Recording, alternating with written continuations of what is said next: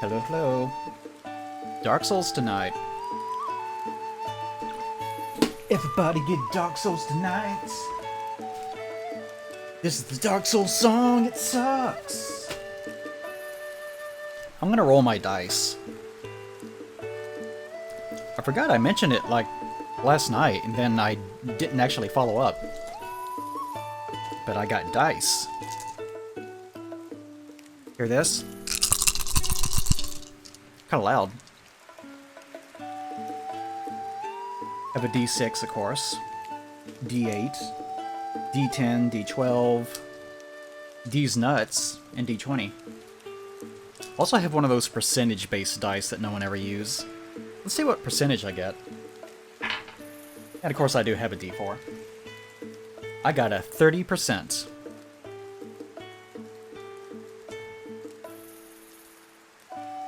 They seem to be prodigies for the most part. I think there's one traitor though. Got 11 on my D20. Or excuse me. But this isn't my D20. This is my D12. This is my D20.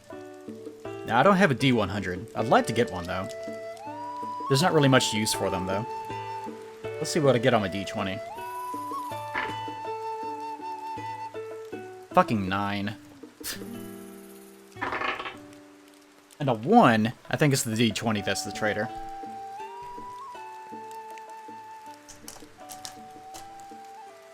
Fucking D20. The D10 hasn't betrayed me yet.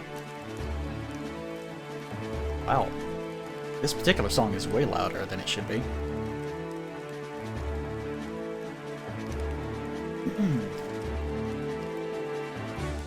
I can never really get behind Dying Light 1.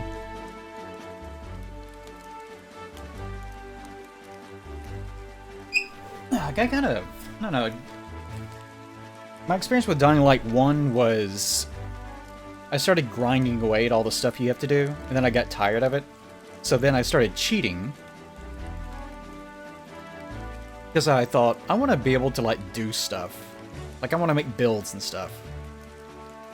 But after I cheated, and I got all the stuff I needed, I realized, you know, this game just isn't that deep. It's just sort of a grind fest. So I played a bit more with all the stuff unlocked, and then I just kind of got bored with it. Because the experience never really changed. So I just stopped. I don't know what Dying Light 2 is like, though.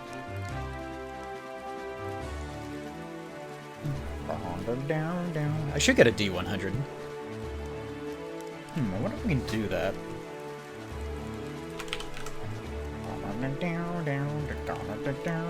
Yeah, the parkouring around is pretty fun.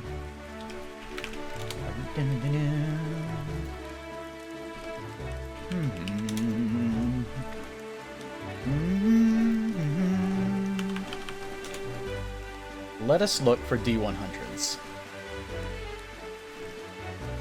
In fact, there it is, okay. There's chatting. Okay, here I am. Hello. Once again. I'm looking down because that's where OBS is tonight. Actually, let's move it over here. It's getting kind of confusing.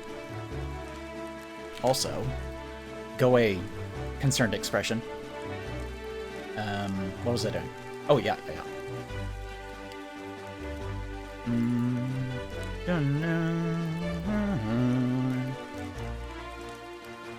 Chrome. There we go. Let's look for D20 or D100s.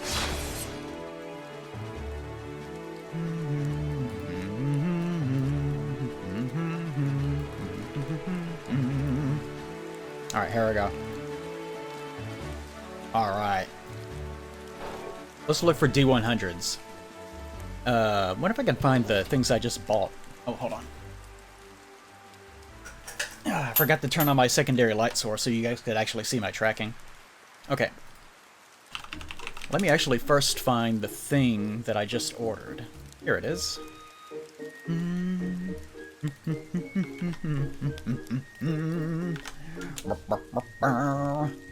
This is what I got last time. And they sort of don't really look like this. They're not quite as gaudy. like whenever you actually get them, they're a little bit darker, and they do shine like this, but they don't shine like this from every angle. So they're actually pretty neat looking. They turned out way better than I thought that they would. Also,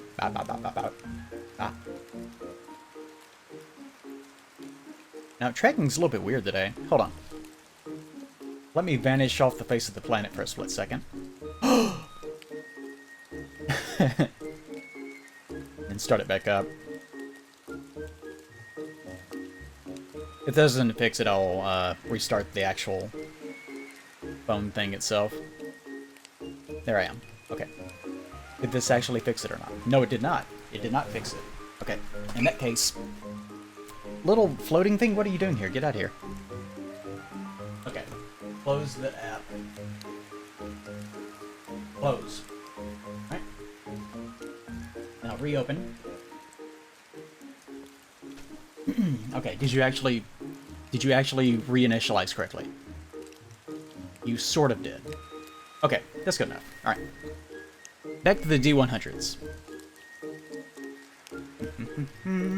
By the way, I'm chewing dental gum. That's what I'm doing today. Okay, so they look like this. Pretty cool, huh? So, I need something that is sort of thematically in line with these things, because I don't think they actually sell D100s like this. Hextech Metal, D&D... Maybe I can find the exact same thing, but as a D100. How about this?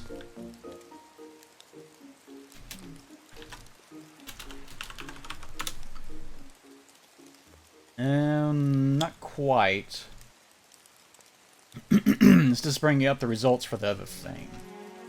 I wonder if Amazon works the same way that Google does, and if you put in quotes, it forces it. Nope, it does not. Of course it doesn't.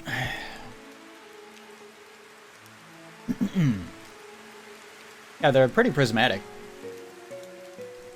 Like I said, they're not that flashy, though. They're not, like, so gaudy that you are distracted by them. I like the blue ones, too. It looks pretty cool.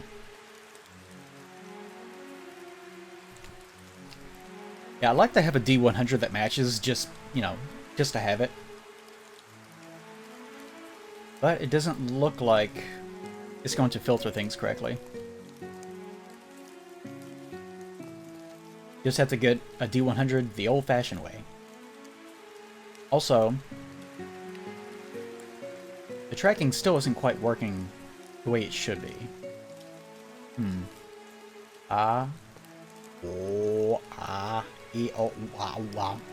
Yeah, it's not quite there. Hold on. I think I know what to do. Come here, you son of a bitch. Disconnect. Close.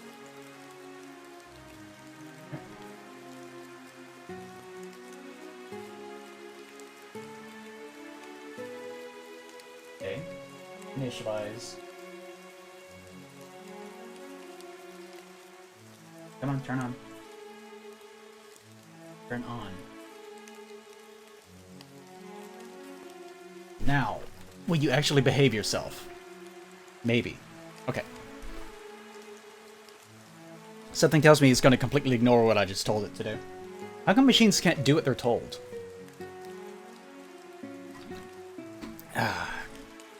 Yeah, I want a D100. I want a D100 that actually matches my existing set in some way. Although I imagine I probably won't be able to pull that off. But there has to be something like that somewhere, like... not quite like that. Ooh, that's a bit much. I wish they just made a D100 version of that same thing. Because I actually like these dice. Man, it's hard to find them, though. Tell you what.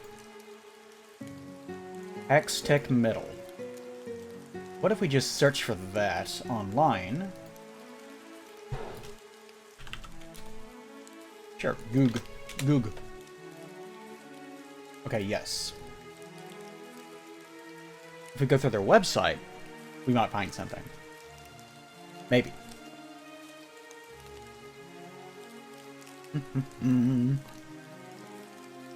Or it could just load nothing. That would also be cool.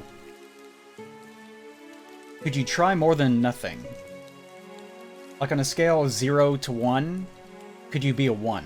It's like 1. Apparently that's too much to ask. Okay, well, that's... I guess that site just does not work. Amazing. Yeah, I know D100s are a novelty. That's the reason why I'm looking for one. What if I go through a subpage? The subpage also does not work. Excellent. Okay, what if I use a different browser?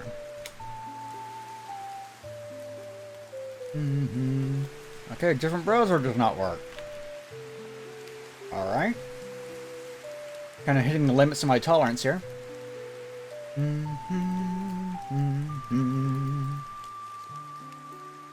Okay. What if we go through the cached version of the page? Google's cached version of their official webpage is in fact the same thing. It is still a blank sheet of white. Oh, truly amazing. The link did work for you. Great, I guess it just doesn't want me to access it for whatever reason. Also, my lip syncing is still kind of fucky. Getting kind of annoyed with it, actually. Okay, it's not... I don't know what it's doing. Hold on. Do I really have to turn you off and turn you back on all the time? What a needy girlfriend you are. Every time you get turned on, it becomes another chore.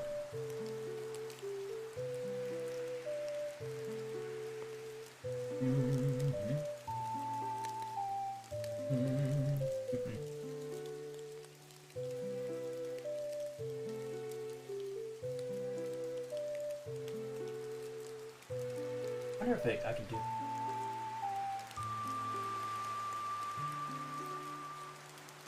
Oh, I can turn that off. Didn't know I could do that. I doubt this is gonna do anything, though. Whatever. Okay. See, even whenever I do a hover over of that link, it doesn't actually do anything. Yeah, for me, it does not load anything at all. I wonder if it has something to do with the country that you're in. And I don't have a VPN installed, so I can't try that. Well, this has been a productive day so far.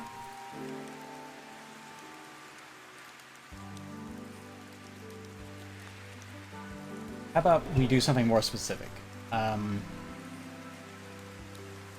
Rainbow... Hold on.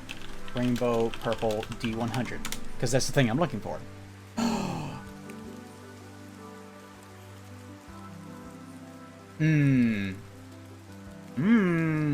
No, it's not the same thing. I just got excited that it brought up something that was somewhat similar. The color, rainbow dice, deck. Nope, still not gonna work. What if I just search by image? Because if one exists, I will be able to see it somewhere. And that is the one on this page. Yes, it is. Wonder why it brings that one up. Just because purple? You know, if I go to this page, it might actually have some sort of subcategorical... And they're expensive too, aren't they? Not what I'm looking for. What do you guys think? It does have alternate colors, but none of them were what I was looking for.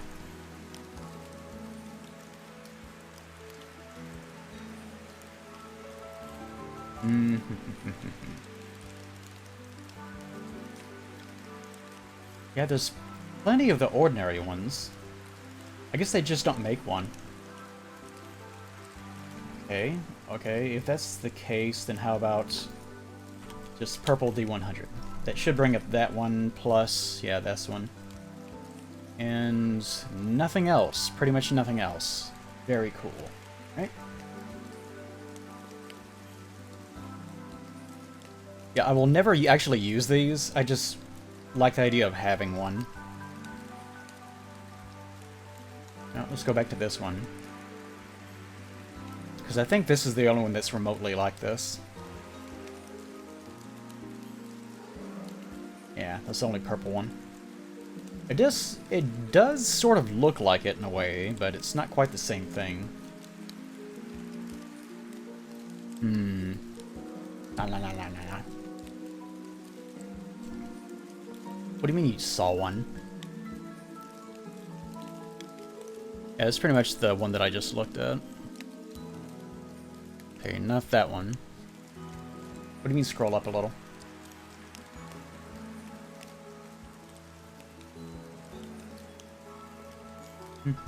Wait, what's this? Oh no, that's the same one. This is just a different die set.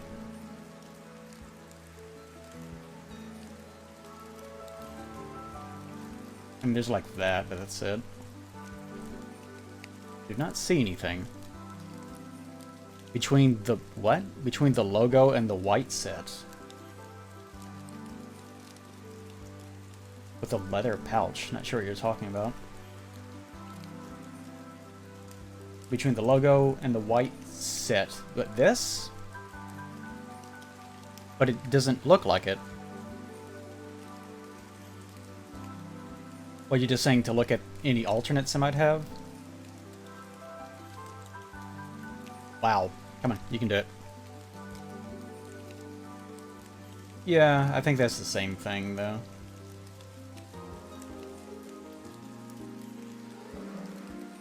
Yeah, I don't think I'm gonna find one that looks similar to what I have already.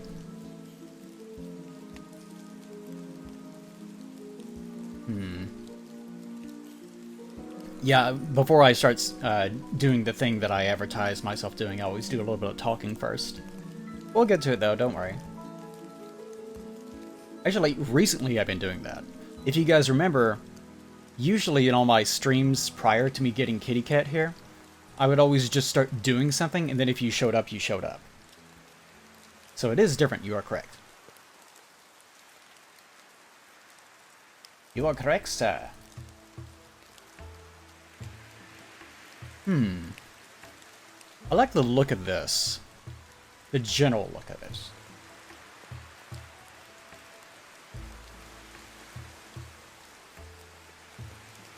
Show me. It's the same fucking one.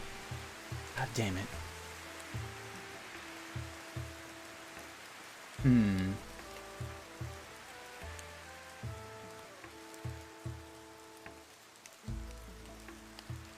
Yeah, I could take the entire. No, I guess that's as simple as I can get it. Okay, so purple D100. That does bring up a few other things, but that's it. That looks kind of nice. You know what this reminds me of? You know how last stream we were watching a video about segmented number displays? And I made the comment that, like, 90% of them I despised? This is what it feels like. So I really don't like any of these. Exactly.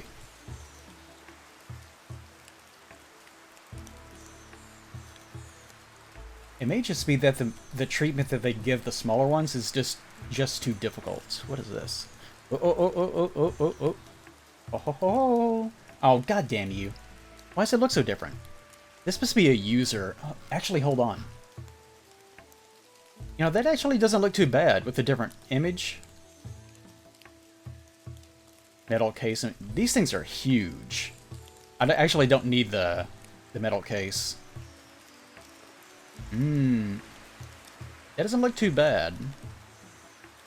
It could look better.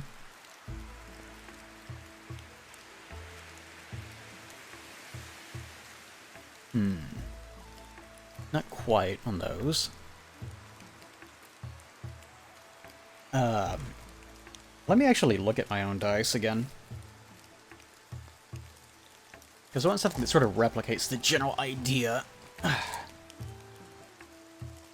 You know, honestly...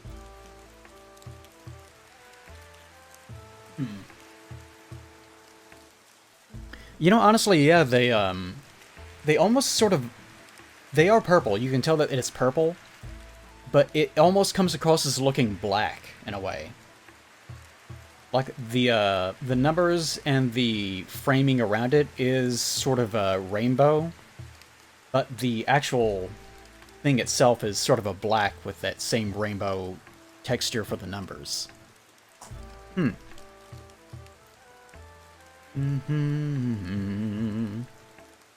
See, that's just too much. There's too much going on in that particular one.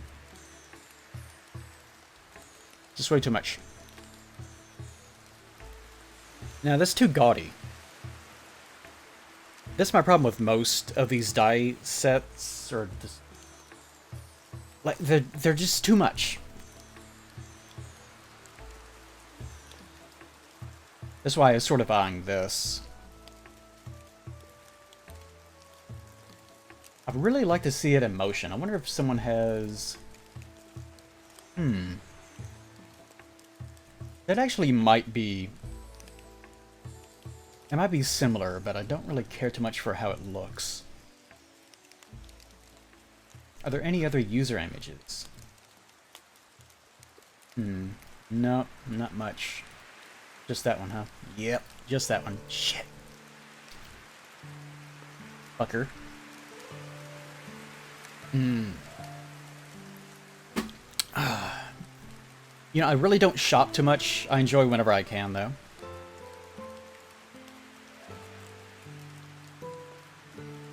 Yeah, I could never actually see what their website looked like.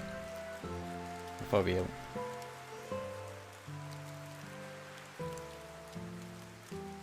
I will not buy a plain ball. No. I must have it. I must have something. I think this is the one that's the, yeah.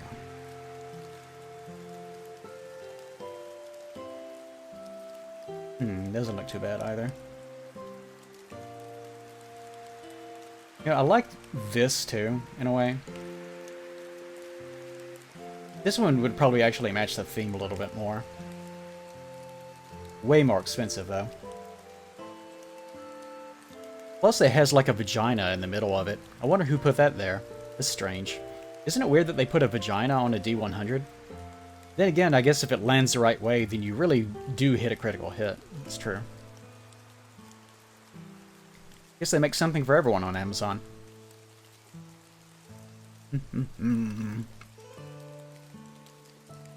Okay, enough out of you, Gum. Whoa, this thing's crazy looking.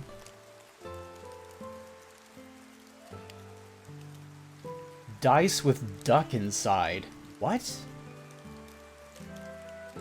There are ducks inside. This is a lie. There's multiple ducks. There's duck eye inside this thing. There's at least two. There's something else in here. It looks like actually just some dried up cum or something. But there are definitely ducks in there. That is so weird. Why would they make this? Why would they do this? What about the other ones? Ooh, sparkly. I think the rest of these are all basically the same thing. No? They're a little bit different. Okay. But again, this is what I have right now. Although, whenever you actually hold them in your hand, they're way darker than this. And I think on these, there's... Huh, I never noticed the one that has a itty-bitty little chest that comes with it. That's pretty cute. Aztec. What if I just search for Aztec D100s? Actually, let me use another link. Or another tab.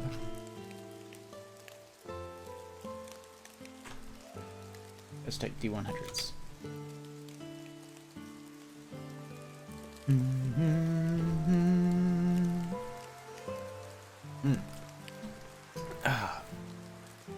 Can the sides get dull? I don't know. I do know that dice that don't have rounded edges and have really sharp edges can dig into your tables whenever you roll them, and that's the reason why some people don't like them. Same thing with metal dice. If they're metal, then there might be an increased likelihood of them damaging something.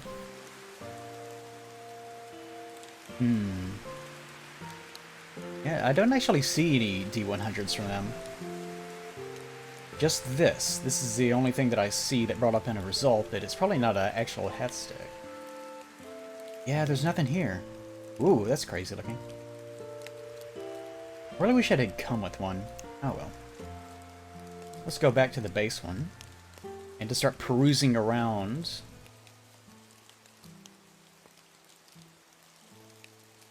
Yeah, this is that same link. Ooh, that's weird.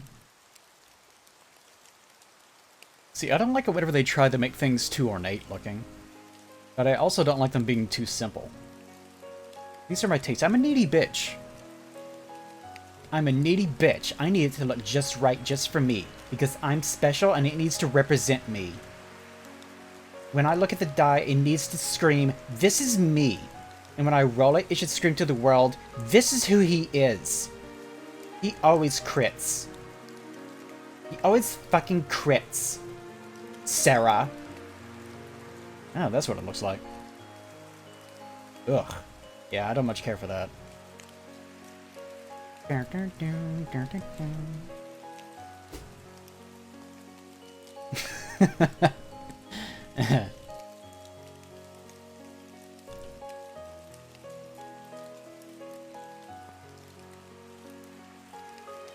Yeah, this is that same one people were linking before. I don't know why I pointed at the microphone like you guys, I was lecturing you.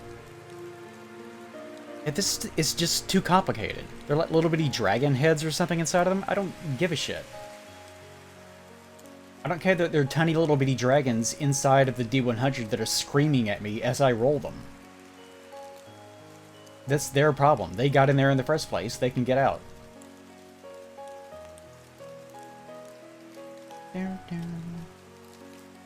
Yeah, it feels like a lot of companies don't make D100s because they're not really particularly useful. And the people that make them kind of make them exclusively or something.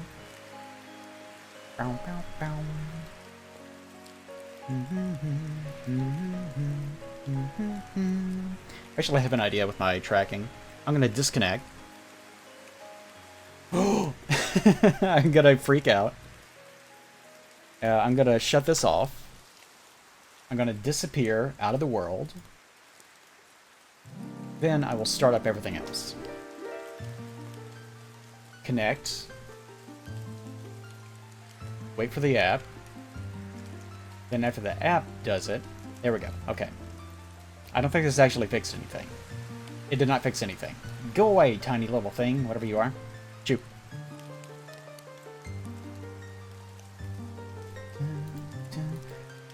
Yeah, for some reason my tracking lately has been kind of weird. It's just that every single time that I disconnect it and reconnect it, sometimes it'll work and sometimes it won't. Oh, that's right. I need to, how do I do this again? Window. Window? No, not that. How do I do this? Oh, it's the actual display. There we go. It could look better. Ooh, wow, I'm so blown out now. Oh my god. Okay, maybe I should turn that off in the meantime. I'm supposed to look like... Okay. No, let's go back. Just turn it off. Turn it off. That's supposed to be, Actually, I know what the problem is. Actually, no, this is fine.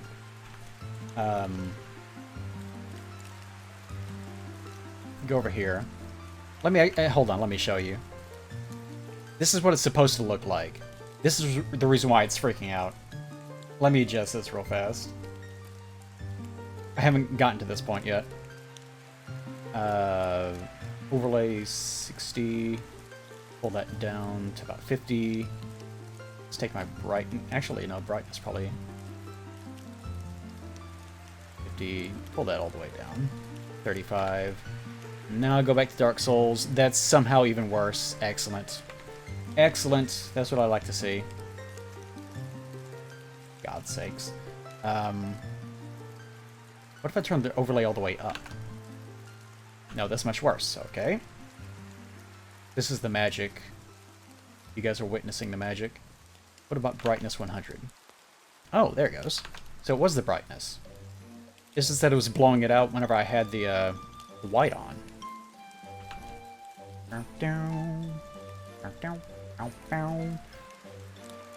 Okay, that should be okay eventually. But for the time being... we're stuck like this. That's a bit much for the time being. Okay, I'll turn that... Remind me to turn that back on whenever we get to Dark Souls.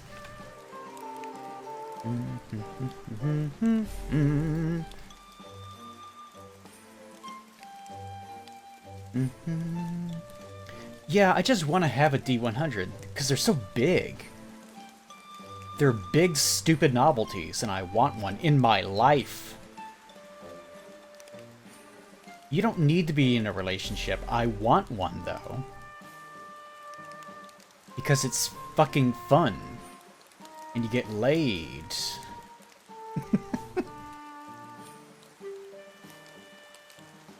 What are you... What are you doing?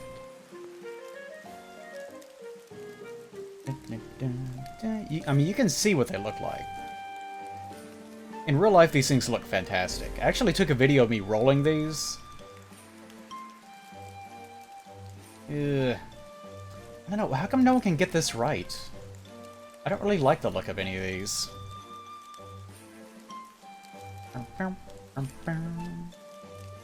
Dazzling blue. It might have an alternate. It does have alternates. Lots of them. Black. Blue, okay. That's the default one. What the... Oh, glow in the dark. Why would you roll a D100 in the dark? This seems like a recipe for losing the D100. It seems like a recipe for a lot of bad things. Oh? No, I don't like the look of it. It does have sort of the same material, though. It looks like a ball of cum. I don't know why I said a ball of... You can't make a ball of cum. Why did I say that? Everyone knows that. You can't make a whole ball. Then again, I bet you could take multiple leavings and then, like, infuse it into a sphere and then freeze it. That's how you could do it. Maybe you could, like, laminate it. Laminate. You can pull it off. I'm sure there's a way. No, not this one. No one's asking the real questions here. No, in zero gravity, it would just, like, go all over the place. You don't want that. Nobody wants that in their life. Supposedly, on the space shuttle, they have to be very, very careful about any form of liquid, because it will glob. It like globs and then floats away and gets inside of equipment all the time if you're not careful. Ball of Destiny. Yeah, I bet. My ass. Ball of my ass. What's this one? That looks okay. Look at that one next. No. Huh. There's only one of them, though. And it's blue.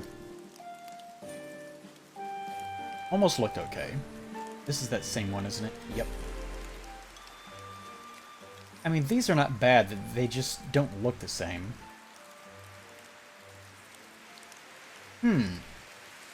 It's sort of... Does anyone have one of these? No. Yes, here we go. Show pictures. This sort of looks similar. Not exactly, but it looks sort of similar.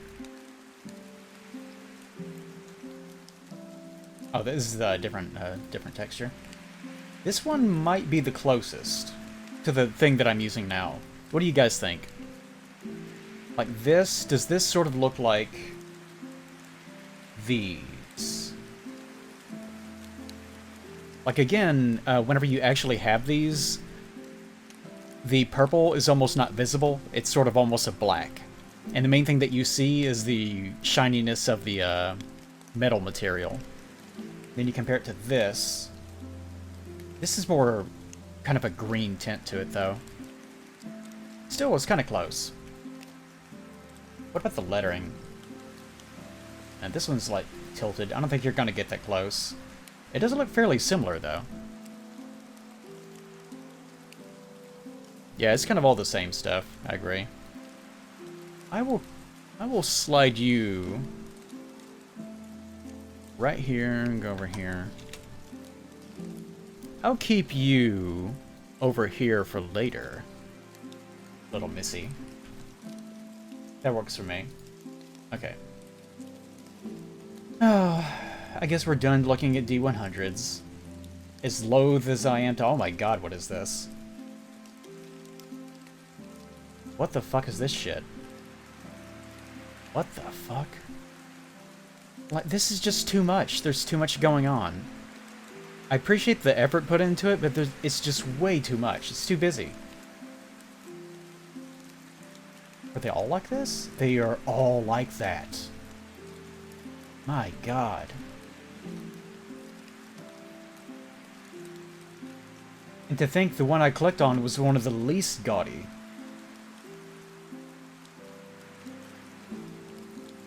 Ooh, that's rough. Okay, well, anyways. Alright, that's enough of that. Sorry. I got really sidetracked looking at dye. Do astronauts masturbate in space, though? There was, in fact, in the 1990s, there was an experiment that was not reported where two NASA astronauts had sex in space. And it was actually part of an experiment because they just wanted to see. They did not report it for obvious reasons. This is what our tax dollars are paying for? People fornicating above Jesus' world? Yeah. I don't think NASA gives a shit. They needed to know. And I bet it was extremely hot and everyone completed multiple times. Because I know that's what I would want. Incredibly awkward, free-floating sexual intercourse with a bunch of people watching. That sounds like a dream. Just an absolute dream.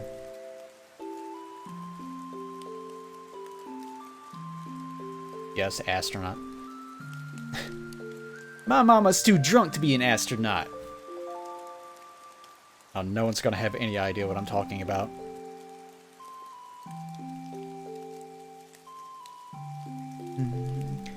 Yes, Rotus Lotus is the one that rigged my model. I drew it.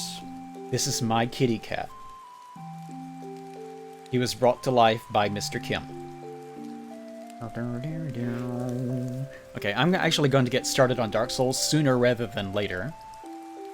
So, what I'm going to do is go be right back, use the bathroom real fast, come back, and then we're going to start on Dark Souls, okay? I don't think I'm going to find anyone complaining about that. Dark Souls. Actually, I should go ahead and change my little kitty cat. Let me show you guys, hold on. Okay. Kitty cat. Window 1. Display. Wait, what? Why is it... Wait. Oh, because I'm on the... Okay. There we go. It'll look something like this. I'll have to adjust it when I actually get in game. Okay, be right back. I'm gonna pee. I'm gonna pee in a ball and freeze it. Then I go outside and I'm gonna throw it at a bird.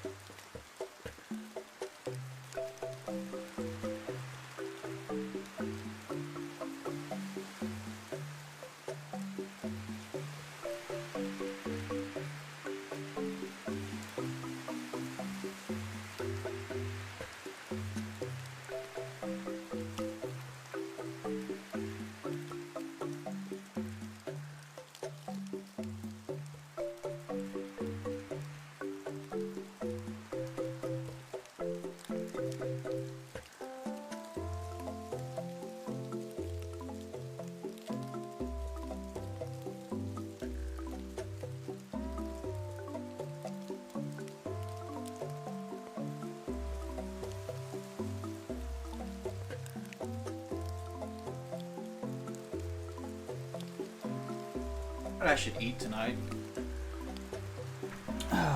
It's the middle of the night now. Well, it's not the middle of the night. It will be. Whenever I eat, it'll be the middle of the night. Which means that I can't really do anything that's loud or else it'll wake Butch up. And Butch needs his beauty sleep because he's an old man.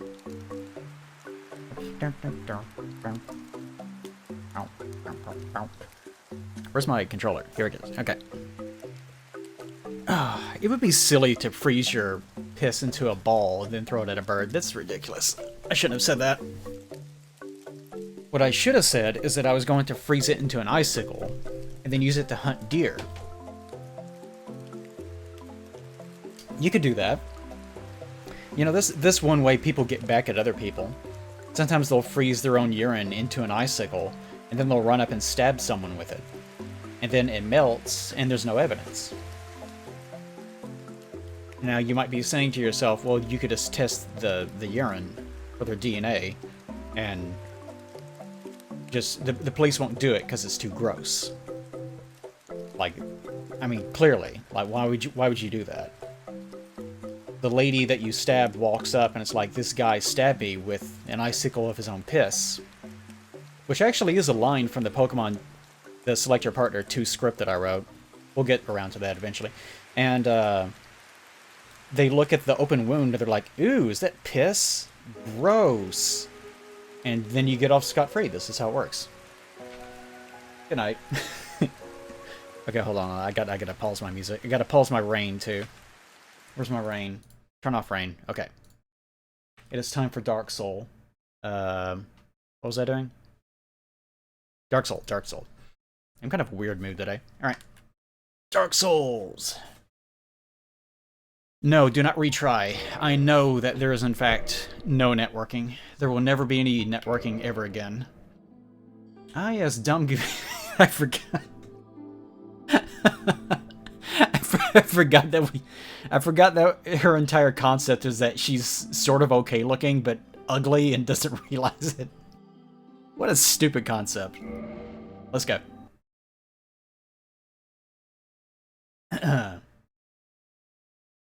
Yeah, it's like a... I'm gonna move my chat, hold on.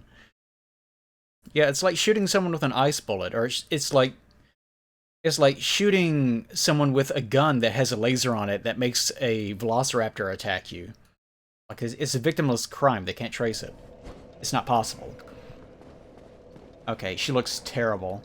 Oh my god, she looks so bad. I completely forgot this, what she looks like.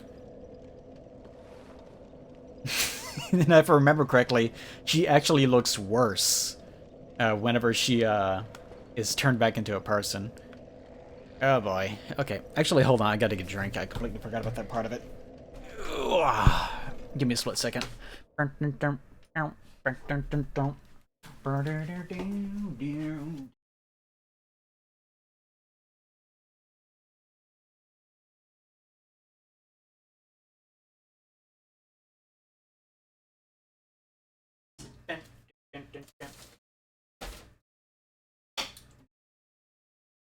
gotta figure out what to do with those fucking guavas. I got a bunch of guavas from Walmart, but they're full of seeds. It's a little bit too much. So not quite sure what to do with them. Okay, game stream. There we are, back. Alright. Yeah. Now, let's see, what was I doing? Oh, excuse me. I was trying to upgrade something, I think. Don't need you. Ah, yes. We were trying to make her... We were trying to make her dex focused, weren't we? Yes. I guess we can make her quality. It's gonna take a while, though. I guess I could go... I guess I could go 40 dex and then... What is it, 27? What is half of 27? Because... Yeah, I think that's right. 27, because then you hit 40 on two-hand. I think that's right.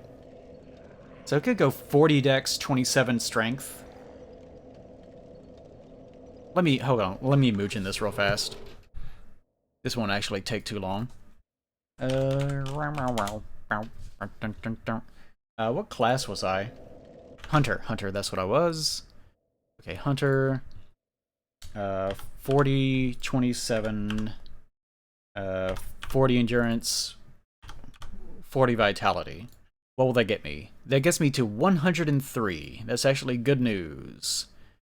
Allows me to have... Gives me a lot of wiggle room, actually. Yeah, that actually works out great. Yeah, that's perfectly doable. That's a great idea, in fact. Alright. So let's aim for that. Let's aim for 40 vitality, 40 endurance, 27 strength, 40 dex for the time being. Then after that we can move on to something else. I don't know what it is. Although that's going to take absolutely forever, because we'll hit 103 by the time we actually reach those numbers. Okay. Because she's got to be a master of everything, because she's so good. Wait, the dragon is alive and spawned, isn't it? It's not here. That's good news. What was I trying to do?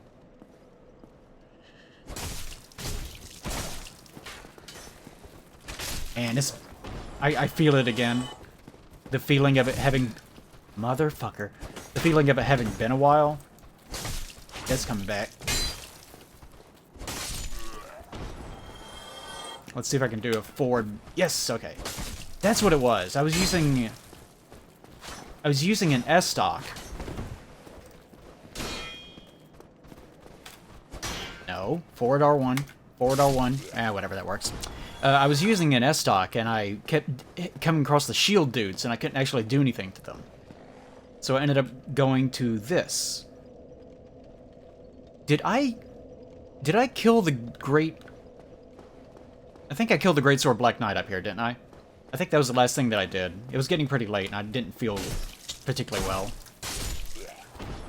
Yes, and I get rid of Mr. Piggy. Mr. Piggy's dead. And I'm pretty sure that this does not exist anymore. If it does, I'm going to be very surprised. Now, we'll probably be launched into the sky. No, he's gone. Okay. We did do that. All right. I'm going to have that Zelda music stuck in my head. Whenever I go to sleep lately, I've been listening to those relaxing Zelda track music things and just letting them loop. Which is okay, because each one of those is like 2 or 2.5 hour long tracks. So it's worked out pretty well. What weapon do I have that I want to move over into? Honestly, probably Claymore, but that's kind of boring. But then again, it is the Claymore. Halberd? Halberd. Let's try Halberd. 2 hits. Okay. Let's try Claymore. Let's see how many hits it takes for these big boys.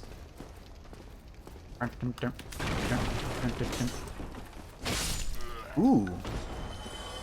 Well, he was guarding, but that still looks like it might be 1 hit. Okay, if you guys are having trouble with my connection, it is not actually me. I've dropped 0 frames tonight. That is Twitch. Twitch is being a malcontent. God damn, the Claymore's so fucking good. Makes my pee-pee big. So fucking pleased with you, Claymore. God damn it. I was trying to do a jumping attack. That's one thing I don't like about this controller. It's kind of hard to do those inputs.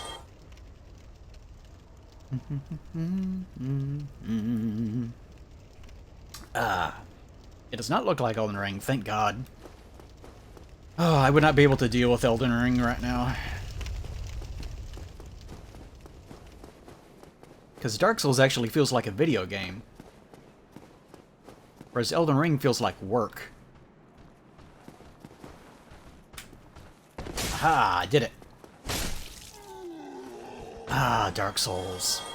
Feels like video game. It has the ball feel of Wait, what? No, I was talking... Was it a video, or was it a... Maybe it was one of the Elden Ring playthroughs where I was talking about how things have breast feel? No! Wait. It was, It may have been either the Metal Gear video or the Blitzball video. Where I was talking about how... No, wait! It was the Breath of the Wild durability video. That's what it was. I think. Where I was talking about how... No, maybe it wasn't that. How something had the breast feel. I was talking about how Disco Elysium... Baldur's Gate. It was the Baldur's Gate video. I was talking about how Disco Elysium has the breast feel of a breast. Whereas Baldur's Gate has the breast feel of a Ziploc bag filled with warm dog urine. That's exactly what I said. I did it. I figured it out. Oh. Ah, damn you. Prevented me from being cool. For a moment. But yeah, Baldur's Gate has the breast feel of a Ziploc bag filled with dog urine. I don't regret saying that. That's exactly what it is. What do you mean, what am I talking about? How could that make this any more clear? What's wrong with you people?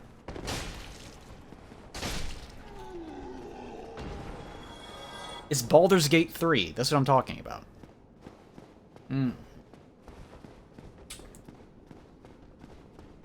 Okay.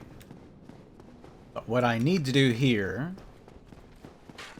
is I need to get enough souls to where I can upgrade this Claymore. That is my first objective, which is going to take a while. God, I fucking love the Claymore. God, I'm so fucking hot. It's good to have an 8-inch penis.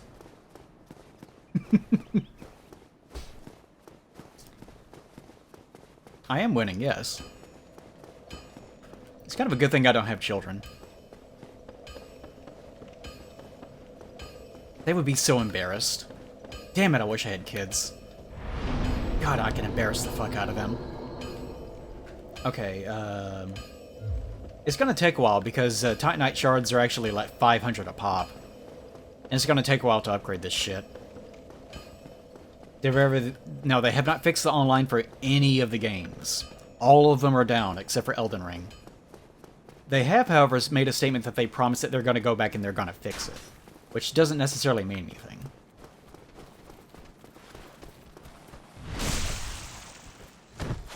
One of the greatest things about Dark Souls 1 is just running behind guys and backstabbing them.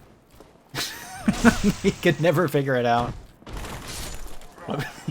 It's like they're eventually like, wait, what is he doing? And it's at that moment where you can backstab them.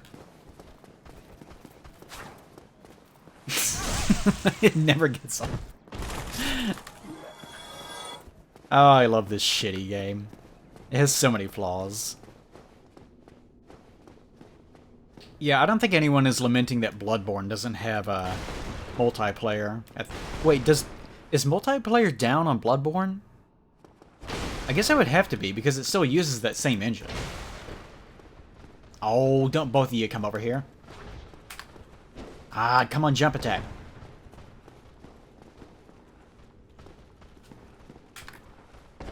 Damn you. Knew he'd do that shit. That motherfucker. Raking against the walls makes me feel like I'm playing Dead by Daylight.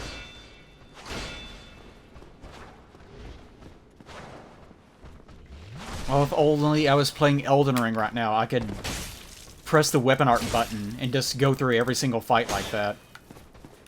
Just not actually fighting anything. Oh. Not actually fighting. Just using up magic points to spend as a resource so that I don't actually have to engage with the combat system. Because it doesn't work. What a great system that is.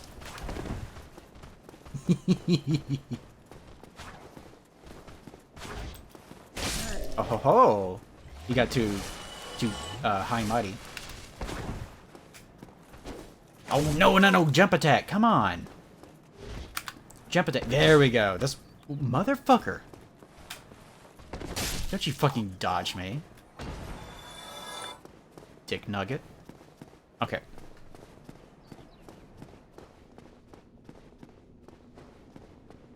That is true. Well, no, you can inject code into Bloodborne. You can inject code via console. It's just very complicated. So as a result, I imagine that they don't really care. Because the odds of someone going through that much trouble is probably non-existent. But it is possible.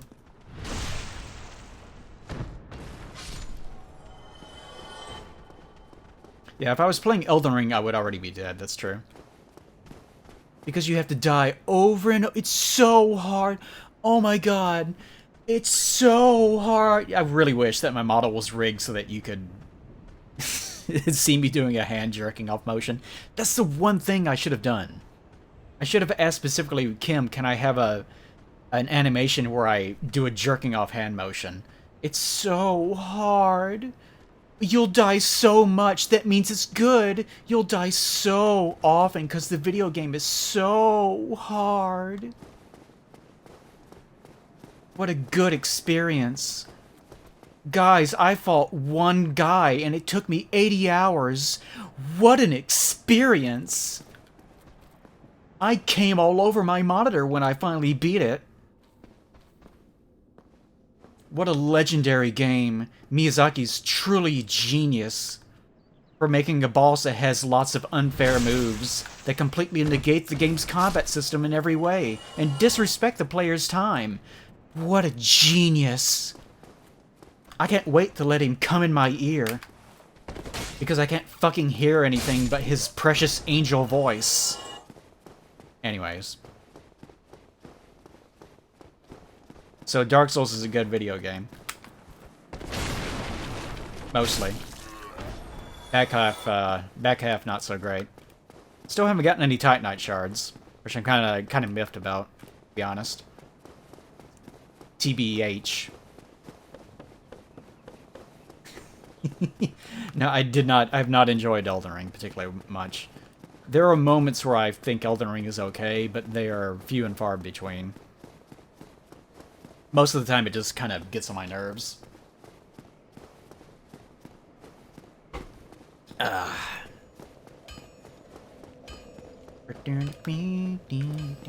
I'm not even to the plateau yet in my playthrough. It's just going to get worse and worse. And apparently once you get to that part of the game just gets really fucking annoying. Okay, we are getting enough souls to be able to do stuff, though.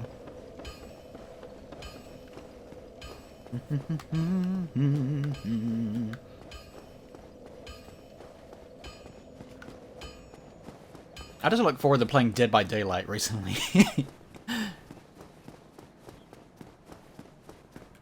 Dead by Daylight has actually gotten worse. Like, people are now turning into medkits and flying away, which is amazing. Nice. And, today I was playing with someone, and they got stuck in the carry animation when the killer is carrying you around. So they were just flying the entire time, like Superman, and grunting. It was amazing. Oh, Dead by Daylight, you keep giving, you piece of shit game. See, the thing is, Dark Souls 1 is not a perfect game. It is very far from being a perfect game. And if you watch my playthrough of Dark Souls 1, you will definitely be able to tell. Come to me. Because I don't really complain about the game, I definitely critique the shit out of it, though.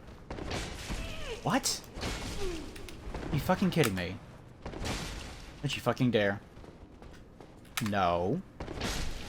No.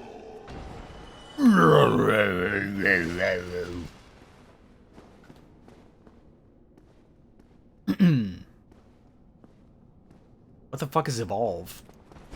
Making up video games now? See, if this was Elden Ring, there would be like 5 other guys right now. Some of them like manifesting out of the ether because they were invisible and stabbing me like repeatedly like 5 times in 1 second. But no, this is just like a guy. He's okay. If you time things right, you can actually get through his attacks. Oh, you could even parry him if you wanted to. Probably. Oh, I was trying to switch to 2-hand, or 1-hand, using Elden Ring's controls. How dare you, sir? Naughty. Such a bad boy. Spanky.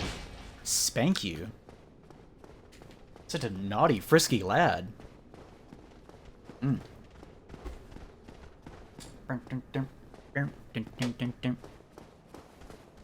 Parries are super forgiving in ER if you have a weapon art that consumes your FP in order to do so. Otherwise, it can be a pain in the ass.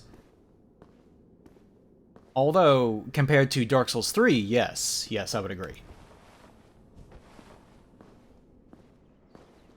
Like, they keep fucking up parries in all the games. Like, in Dark Souls 1, parries are really bad, too. Because in Dark Souls 1... Well, actually, this is a bad guy to showcase this on. I need to find, like, an actual dude. And no one's dropped any Titanite shards yet. Kinda miffed. Kinda miffed. And Dark Souls has such a specific atmosphere. It's so strange. What do I need? Wait, what do I need? My little alert wasn't showing up. I'm gonna have to go in the Streamlabs and see what someone said.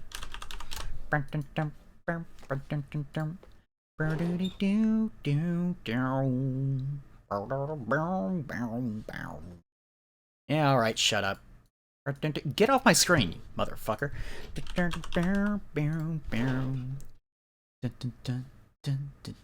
Show me. Show me, okay. Vaughn donated. Okay, okay. Damn Plague, your model has very pretty eyes. It does. Okay, thank you, though. Thank you. Thank you, Mr. Vaughn. Actually, I need to bring OBS back up.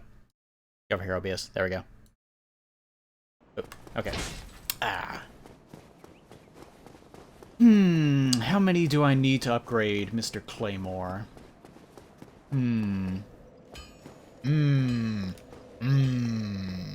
Sorry, I'm making faces and looking at my kitty cat. Let me, hold on. I can be angry. I can be angry.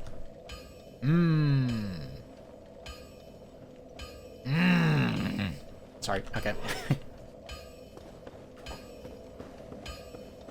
Let's go down and buy some. Buy some of the goods. Well, hello again. Well, hello. Hello. Could use his brush. Use his brush on my big mane. 'Cause I need to have my free collar changed.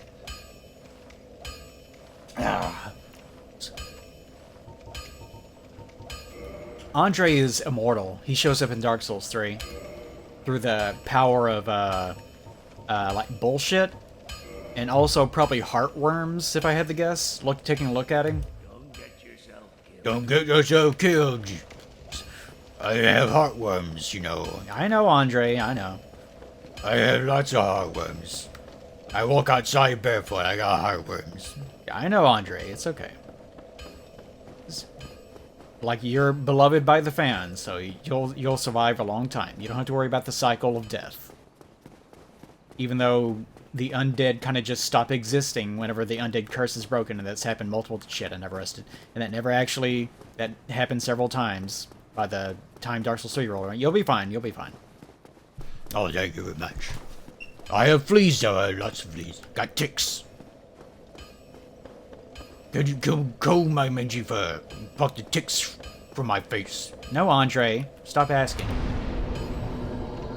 I have enough on my plate as it is. I gotta ring this Bell of Awakening. I can't deal with you having ticks. I'll get Lyme disease if I touch you. Oh, I'm sorry. I give a lot of people Lyme disease all the time. Andre, my god. Like, I'm his only friend, so he's constantly coming to me for advice. I mean, I like him, but it's such a burden.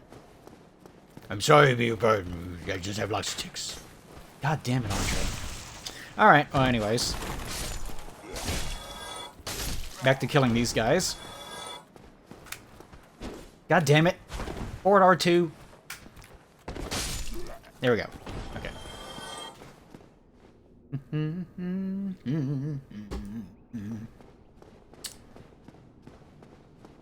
Yeah, Patches kind of just exists. I wouldn't worry about him. Don't. No. Only him. Not you. Only him. Oh, I hate it whenever they keep their shield up like that. I like it when they do this, though. Oh, you motherfucker. How dare you input read me? How dare you Elden Ring me? No. Ma'am. Ooh. Finally! Oh my god. Took long enough. I actually should have used the ones that I... Well, I didn't have enough souls. That's true. Okay. Thanks, brain. No problem. It's my brain speaking. Ah, it feels good to play early... It feels good to play early Dark Souls in the Undead Burg. This is the best part of the game because everything is fair, for the most part. There are parts of it that are kind of bullshit, but for the most part, yeah, it's fair. Dark Souls gets much worse later on, though. Not a perfect game.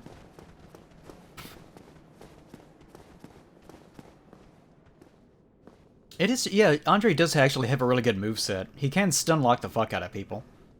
If you're foolish enough to actually try to fight him. Ooh, that made a cool sound.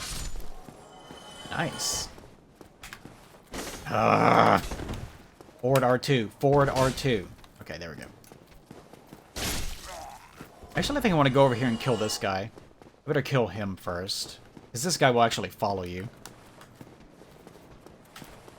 No, forward R... Well.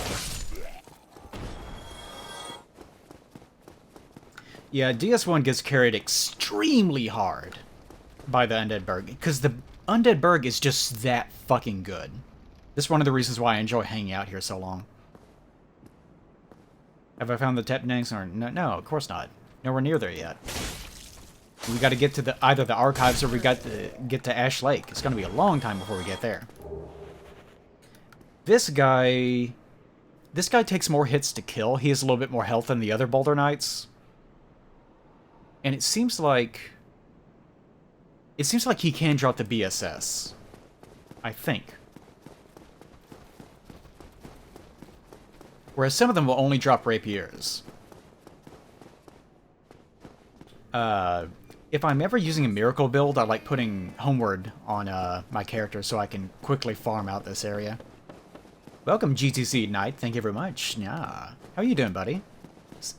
Thank you for the Prime. Because I always enjoy when people remember that they have that Prime stuff and they use it to splash all over my face and my body. And then I rub it into my skin. It feels good. Because it's got that Prime Amazon energy. That piss bottle energy. That can't feed my family, but I'm abused as though I was an indentured slave energy. It's good.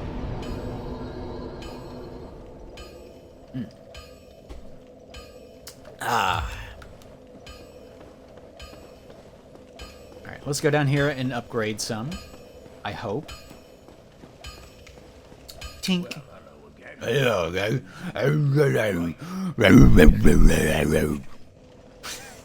Sorry, I shouldn't do that directly into the mic. You can probably barely tolerate it as it is. Okay, ooh, I have 10 already, I didn't realize. It's gonna take a lot of souls to do this. Okay. 2, 3. I can actually do it several more times. I don't like how he sits upright and he looks weird when he does that. I think I have some, yes. Ooh, yes. Yes. I have many souls to use. I can't wait to pop them in my hand and have them shower across my naked body. Yes, very good. Mother desires more. Mother needs more souls. Shoot your greasy wad upon Mother's hair. Okay. Reinforced weapon. 2, 6, 3, 4. Get on the floor, and that's it. We actually fully upgraded something. Good for us. Twinkling Titanite. I don't think I actually have anything that I can use, though, for the time being. Okay. Yes, okay. Come get yourself. So I'm like his only friend, but I'm making fun of him. It must be a rough experience for him. Okay. What should be my next step? Okay, I'm going for 20 on that. If I'm going to go for that much strength, I guess I can upgrade strength now if I'm going quality with everything. Boy, am I glad there's no such thing as quality dex strength builds in Dark Souls 1. It's just upgrade. You upgrade the damn thing, you're done. Okay, if I'm only upgrading these 4 stats for the time being, then I'm pretty well set. I can just focus on them equally, which is good news for me. I can actually also stick to my whole stupid shtick about trying to keep her human. Because she's so pretty. Even though she's not. She looks pretty bad. But don't tell her. Like, she looks almost okay. She thinks a lot of her looks, but she shouldn't. That's her character. How old am I? In... what month is this? May? In 2 months, I will be 40 years old. Because I'm extremely old. I'm so old, I just can't move anymore. Too old to do anything. Whoa. I forgot I was one-handing.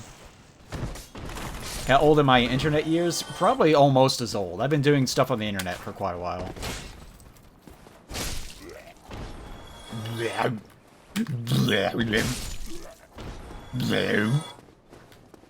I've been doing stuff on the internet for quite some time.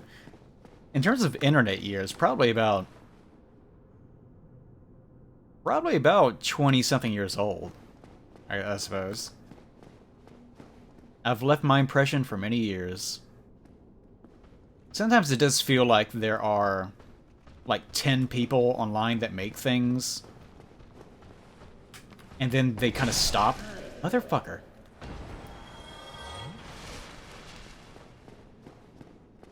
Okay. I would also kind of like to upgrade the halberd if I could. Although that's gonna probably take too long. But I also enjoy doing this. Don't you turn? Nice.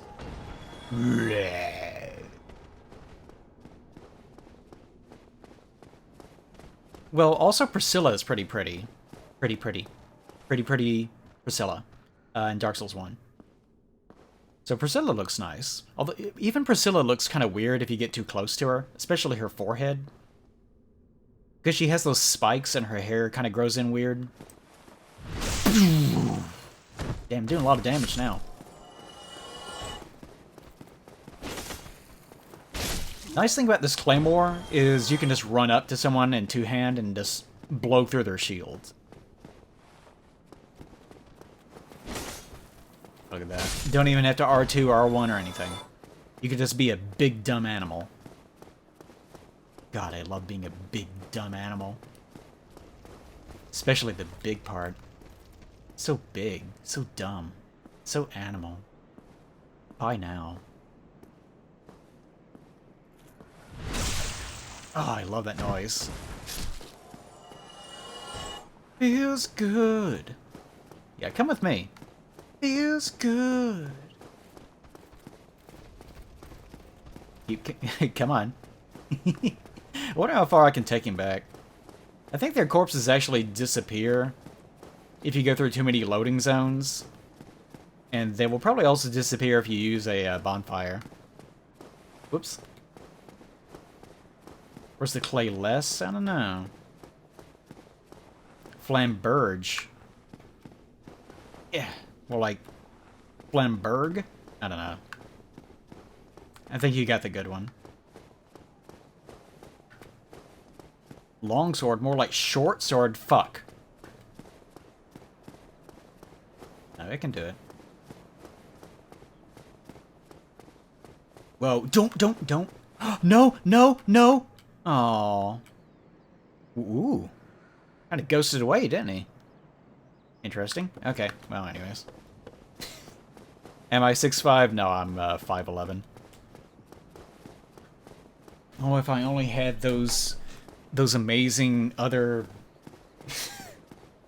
6 inches. But I used them up already in other places. I got some to spare, though. I guess I could relocate some of it. Tink. Tink. How tall is Plaguelings? I don't know. How tall is Little Gripes? Probably like...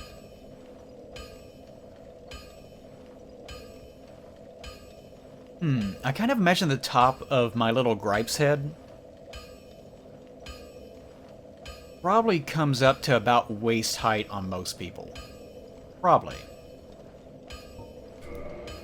And also, of course, I can become like a giant monster cat and destroy civilization as we know it. Of course, because I'm a VTuber, so everything has to be extremely convoluted. I have to have lots of mysterious lore behind me that I never actually use. It's very important to my character. As I sit here just watching TikTok videos or whatever the fuck I'm doing. No, I'm actually an ancient eldritch being, and I sucked off Lucifer back in the 4th universe, and now this person that I know and I'm friends with online is totally the other half of my soul or whatever. Super important. Now check out my VODs and subscribe.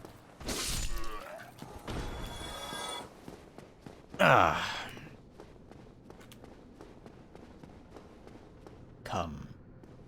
I hope you guys enjoy watching me farm the same dudes over and over again, because I fucking love doing it. Like, I can't actually express how much I enjoy doing this shit. You gonna do something about it? You just gonna look? Let's just hang out here. Let's challenge each other with our minds.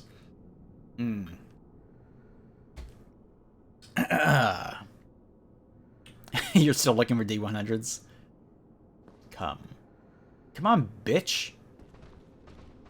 Come on, you clitoris-hungry bitch. Why is it? I don't know why that. I don't know why that one. So hungry for it. Just lapping it up, man. So fucking thirsty.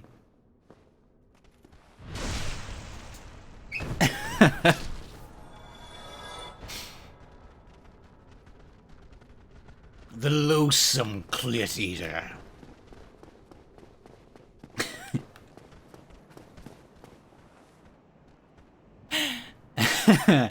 The loathsome labia licker. Oh my god.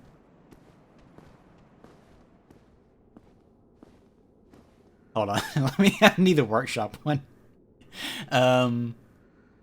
What would be a better one? The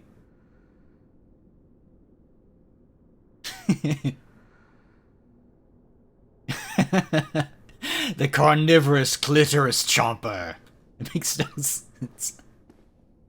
I need to stop, but I won't. The voracious vulva vanquisher. Vanquisher? I don't know about that one.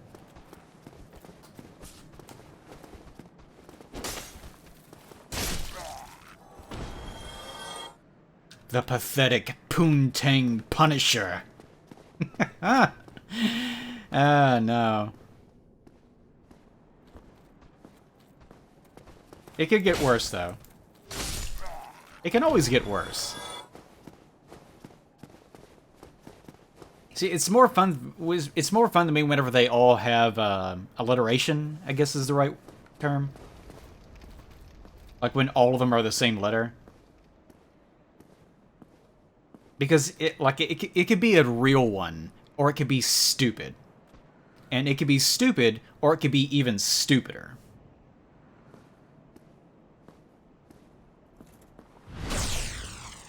Ooh, damn, that sounded good. You guys hear that? Damn, that was the sound of me blowing a hole through my wall.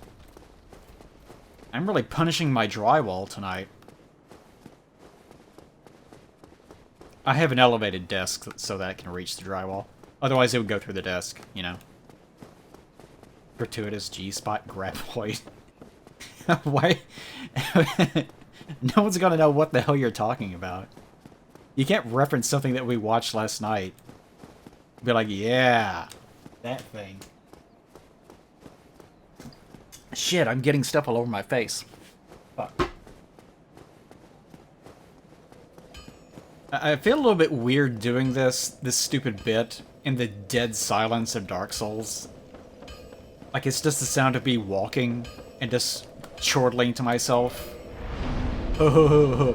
Penis. What was I doing?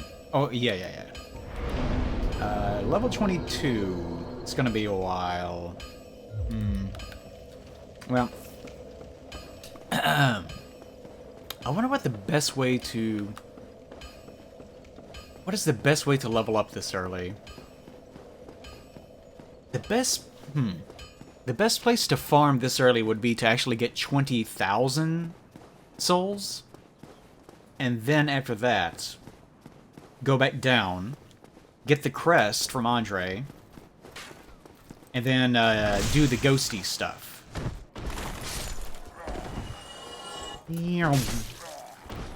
Damn, I'm so fucking cool. I'm so cool.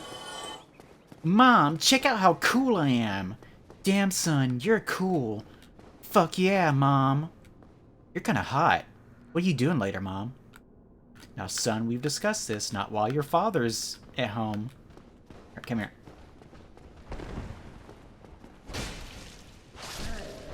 Man, their bucklers stand no chance against this Claymore. Come here, sweetheart. You can hear the hollows' little pitter-patter at their feet up above me. They sound just delightful. That's good.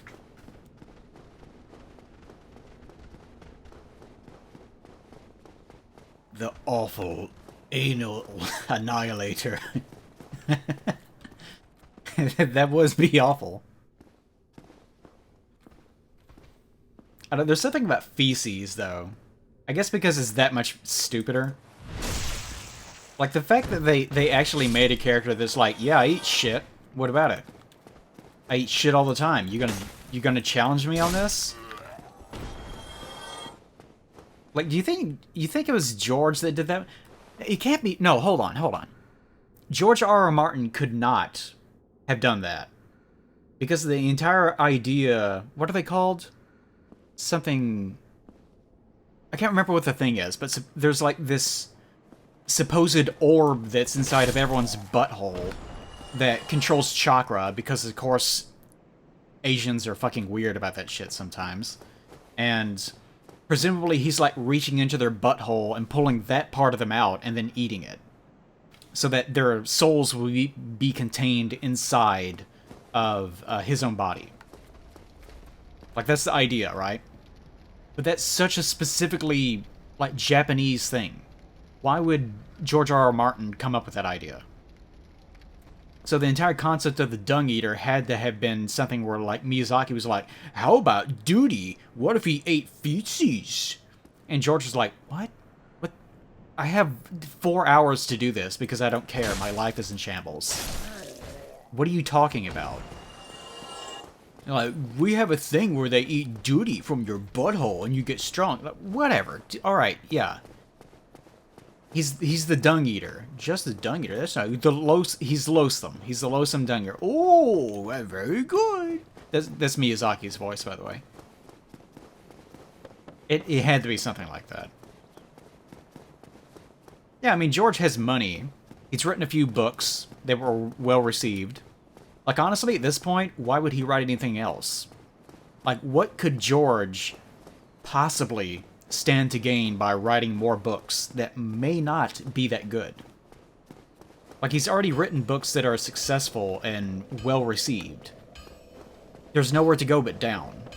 I guess he could write, like, the greatest novel ever made or something, but what are the odds of that actually happening? Practically none, so why would he do it? I wonder how many... How many shards do I have? 1! Excellent. Alright, great. 1 shard. Well then. Maybe I'll just level up. And forego everything else. Wait. How much longer until I can one-hand this? I need a 16...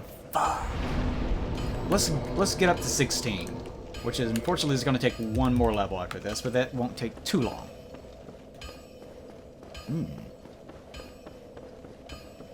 Yeah, it's probably little column A, little column B. Yeah.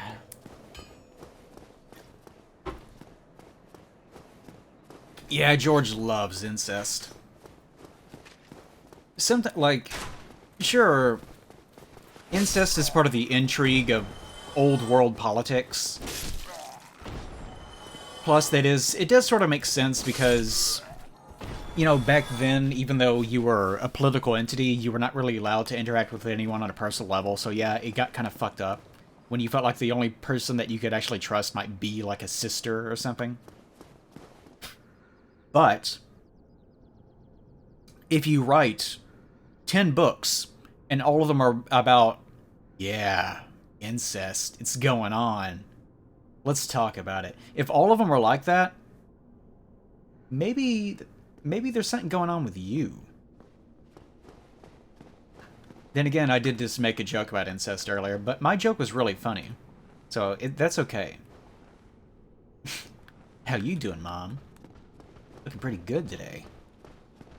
See, you're wearing that tan bra again that I like. This old thing? This is when I wear when I don't care about anything, which is most of the time because I'm a mother. Because fuck it, right? I know, right, Mom? You're pretty cool. The girls at high school just don't get me. You're in high school already? No. I don't know why that's... I shouldn't say that. Welcome, ABT. Sorry, I'm making weird incest jokes right now. Don't mind me. Especially gross incest jokes. Yeah, this is a very different game from Elden Ring. It feels so much better to go back to this. It's so goddamn slow. God, that noise! I love that noise. I think it only amplifies whenever you're inside of a contained little hallway like this. Nice. Nice. Dad, what are you doing home? Oh, I came back to watch. Dad, you're supposed to be making money so I can live. That's fucked up. You're gonna lose your fucking job if you come back to watch me and Mom.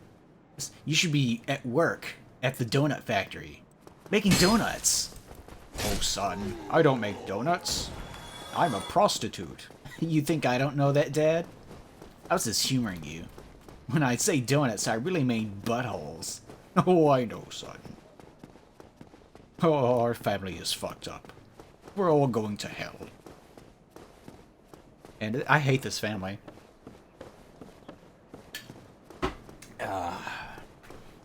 Yeah, what's her face? What's this lady's name? What the fuck's her name? Damgadiva, that's what it was. She hasn't died yet tonight. But damn, she's still ugly.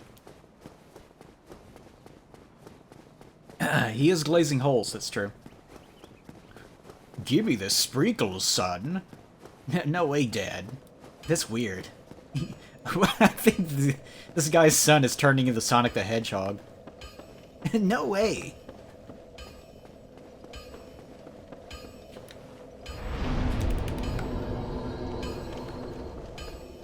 You can't contain me, Mom. I've got to go fast.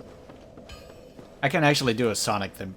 It sort of sounds like it in my head, but I know that in real life it does not actually sound like that. I love chili hot dogs. I fucking love chili hot dogs. Did you mean chili dogs? Chili hot dogs. Chili sounds kind of nice right now. It's a little bit too greasy for me at the moment, though. I need to figure out what I'm going to eat later.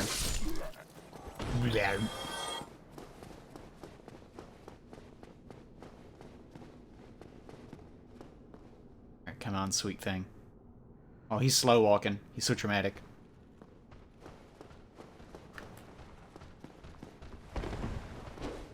What the... Motherfucker. Motherfucker. How dare you use a shield? Against me. Your beloved. That's right. I was your betrothed, and now you're dead. Now I'm free to pursue a life of wanton sexual desire. And murder, primarily murder. But also the sex. Possibly. No. I just have to find the right person. Or anything really that's warm and has a butthole. Pretty much anything, really. Maybe even my hand after I put a warm wash rag inside of it. Really, just anything goes. The important thing is that you're dead. But, oh. Hey, Pookie. Nothing's going on here. Nothing bad's happening. Yeah, I'm playing Dark Souls. God damn it. Phone, get out of here. I'm trying to put my feet up on the desk. Okay.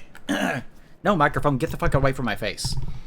I know that's where you belong, but I need my space, okay? Yeah. A warm wash rag, or the space between two couch cushions.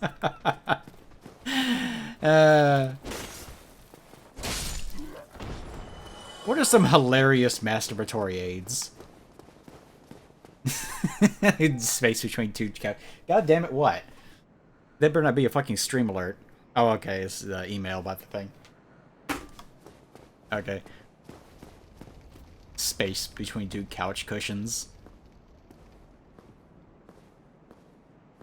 Jelly donuts, yes. Okay, no. A jalapeno? That makes no sense. What do you mean a jalapeno? How about like a microwave banana peel? Yeah, maybe. A Snickers bar filled with mayonnaise. Or no, like a Snickers bar wrapper. You guys got it right. Yeah, good. I have heard a refrigerator door before, oddly enough. Because it's like, there's temperature to it, so it feels good or something. I don't know what's going on with kids like that, but hey, it takes all kinds. Toilet paper roll? Yeah, there you go. Oh, I thought you were going to say Zuli the Witch did a video about masturbatory aids. She probably could. She'd be pretty good at that. She does her research. And if Zuli the Witch did a video about pretty much anything, I would watch it. But especially if she did a video about masturbatory aids. She would fucking kill it. Like, and I might... Oh, I already can level up. Look at that. There we go. We finally got up to 16. Maybe I'll go kill gargoyles now. Maybe. I could if I wanted to. I have that power.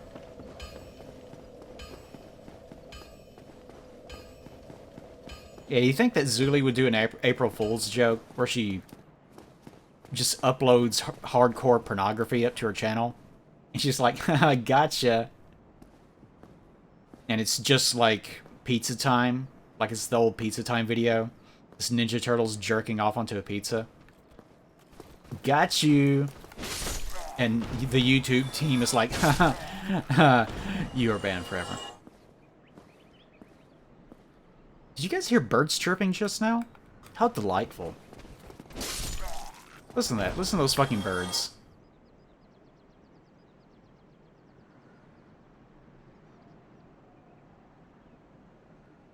Yeah, you can barely hear them. There you go. Birds chirping. Very nice. Yeah. I don't know why exactly... Like, whenever they make porn parodies of the Ninja Turtles, it's always about the Ninja Turtles. Like, April is right there. Like, 80s Ninja Turtle April is like the hottest April. Like, sure, a couple of them are like, okay.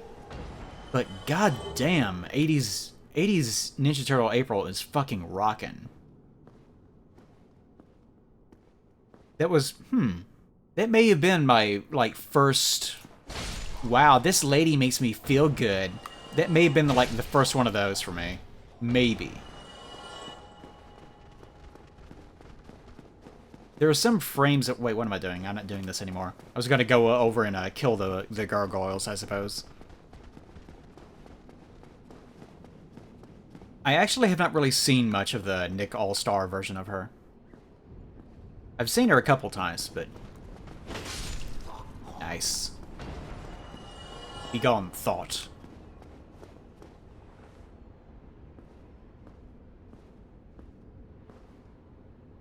Yeah, I feel like... Sometimes I feel like, yeah, that's what I thought, that people only make porn parodies because they love making hilarious names for them. Let's face it, they are hilarious. Motherfucker. Ah, that feels good. Very nice. Look at all these beautiful corpses. Dance, my children, dance!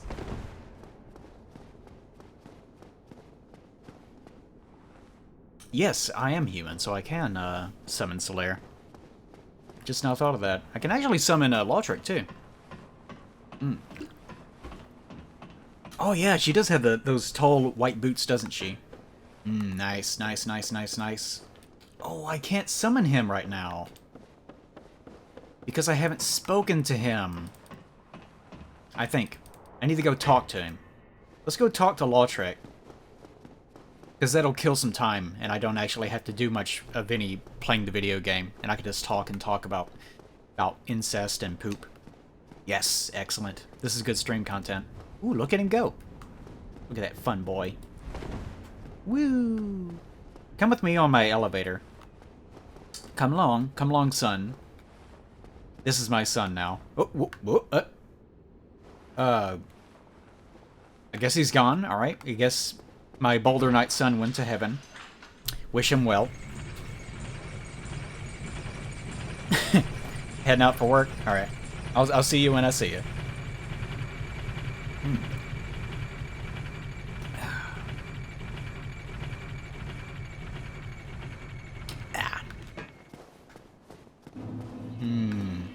A SpongeBob porn parody.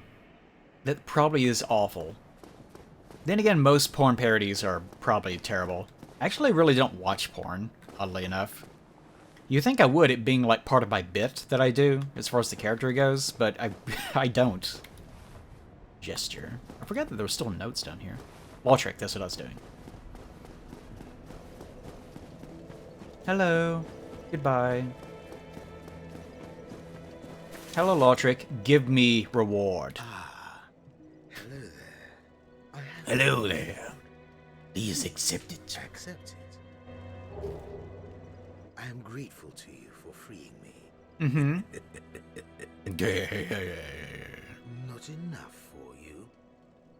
Well, let's not be greedy now. Daddy needs more. Daddy always needs more. Give Daddy more. You again. What is it? Our futures are murky. Let's not be too friendly now. It kind of makes you wonder why he even bothered rewarding you at all. You again. What is it? Our futures are murky.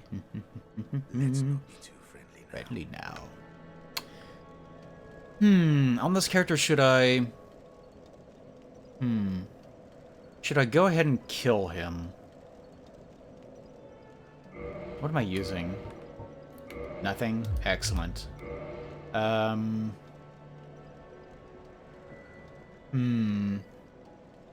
Well, I could use her outfit. That's kind of cute. And eventually... And I never really play the game in such a way that this is an inconvenience, because I always do them in a certain rhythm. Yeah, I guess I'll leave him be. Like me, I almost never kill him this early. Because, again, I'm a bit of a completionist. And, allowing him to live is the only way that you can get... Allowing him to live is the only way that you can actually get the Firekeeper's set, Anastasia's set, and it's the only way that you can get his set. And you also, of course, get the cutscene shit, and... There's like one other thing, I can't remember what it is. You get something else. I mean, you get the opportunity to kick the shit out of some NPCs. That's certainly something. Okay, let's see if his thing appeared now. Oh, you're still alive. Guess everyone respawned as soon as I went down there. I thought it took 2 zones to do that. And all you guys reappeared as well. Fantastic. I am so happy about that. Ow, bitch. Did you fucking slap me? You little slut. You clitoris hungry slut. Yes, it was you the whole time. Draugr number 15. Okay. Now, is this sign actually up here or not?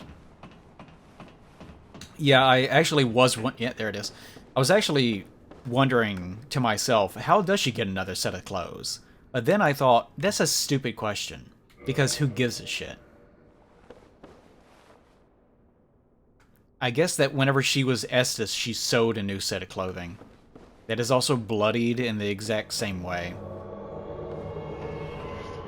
Why is your health... Wait, what? What the fuck? Did you guys see that? He summoned in and his health bar suddenly lowered. Then it reset to this. That was weird. Lautrec, you're weird. Hello, Solaire. Come in, my boy. My big boy. Yeah, her body actually heals because it's reforming an Estus, so all her injuries go away. That's the reason why her tongue regrows, and it's also why... Why, see ya. And it's also why her legs are repaired. Or actually, her legs also regrow, technically, because her model doesn't have any. Although I guess by that logic, her legs don't regrow because her model doesn't actually change. You know, this was like... If this was Dark Souls, any of them, or Elden Ring, you would probably get the gesture for the Praise the Sun thing from Solaire after summoning him like this. Actually, if it was Dark Souls 3 or Elden Ring, you wouldn't. And you would instead have to go on this obscenely long quest that results in you finding the gesture on a corpse somewhere that was like located behind 3 locked doors. Because it's just so important that you have rewards. Anyways.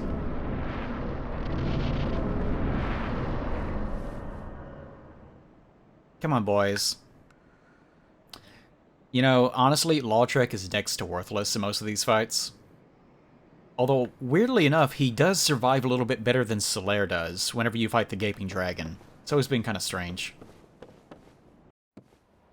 It's been a while, so let's watch the cutscene. Ah. Yeah, in this first boss fight, they can handle the boss on their own. It is possible. Yeah.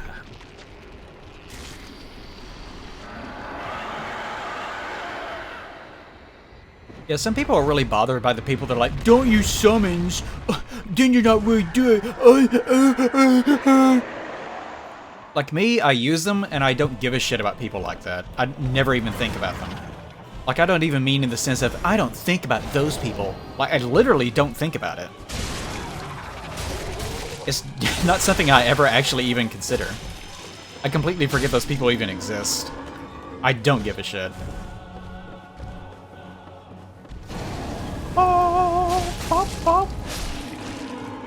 Like, think of it this way.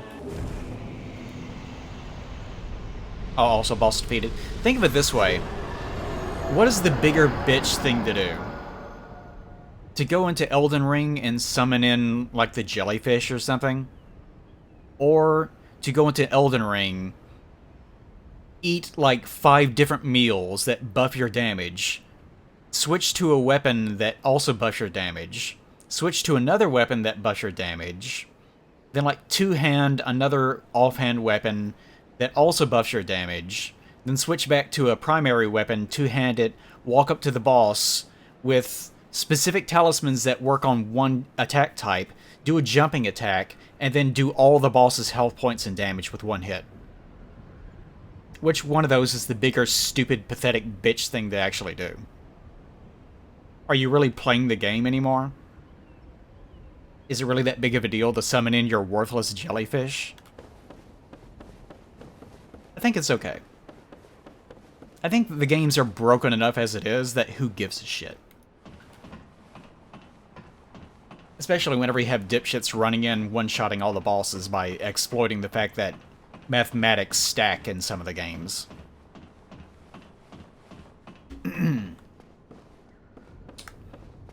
Yeah, the Gargoyles boss theme is pretty memorable.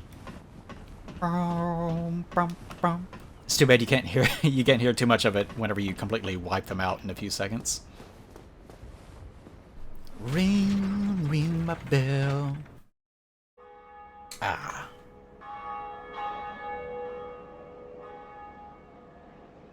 Bloodborne's music kind of blends together for me. I really like the main theme of Bloodborne. All the other themes kind of sound like the same thing to me, personally.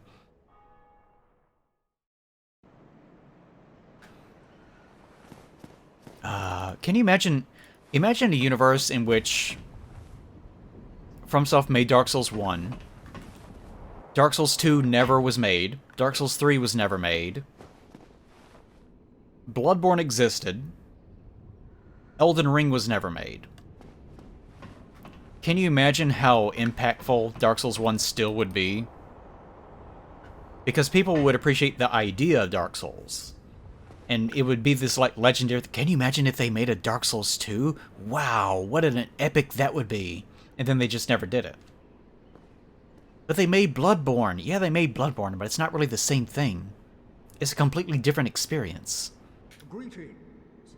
I am Oswald of Careem. I mean, Dark Souls 1 still is very influential, but whenever there's no follow-up to something, and people are allowed to project what they imagine onto it, it's that much more potent. It's like my stupid novel that I wrote. You guys have never read it, but just imagining, oh, it's probably really good.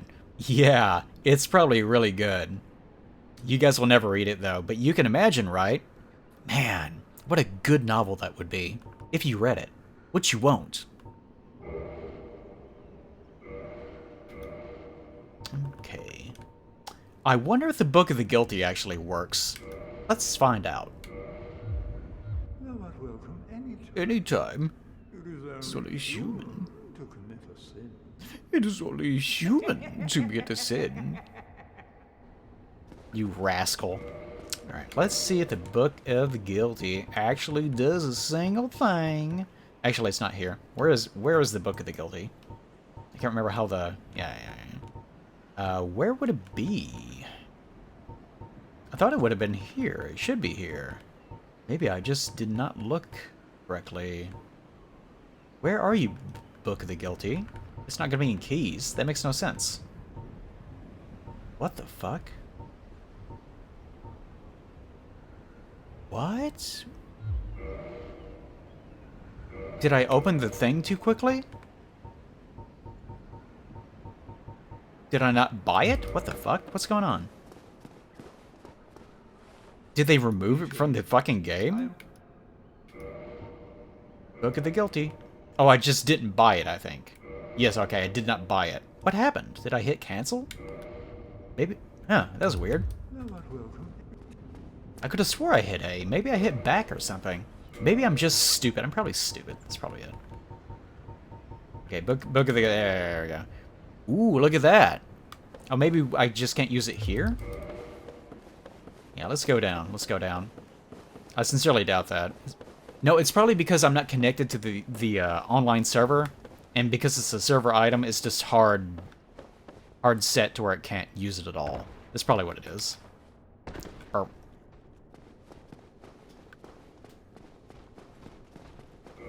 Okay, I'll give it a try, though. Yep, just grayed out all the time. Alright. Good to know.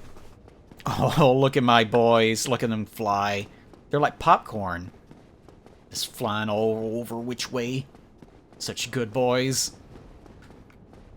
Really, they kind of just... They kind of look... They're overly pink. Like the basic hollows, they're so pink. Maybe they were afraid of making them look too dark. Because, one, they blend into the background. I guess they're also maybe like some sort of racial connotation or something. But mainly they would be harder to see. So making them this bright pink is a way to help them stand out. Because they're supposed to be a basic enemy. Yeah, maybe it's that. They're very gooey looking as a result.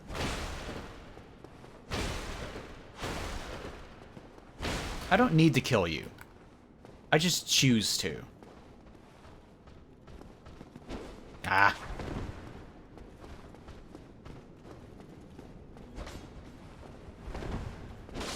Nice.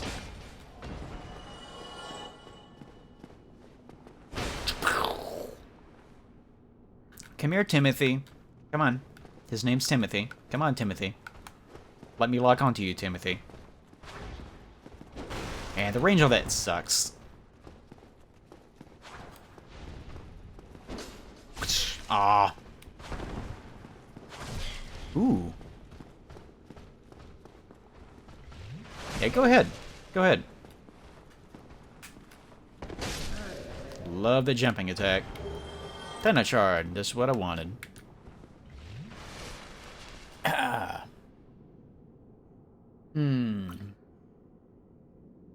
I can't remember the last time I played completely vanilla Dark Souls 1. My experience with Dark Souls 1 was back when I was extremely poor. I downloaded it via Methods, and I played it for like a couple days, and I decided that I did not like it. And then later on, I bought it because it went on sale, and people were talking about it. And I remember watching someone play. There was a guy that I used to watch. I don't remember who his name was or anything. But there was this website called Joowz. It's like JOOWZ or something. I don't even know if that place even exists anymore. It could be like a weird porn website or something at this point. I have no idea. But it was sort of a streaming website. And there was someone there that would always play Demon Souls and Dark Souls and do invasions. And I liked watching that, especially Demon Souls invasions, because they were just so fucked up. And because of that, I decided, you know, I'll pick up Dark Souls. That's the modern one, right? Like, that's the one that just came out. So I started playing that one. And at that point, I'm like, yeah, okay, this game is alright. It just took a while.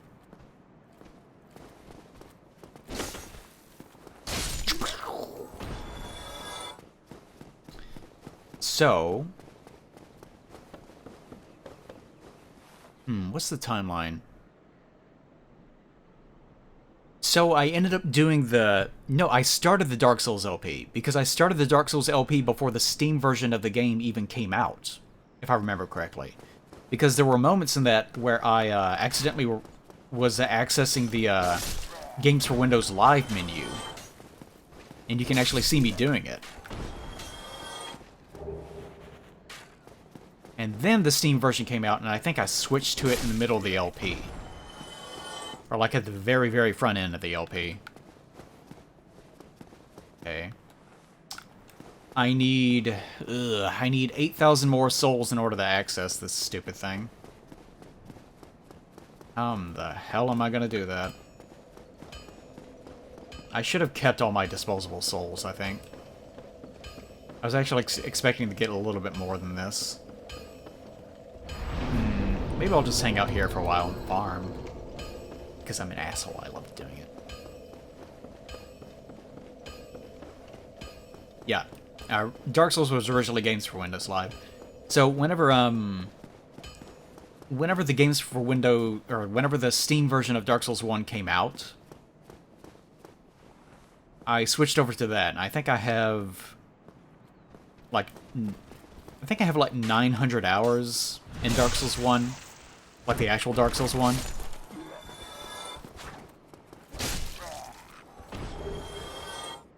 But if you count in the hours that I spent playing the game in the Games for Windows Live version before Steam existed for it, then it was probably about 1,200 hours if I had to take a wild guess. Maybe way more than that.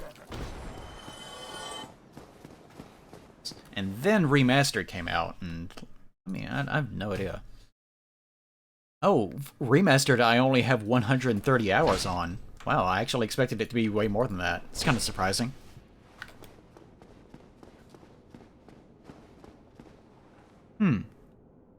You guys probably know, whenever I played... Remember how I played Dark Souls 1 and then I played it again, like a B-side? With all the mods? That wasn't remastered, was it? That was still the old game, right? I think so. I'm a little cutie. Oh, no, I'm a cutie! God damn you. Look how fucking cute I am. So goddamn cute. No, I'm cute. You can't stop me from healing, bitch. Okay, what am I doing? Souls. That's what I want. Souls. I get so distracted. I just enjoy killing things in the Undead, so I get kind of distracted on what my actual goals happen to be.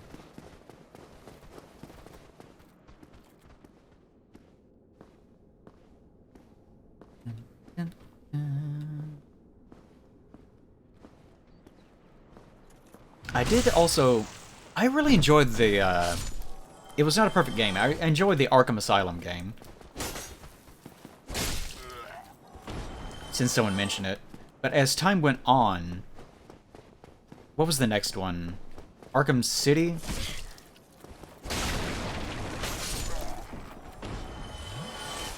I think it's Arkham Asylum, Arkham City, and then... What, like Arkham Origins or something?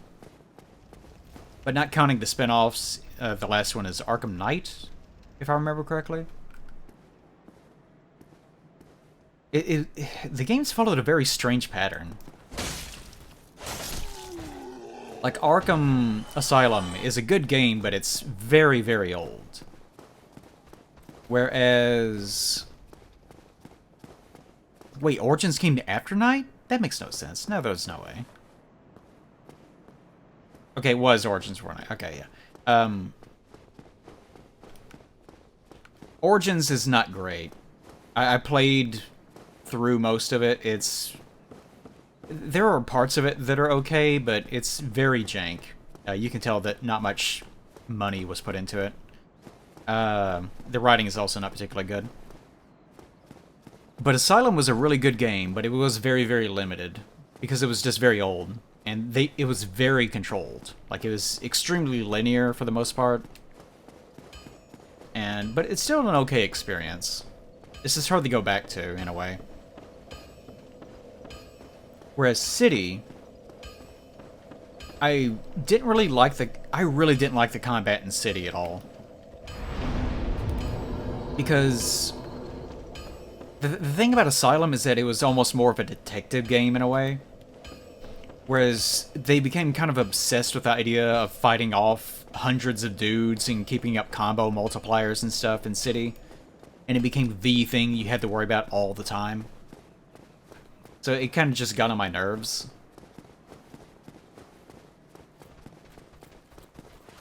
And Night was also sort of like that, although I don't remember it being quite as bad. City was the one that was just really up its own ass about how much it wanted to be an action game. To the point where almost nothing actually mattered except for that.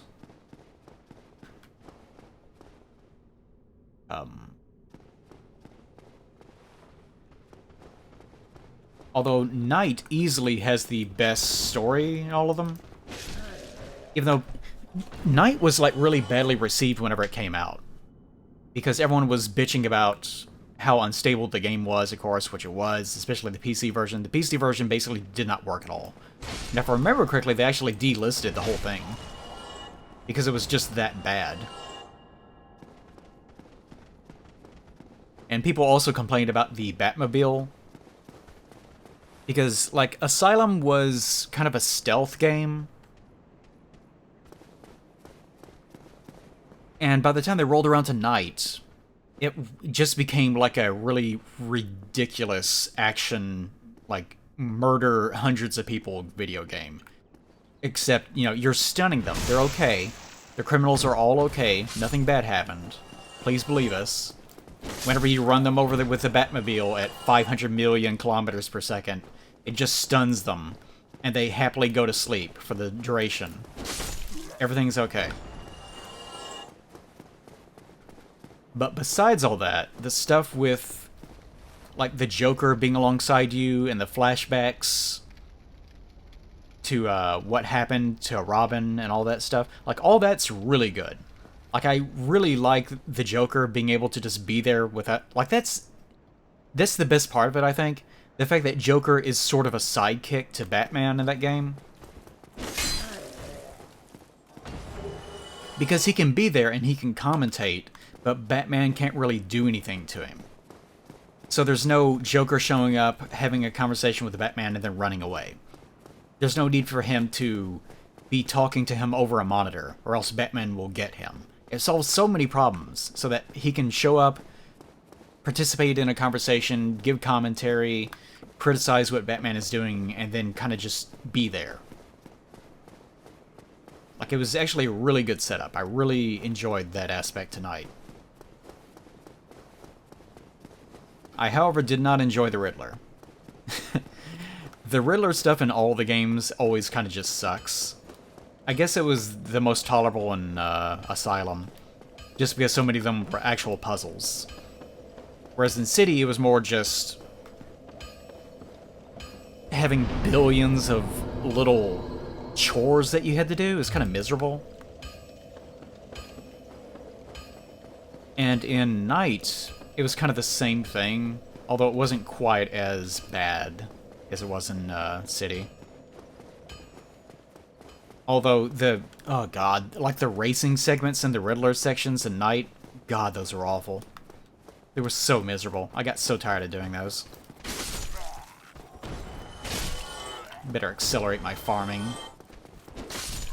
I need to get 20k. You need to farm 20k so that you can continue the farm. It's very important. I can probably just spacefuck these guys and it won't matter. I can probably just spacefuck these guys and it won't matter. He said, with total confidence in himself. He can't see me healing, so he doesn't know I'm doing it. Oh, he doesn't like that. He doesn't like that at all. Okay, I can probably accelerate this by just stopping here and then going back. There's no need to go to the other ones. I'm also kind of hoping that a BSS will actually drop. I have seen Mask of the Phantasm.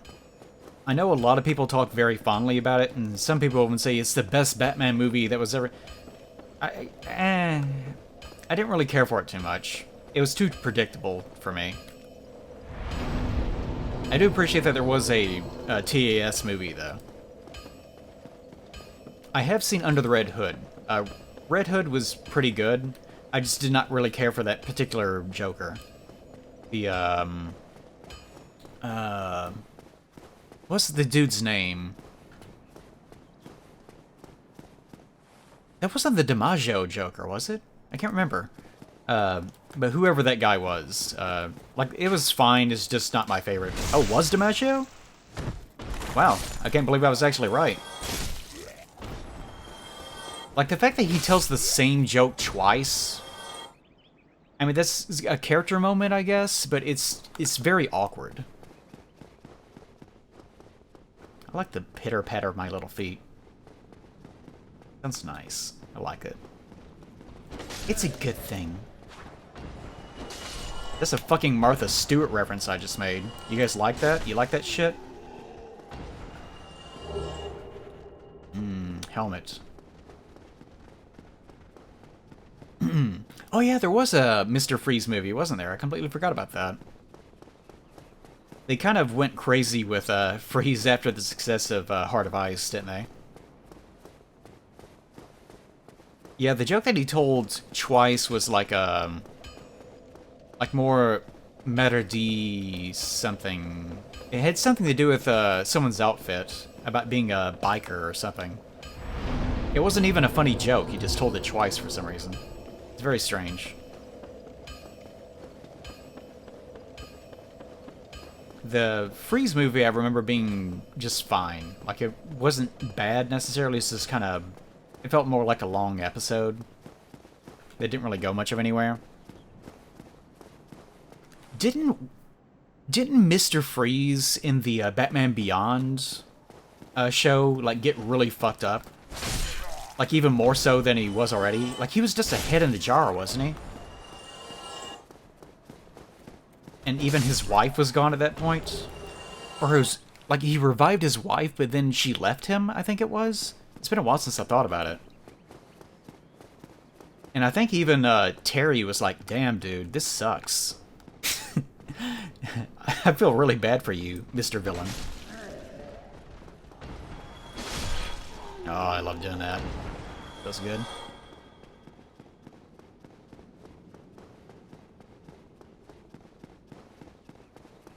I also remember there were several really fucked up things that happened in Batman Beyond. Like there was like a lady that could turn into goo that just exploded a guy. Actually, I think she turned another guy into goo. And she like tricked him into believing that they were going to have a relationship, I think it was. I can't remember why she did it, but he ended up getting really fucked up himself. Like, his body did not change in the same way that hers did. It's been too long. It's been like 20 years or whatever years since I've seen that. Her name is Ink. Oh, Lord.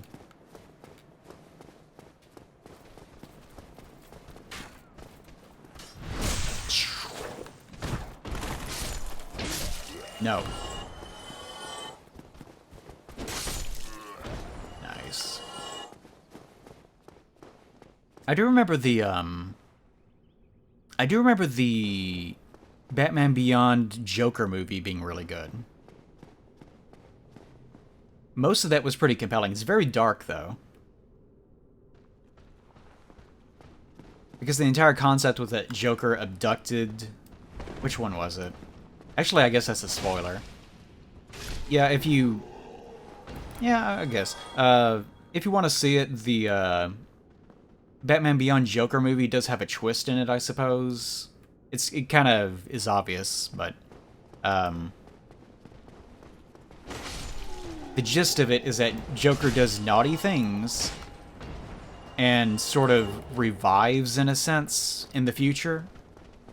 And Terry has to fight him.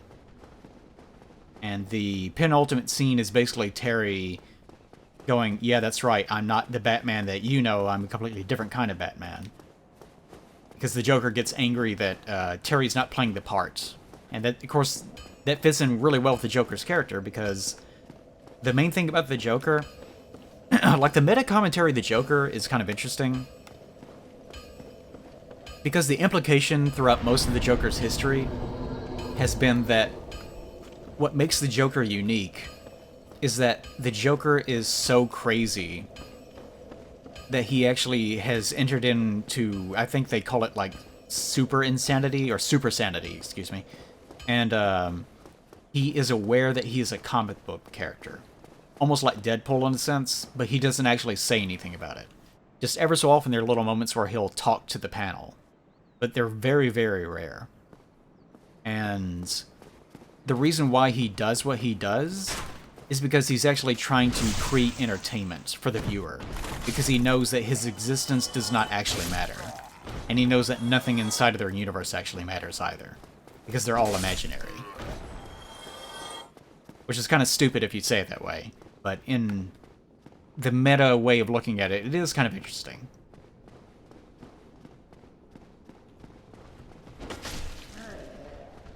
So, like, the core conceit about Batman and, like, why Joker does everything that he does comes down to that. Like, why did he do this thing? Because it would be funny. And it's not because it would really be funny, it's because it would be interesting. It would be engaging for a viewer if someone were watching it from a panel.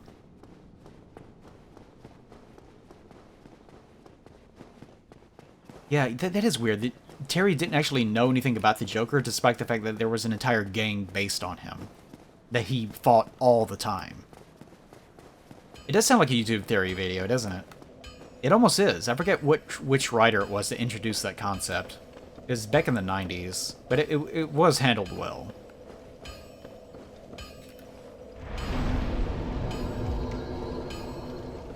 Yeah, what was the name of the guy in that episode? I remember his song that he had in that episode because I love that song. It's like do do do do do do do do do do do.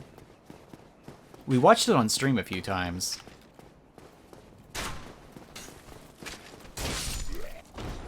Charlie, I think? Charlie something. Something like that. But I love that because at the end of that episode, like, it starts with him, like, getting road rage after a bad day at work because he didn't want to go home and eat meatloaf. But he gets angry at the Joker on the freeway, and as a result, the Joker tracks him down and, like, collects all his information and harasses him and basically uses him as a method to his own ends. And by the end of the episode, the guy tries to reclaim his life and takes, like, a... Yeah, the name of the episode is Joker's Favorite. Charlie Collins, that's what his name. And the very end of the episode is him going up to the Joker and punching the Joker in his gut. And the Joker's like, "You insignificant little nobody. Don't you know who I am? Like, don't you know what I'll do to your family?" And the guy holds up this Joker bomb, and he's like, "This is the end. Like, it won't be any great battle with the Dark Knight. You'll be blown to bits, into smithereens by a little nobody named Charlie Collins in this alleyway. And that's what scares you more than anything, isn't it?" And it's true. Like, that's what terrifies the Joker. The idea that, it won't be some giant romantic, like, well-written, well-constructed ending that is a culmination of years of development in the real world. He would just die being a nobody. It wouldn't matter. It would be boring. It wouldn't be funny. There's no engagement. And that's terrifying to the Joker.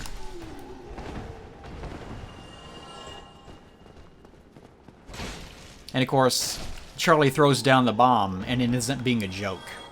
Like, it was one of the Joker's joke bombs. It explodes and it has a boom flag inside of it.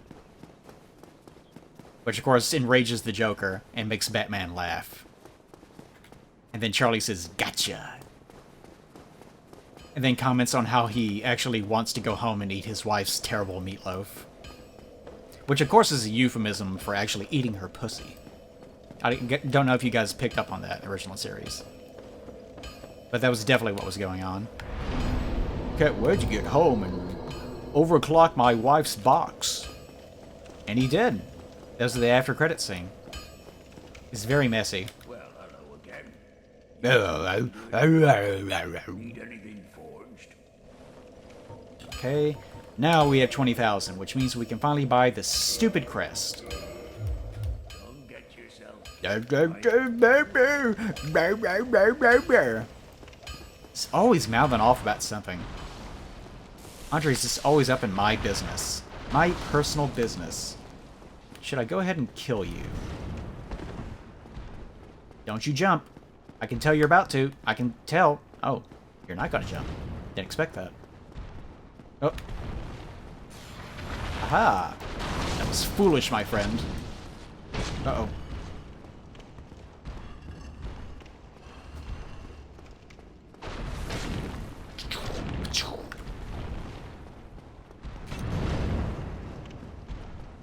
I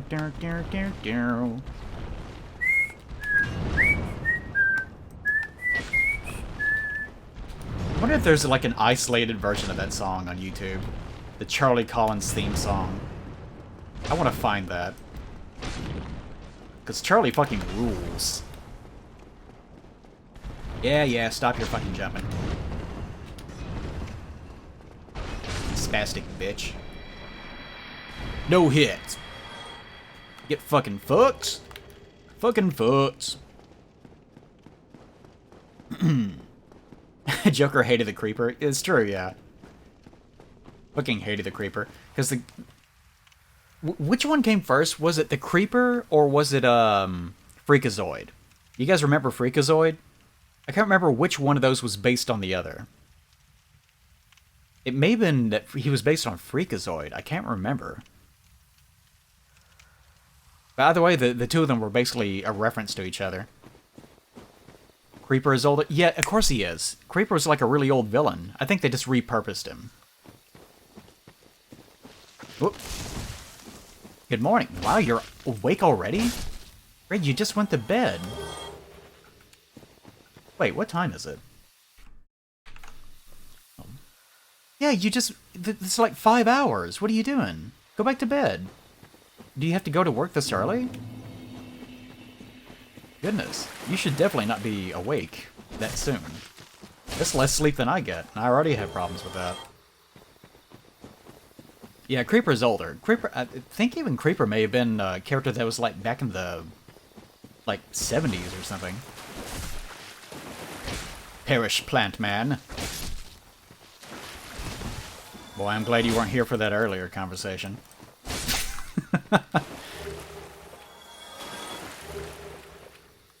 Nice, okay. So we'll go over here and we'll unlock the door and get on the floor and then walk the dinosaur and so forth and so forth and so on. That is true, the Joker does hate Nazis. He also has a great fear of the IRS, if I remember correctly. Like, he's crazy, but he's not that crazy. Gray, I'm gonna have to make you go to bed earlier. You obviously are not capable of making good life decisions. So I'm gonna have to cut you off earlier. I definitely understand the impulse. Back whenever I worked line, whenever I was doing injection molding, I would wake up at about, what was it? Like 2 o'clock in the afternoon. Because I had a shift that started at 3. And I would go in at 3, and I would work until, I think it was 11 o'clock at night. And then I would get off, and because I felt like I had had no day at all, I would spend the entire rest of the night until daybreak playing video games. And usually Wind Waker. And then on my old little bitty CRT that I had. And then after it got to be daybreak, I would try to get to sleep and have a lot of problem doing it because the sun was already up. I know you refuse. And I would end up just getting a few hours of rest as a result. Usually only about 5 or 4. So I was just miserable the entire time. The whole time I was working line, I was just an absolute wreck. Okay, here we are. This is the farming ground. So, by the way, for those of you in my chat that have played Dark Souls, do you know what I'm here to do? If you don't, that's okay. Because this is a little bit unusual. I will demonstrate. So you run through here, everyone gets angry at you, because you're just way hotter than they are, and they can't abide it. You're just a hot, sexy bitch, and no one wants to see that. Get him! He's so hot! It's making me feel bad about my self-image. So you make all the naughty guys feel bad about their self-image. You run through. You go up here. You dive off. Woo! You don't... you don't jump off. You be a little bit more careful than that. I will demonstrate again. You guys didn't see that. That didn't happen. Oh, jeez, I never sat down. Fuck me. Lovely. Okay, we'll run back here. That gives me time to discuss things, I suppose. Wait, where am I? Oh, here we go. Yeah, but basically, you hold out your shield, and then they land on your head and fall off the cliff. That's all that I'm really doing. It's nothing complicated. I shouldn't have been paying so much attention to the fact that I'm incredibly hot. See, if I have not been concentrating on the fact that I am incredibly hot, then I would not have died. Ow. Bastard.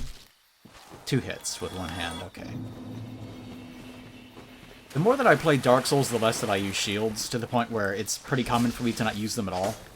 Whoops! Well then. There goes... Actually, not very many souls at all, about 2,000. Yeah, it's not a big loss. Well, technically, this character is made to not be hot at all. That's her character, remember? Yet I'm here for these nuts, Miss Gray. Thank you for... You're just so clever. Knocking it out of the park. You haven't seen this farming Latin... I know, right? It feels very old-fashioned.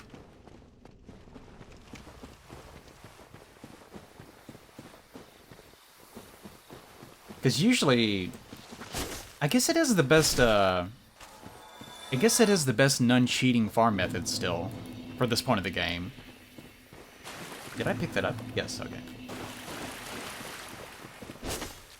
Because usually, whenever people play the game these days, they want to cheat, they'll just, you know, drop a bunch of souls for themselves or something, and then they're done.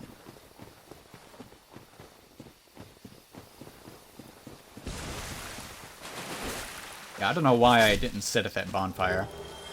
That was foolish. Oh, I was talking, that's what it was. And I started thinking about doing a run through the bottom, and I didn't want them to respawn. Yeah, being not hot in Dark Souls 1 is incredibly simple. Step 1, make a character. Step 2, be that character. Step 3, done. Okay, there we go, okay. Now I'll show you the correct farming method, in theory. Let's try this again. Go through, be hot. Step 1, be hot. Excuse me. Step 2, show your succulent little ham legs to all the boys in the yard. Step 3, run your ass off. Like a little bitch. Very important. Step 4, run back and up the stairs so that they'll find their way up here. Step 5, be incredibly careful about your positioning. Step 6, hold out your shield right here. And sometimes they'll bounce off, sometimes they won't. Sometimes they misbehave themselves. Amazing. I've never seen them group up like this before. Usually they do a pretty good job of bouncing off. Wow, they're kind of fucked now. Yeah, they have no idea what they're doing. I've never actually seen this before. Especially with this many. Maybe it's because they're so congested. Whoops, excuse me. That was rude. Okay, we'll just let them hang out here for a while.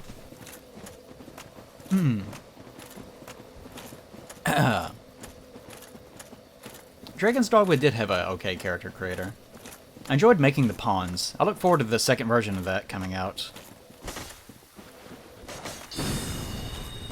Okay. I actually landed in the wrong spot. I'll be so angry. I don't necessarily have to go down here, but I kind of want to, just because it's funny.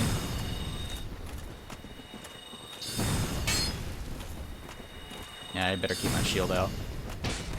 Whoops, that was the wrong position. Ow. Ow. Ow. Ow.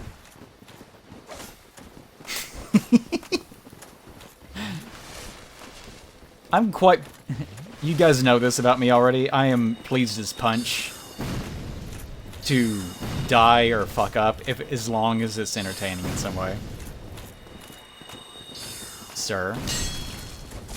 Oh, excuse me. Goodness. So angry. Now who's infinite stamina? Was this Elden Ring?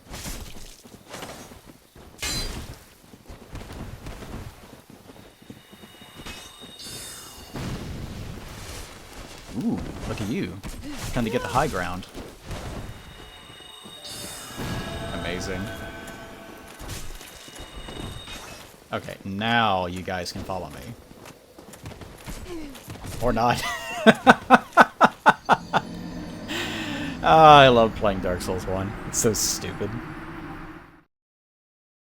See, this is what I actually miss. I don't mind dying in Dark Souls 1 often because it's just so stupid. Like, it's slow enough that whenever something does go wrong, it's usually funny. Like, it's not a result of a million enemies hitting you with a million attacks. It's usually because something inane occurred. Alright, come this way. Oh yeah, you're still alive. Before I actually join the Covenant here, I'm gonna have to, remember to kill off Ferris. Quote-unquote Ferris.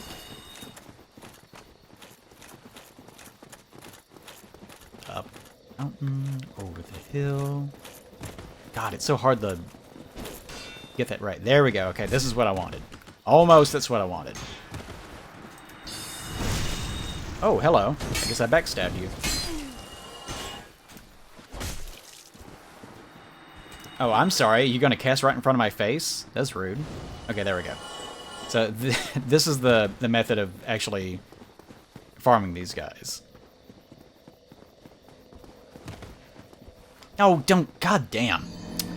It's so hard to do that. Well, it's not that hard, but, you know. I wanted to make an excuse.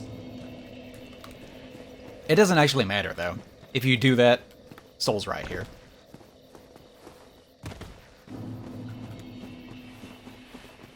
Make quite a bit. It's 2,000 a pop, too. Although sometimes if you grab this guy, a lot of them will de-aggro.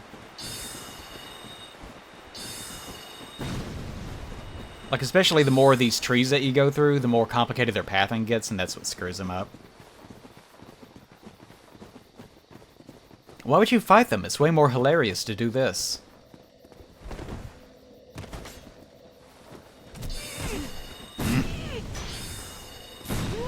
Ow, bastard.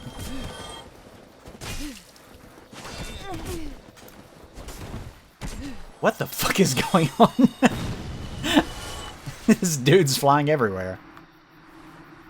Is anyone left alive? No, I think they all died. They just all started bouncing off of me so goddamn hard. It felt like they were using my body like a jungle gym. I love doing this. Now, see how many souls we got from doing that? We're almost actually all the way up to the 20,000 we had to spend in order to get in here. But this is the reason why you do this early. This is the best place to farm souls. As awkward and hilarious as it might be.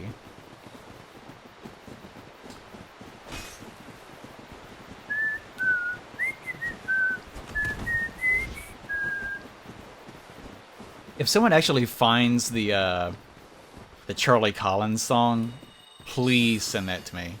However, whatever method you want. You can post it in the Discord. That's probably the easiest way. Whatever you want to do. Don't you dare. There we go, okay. What is with your pathing today?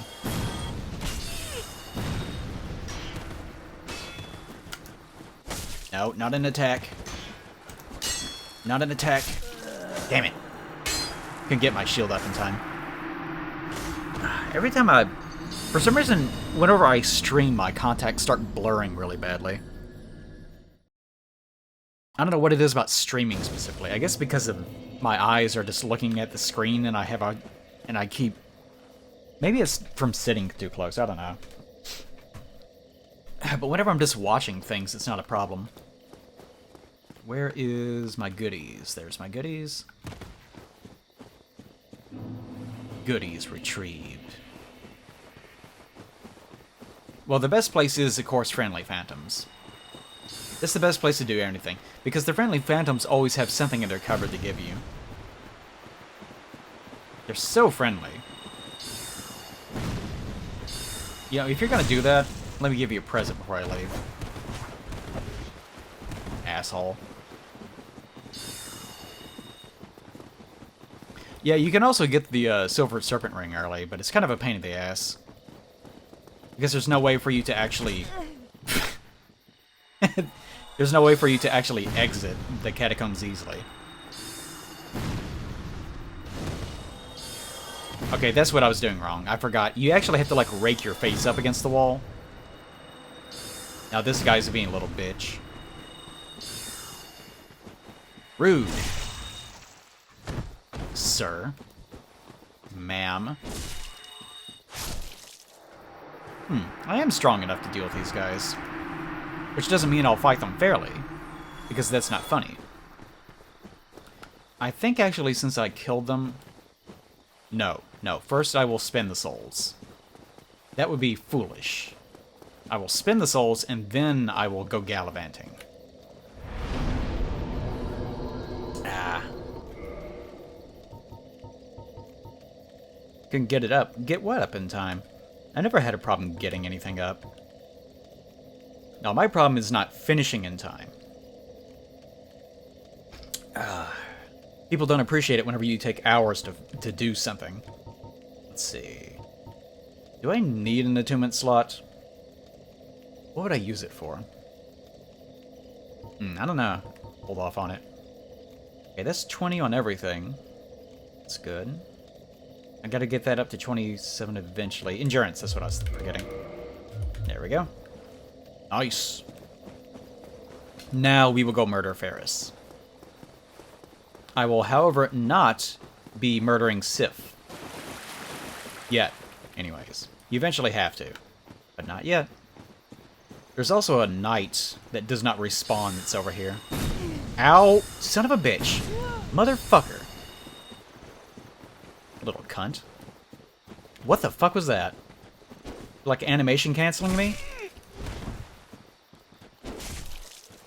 You enjoy that? You like it when daddy smack? Oh no. Oh no. Ah, not far enough away. Whoa! I can't believe that actually hit me.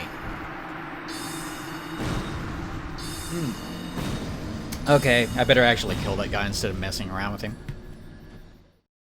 Yeah, usually I don't kill Sif right away because I am kind of concerned about the whole DLC aspect of it.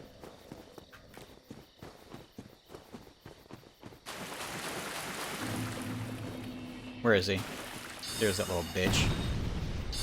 Come here, bitch. He's actually way more dangerous. God, what's his fucking range? He's actually way more dangerous with his actual weapon. Like, I know the magic can sort of deal damage to you, but he's just too goddamn stupid to actually use it.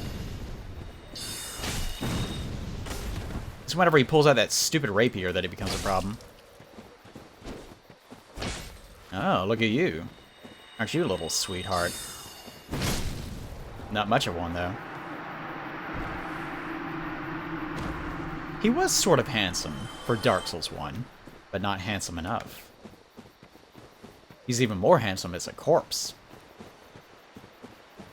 There he is. There's the knight that I was talking about. What if I can parry him? Nope. That was a bad parry. Wow, he did a lot of damage, too. Yeah, you get over that log. Do it, buddy. Aha! That barely did anything. That was not worth the bother.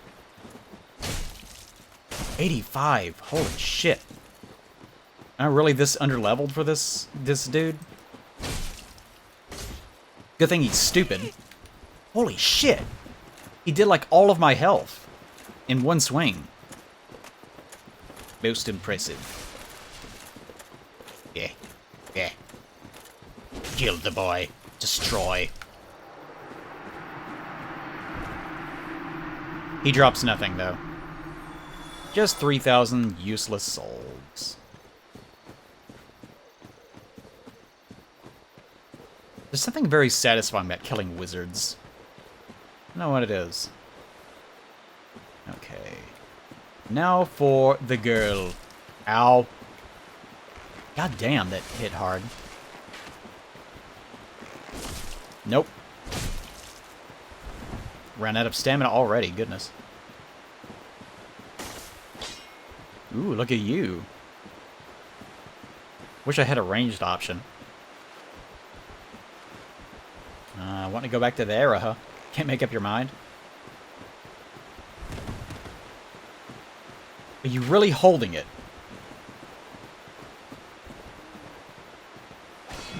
Ooh, that was fast. Whoop. It's kind of dangerous trying to parry the scimitar. There we go. Comes out really fast. That's what she said. About penises. Oh, penises are funny. Extreme content. God damn it. There we go, finally. Damn, bitch. Give me that hat. Hell yeah. I'm gonna put on your ugly hat. Now it's beautiful. It looks terrible. Oh, the hat looks terrible. Okay.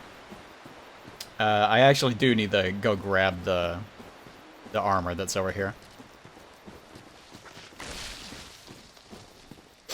And aggro every single little plant man in the entire area. It's very important. Does he have a farming method for those? No, he doesn't. He has a method of getting his ass kicked by everything in the area for these. You have to be extremely careful with these dudes. They're very aggressive and they have very long range. And sometimes they just fall off cliffs, which is nice for me.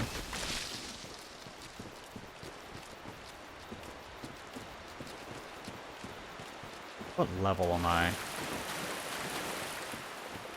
Ooh, that's the wrong place to be. Let's quit out of the game real fast. And reset everyone's positions, because I don't know where I am. No, there's Big Hat Logan's hat. There is, what's her name?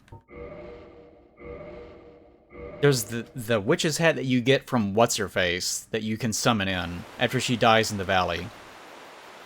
And there's also all the sorcerer hats that are really awful looking. But that's kind of it, I think. Okay, what else am I forgetting? I could go join the Covenant now. Don't really want to. Level am I? 29. I can stand to gain a few more levels.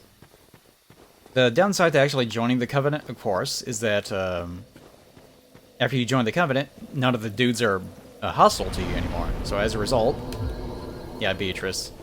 As a result, you can't farm them.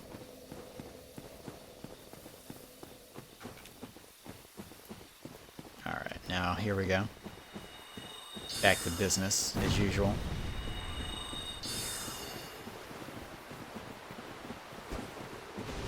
What are you attacking? Blind as a bat. I think almost the most jarring thing about going back to Dark Souls 1 from Elden Ring is the fact that stamina sort of matters. Here they go. You're doing it, boys. Good job. Like in Elden Ring, you can attack a million times and then stop and you have all your stamina back. It just doesn't matter. Welcome, Ghost Bites. Whereas in this game, you can actually, like, run, deplete all your stamina.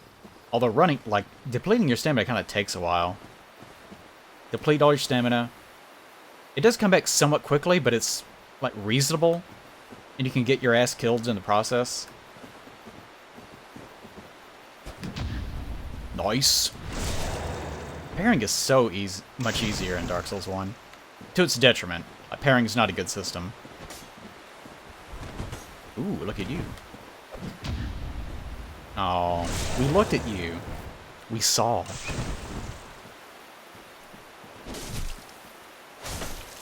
Yeah, Dark Souls 2 is not really reasonable in that regard. Motherfucker. How dare you? How dare you hit me even one time?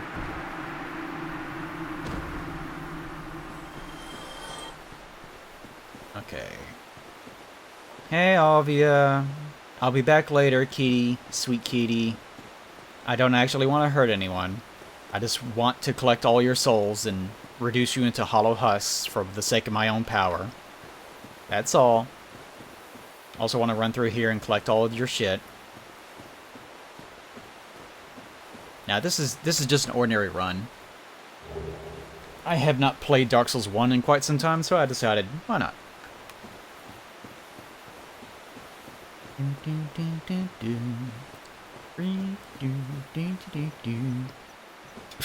Yeah, I've always had to explain that to people, that Gwyn is actually a kind of a big threat as a final boss, as long as you don't parry him.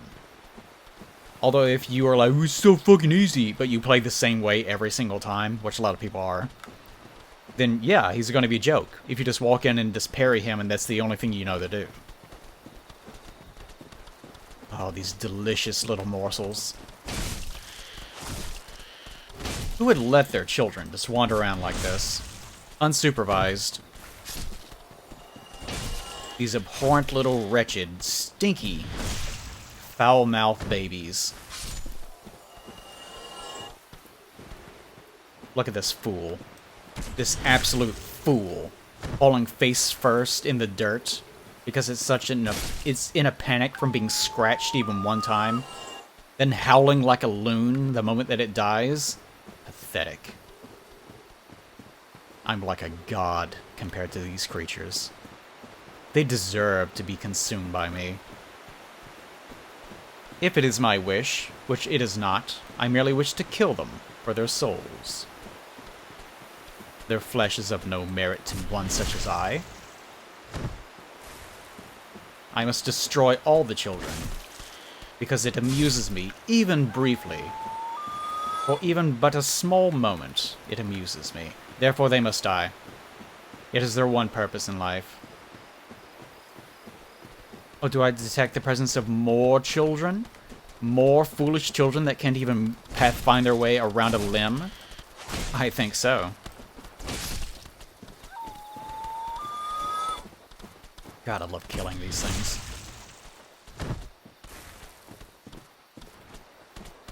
They haven't even developed any talents. They have no talents at all. They just walk in the same circle. Day after day, accomplishing nothing, contributing nothing to society. What greater use would they have other than to be destroyed by my hand? And where are their parents exactly? Nowhere. Absolutely nowhere. If their parents were actually here, then you would think they would be trying to stop me. And since obviously no one is here to stop me, they must not have any parents.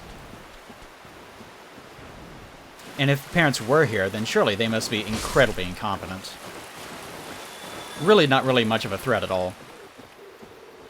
I sense the presence of some other enemies in the area. I wonder who they could be. It's probably nothing. Ooh, listen to that nice little... What's that weird noise? That sort of purring bird noise.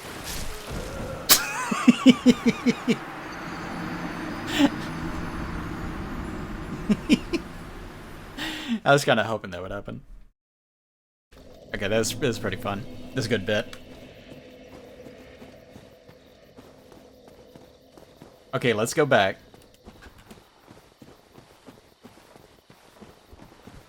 I should probably kill these guys again, though. Nah, I guess not. I should just... because I might actually lose out on that soul stack.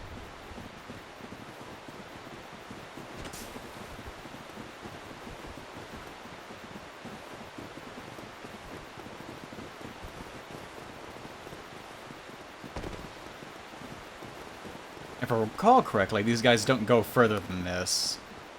No, wait, they do. In Remaster.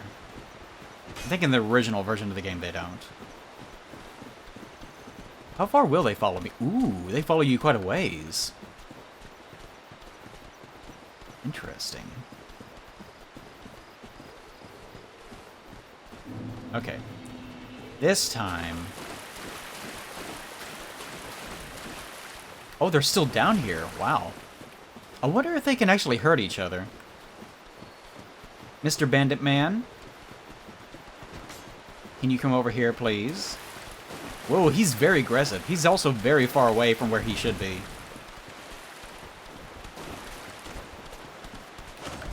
I'm trying to get one of these mushroom dudes to punch. Nope, they don't hurt each other. They don't hurt each other at all. That's disappointing. I thought there might be some sort of hilarious shenanigans that I could get into. So long, assholes. Stole our ember. Sucks. Fucking sucks. Yeah. What you gonna do about it? What you gonna do about it? You gonna just shit on the ground? Jerk each other off? I didn't think so. Can't do anything. I'm a god. Technically a human, but you know, metaphorically so. I think I'll run in here. I won't fight the boss, certainly. But I will pick up the ring. Wow.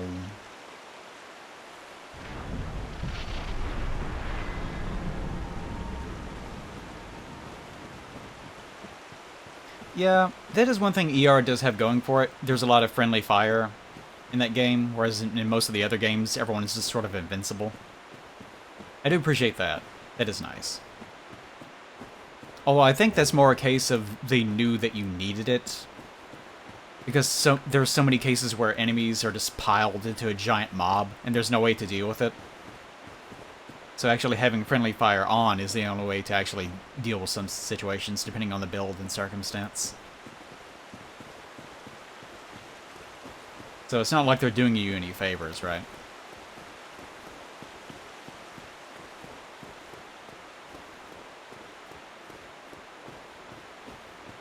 Yeah, I don't think you're missing out too much on not playing Dark Souls 3. It's a very linear game. Personally, I've never found much merit in it, but some people swear by it. So maybe it's something for you, I don't know. I mean, it definitely looks and sounds nice, and it sort of feels good to do certain things. The weapon arts feel awful, but it's kind of a minor component to that game. And it definitely is an R1 button simulator. Like in this Claymore, for example, the R2 on the one-handed attack is very useful because it's a lunge, and the game is slow enough that that actually matters. But in Dark Souls 3, everything is so spastic, like this, that it kind of just turns into R1 meshing.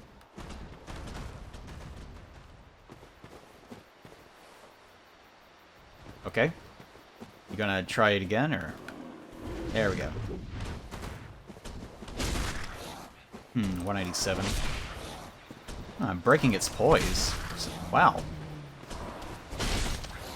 Wow, I can't believe I'm actually shattering its poise with this one attack. Can I actually stun lock it this way? Wow. Huh, I never even noticed that. Decimated the kitty cat. Don't you do it. I can hear you. I can hear you. I can hear you. Motherfucker. Told him not to do it and he did it anyways. Rude.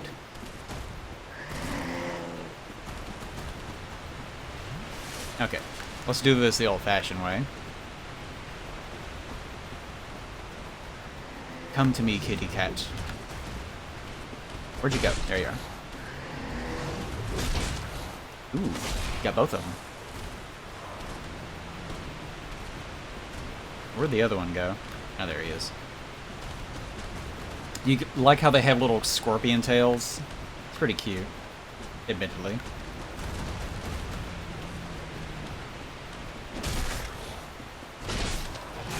Aw, bitch. Look at that. Dark Souls 1 enemies do have a bitch move.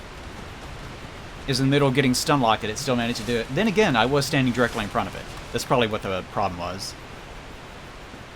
So, lesson learned, it does have a bitch move, but only if you're standing directly in front of its face.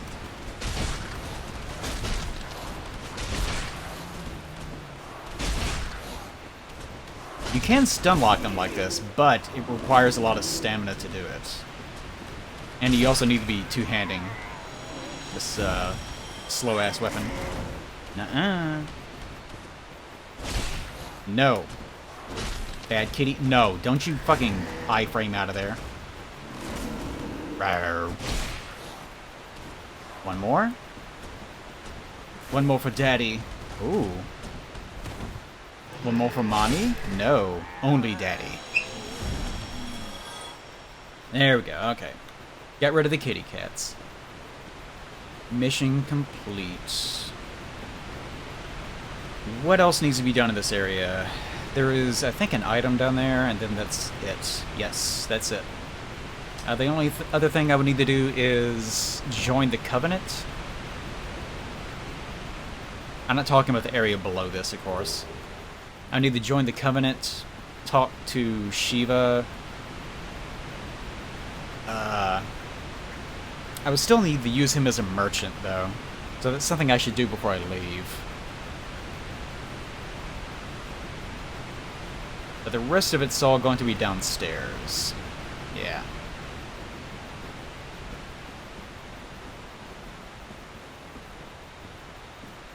Yeah, stun locking especially is a problem in Demon Souls.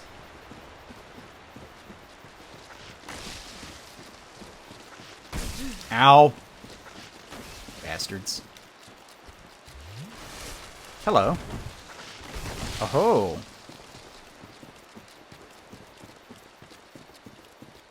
No, I have not actually answered the Cheshire Cat just yet. I haven't actually talked to Alvina. See, you're still alive. You want to come over here? Yes, you do. Don't... I knew it'd do that. I needed to start backstepping there. Because of the way that turning works in Dark Souls 1, your model can actually clip over the edge because your character wants to pivot. Yeah, I'm just gonna have to backstep there from now on. You don't really have enough room to do anything else. Just give me a chance to reset everything, though. Otherwise, that little plant dude would have been accosting me. Pew! Pew! Pew! And Dark Souls 1, or this all Dark Souls, get away from me. Dark Souls mages are just so threatening. You know, in other settings, you might, like, make a tornado, or warp someone's mind, or, like, shoot lightning out of your hands and electrify them to the point where they're, like, lying on the ground screaming. Nah, Dark Souls 1 has a lot of class for its magic system.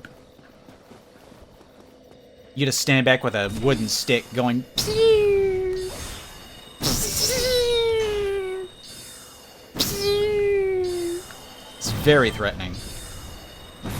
Ow. Bitch! I'm the one doing the exploits here. Think you're gonna input read? Think not, my friend. I'm gonna run around like an asshole. That's what I'm gonna do. Love running around like an asshole. Not as an asshole, like one. Ho ho ho! Didn't expect that, did you?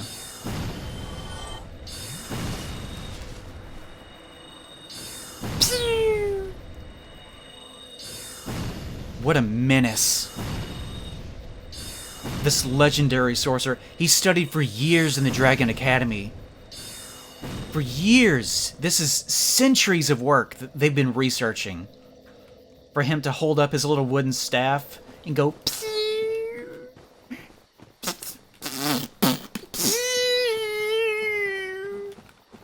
what a legend. Jesus Christ, what a monster of combat. Oh, did you run out? That must be embarrassing for you. Oh, did you miss? What the fuck's going on with you? Oh, more? Goodness. You got quite some stamina, don't you? Oh, that's embarrassing for you. Could have gone better.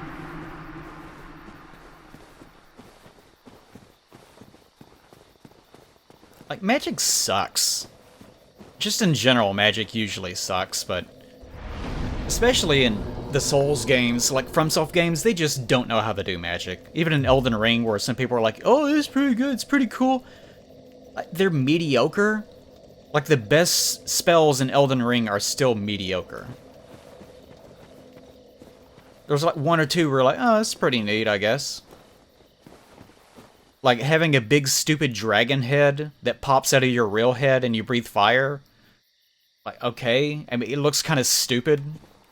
But in context of it being Elden Ring and a FromSoft game, I guess it's fine. Because they can't do any better than that. Like, the coolest spell in Elden Ring is one... It's like a middling, stupid spell in Dragon's Dogma. Bitch, you need to calm down. Come with me. Leave with me if you want to come. Don't heal him, I heard that.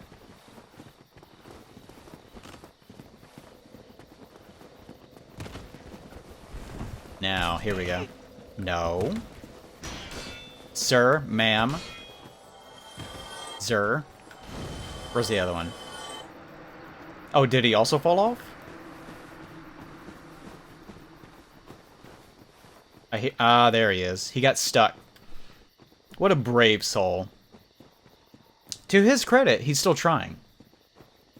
I'll just have a drink while you do that. That's alright. You'll get me one day, buddy. Don't worry. I'm not even holding the controller. I'm completely defenseless right now. Completely defenseless. Just come get me. Eyes closed. Can't see a thing.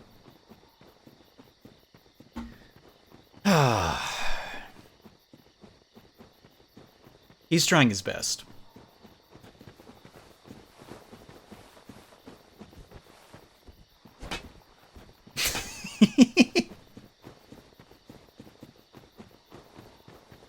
He just needs to get a little bit closer. A little bit closer and he'll be just close enough to land the killing blow. There he goes. He freed himself. I'm so proud of you. Look at this precious lad. Oh. Oh. You guys can't see me raising my hand up to my mouth and gasping. Oh my god. I can't believe that. Oh my Jesus Christ. He tried so hard. Oh. He didn't even land a single hit. How could this have happened? The man that got stuck on a vine didn't land a one hit? Oh my god. His mother's gonna be so embarrassed. I have 37,000 souls. Okay. Wow, that didn't last long. Okay, let's raise up 5 levels. Still, 5 levels is nice. If I can get this endurance to 20, that'll be nice. Really don't need it, though, I suppose. I've got plenty of goodies. I got plenty of goodies. Wonder if I could put on knight armor yet. With my stupid hat. Ooh, I can still... Wonder if I could do it with fast rolling. Probably not. Because I wasn't fast rolling already. In order to have 25, I'm going to have to get up to 100, so it's going to be a while. What if I could wear the whole thing? I can. That's surprising. Can I wear stone armor for any chance? I don't want to. Wow. Holy shit, I actually can. I don't want to, but still, it's interesting that I can do that. Alright. One thing I do need to do is go get the Elite Knight Armor set, which is way more important. I completely forgotten that I haven't done any of this stuff over here.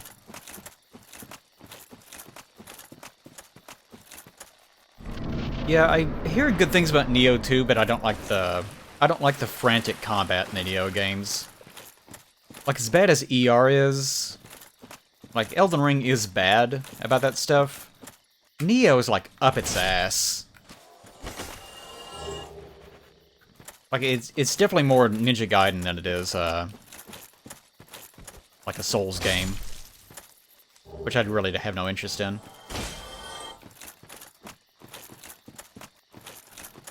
Okay. I just realized that a Claymore may not be able to actually deal much damage to these guys. Let's find one of them and find out. That is acceptable, but not great. I would really need a hammer of some sort. That's fine, I guess. Maybe if I use R2s.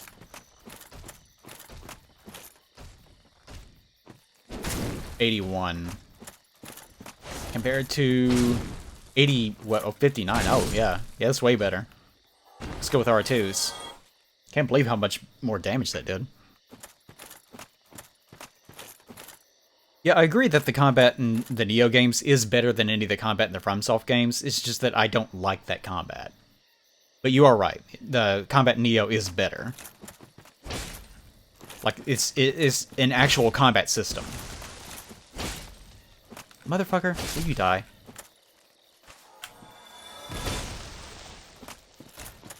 They're getting iframes from standing up, and I don't appreciate it. Alright, come on. I need to actually space you dorks out. Getting on better. Come to daddy.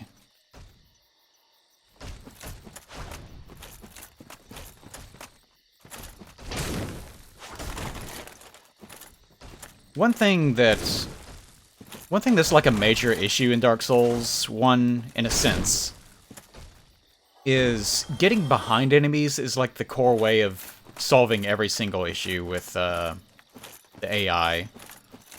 Like, if you want to be able to beat any enemy, it kind of just comes down to get behind them, because their pathfinding back to you is not very good. And even Dark Souls 2, and sometimes even Dark Souls 3 have that issue. Okay, here we are. Elite Knight set.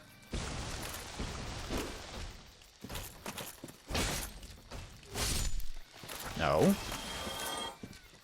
No, definitely don't need you doing that. This is bad. It's bad. It's very bad. Die. Die before that works. Yes, okay, good. If you don't know, for some reason, whenever they use that magical move that they just used, it makes you move very, very slowly, and you cannot dodge. You will get fucked.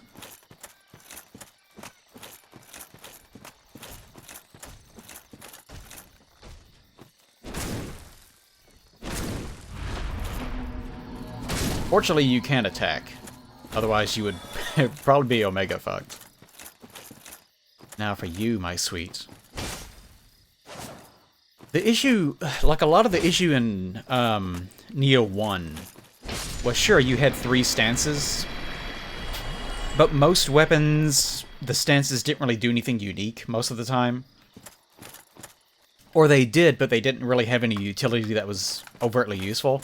So a lot of the weapons, you would pick one stance that was the best stance, and that would be the only time that would be the only one that you ever actually used.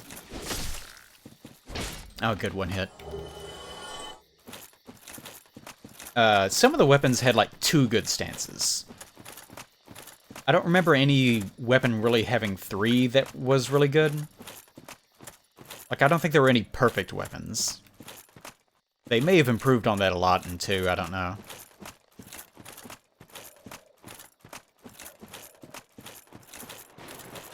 Alright, come on, boys. Where are we dropping? Ooh, thank you for jumping into that. That was very nice of you. What the? Oh, there you are. I was kind kind of hard to it's kind of hard to see these little floppy boys. There they go. Oh, what fun! Look at them go. It's so floppy.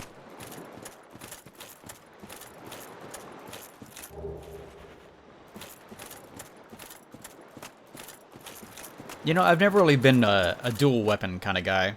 I guess because that's always seemed kind of ridiculous to me.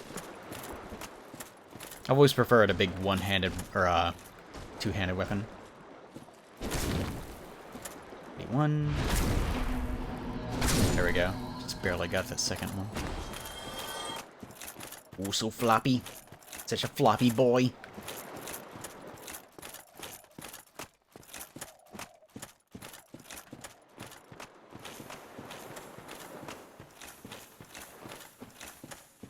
I can't even remember, like I really can't say too much about Neo because I don't remember that much about it. Nothing about it really stuck with me. Even the multiplayer I didn't really care too much for. I did play a lot of that, I suppose, compared to what I normally would play of most games, but yeah, didn't get too much out of it. I wonder how many hours I had in it. Let me check. Neo. Why did I say that like Sega? Neo, Neo, Neo, Neo. Oh, I do. Huh, I do have Neo 2 bought already. I just never installed it. Neo Complete Edition. I've only played 41.8 hours. So yeah. It's an okay amount of hours for a video game. Just, it wasn't really for me. Kind of got on my nerves.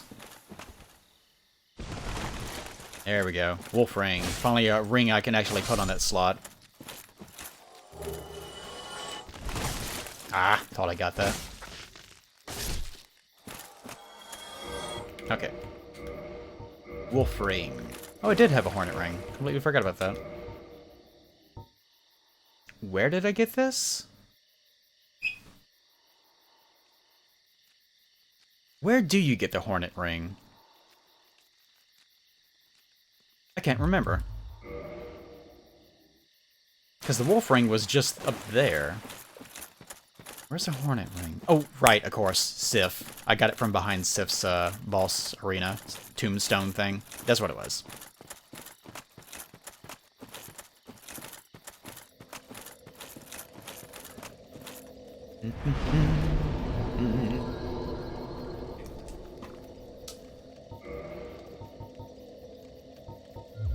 Almost there. One more level. One little run. Then after that, I guess I will leave this area and maybe go into the valley. Ow! Right my fucking back, dude. Not in my pussy nor the crack. Alright, you guys come with me. Forming a happy little train. Look at him just happily chasing behind me. Don't you fucking dare. How dare you? He dared. He stand-bushed me. Ow. Ah, come on, bounce. Bounce. There you go. Thank you.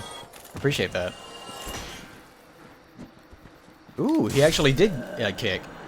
You rarely see them actually do that. I think that might be enough, though.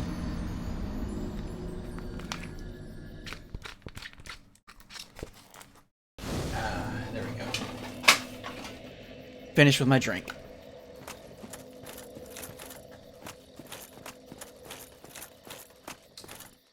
Oop. Let's see. Where should I go next? There's a lot of places you can go in Dark Souls. Dark Souls 1. I could go into New Londo. Not really any point, though, I suppose. I could go into Blighttown, of course. I could go into... I need the large ember. I do need that. Forgot. That would be the next thing I do. So I've got to go into the lower Undead Burg. There we go. Now we're ready. Okay, what's the easiest way to get there? This is another thing, like, I actually like this about Dark Souls 1. The map is so interconnected that there are multiple ways to get to a place, and there's no teleporting this early. And as a result of there being no teleporting, you actually have to make your way places, which makes the world feel like an actual world, instead of a series of teleporting, you know, teleporter pads.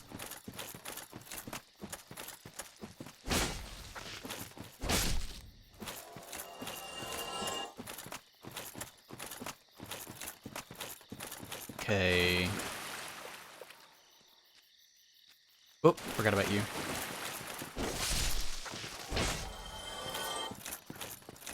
Okay, which way do I want to go? I'm trying to get down at the lower end of Berg.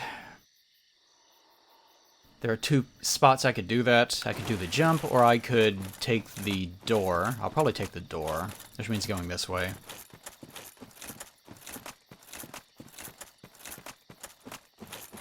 Yeah, like, the reason why Dark Souls 1 has so much quote-unquote shortcut porn is specifically because it needs to do that in order to make sure that you don't end up spending an hour moving from place to place. Like, Dark Souls 3 and even to an extent Elden Ring are very linear in spots, like in individual levels, like especially 3, obviously. And even 2, to some degree. So if you try to backtrack or progress through a level, it's going to take you a while. Because it's a level that's designed to be beaten. As opposed to Dark Souls 1, where it's more of a lot of areas are kind of designed to be moved around in, if that makes any sense. Like, take the design of the Undead Burg here. And the parish and whatnot. Let me get rid of these guys. Yeah. Okay, so, like, there's the interior of the church. There's an elevator that goes down. But there's also a second level above this that is pretty easy to get to. You can, like, run past 0 enemies except for, like, these guys out here. And you can take the stairs and you're already there. Or you can take the elevator and you're already there. Or you could go this way and take, like, a side path that leads to that Boulder Knight and go up above the rafters to a second floor that's adjacent to the main area. Or you can go over the main area, or you can go under it, or you can, once you're past that, you can go down to the rat area, or you can sort of just hang there at the bonfire and teleport from there later, or you can take a right and go across the bridge. The bridge itself leads back down into the Burg, the main Undead Burg, or you can go back across through the ladder to the Taurus Demon area, or you can go down from there. Like, it just... God, there's just so many areas that kind of link back to each other and go to different places. It's kind of crazy.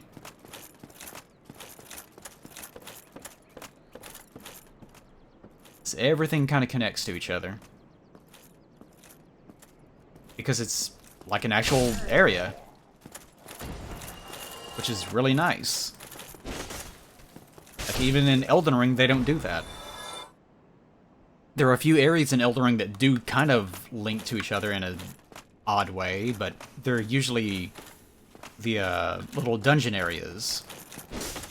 And even then, usually it's just like one room. And it serves no practical function, it just kind of does it. Like, see here, you can jump down from here if you want to.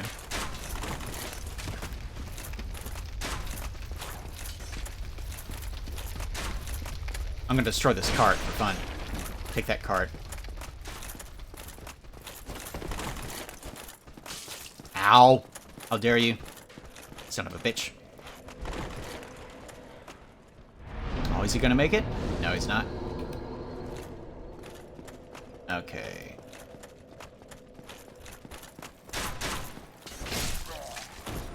One hit now. Nice. That feels good. Oh, I love the feeling of killing things in one. At least here. Later on it gets bad. Especially with a Claymore. Claymore just feels fucking good. Oh, right. I forgot. I forgot about you.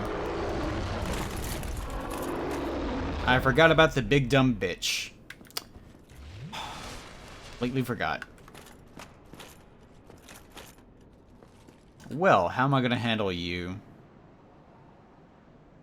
Should I try to kill him yet? Oh, roll! What are you doing? There you go. Rascal. Yeah, I could shoot him off. He also comes down automatically if you wait here long enough. Oh, I forgot I don't have a drink anymore. Oh, I also need to eat something. Yeah, if you wait here, I think like 30 seconds, he plops himself down. Yeah, there we go. Oh, well that was fast. He wasted no time bitching out of that fight. I mentioned it before, but the Hellkite Drake is not really a boss fight, because it's one of the enemies in the game that are completely unfair if it wants to be. Because if it wants to, it can just jump up the air, breathe fire straight down, and there's nothing you can do about it. Usually whenever you see people handle him expertly, in a sense, they usually just use like a resin and just face fuck it as fast as it possibly can, as they can.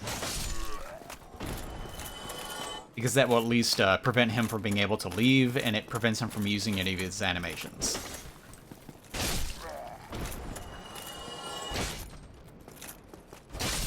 There we go, okay. And he did not appear this time. Yeah, you can kill him. It isn't really... like, it doesn't take too long, but at this point of the game, he probably has a little bit too much health for it to be worth the bother. Later on, you can kill him almost instantly. It doesn't take much effort at all.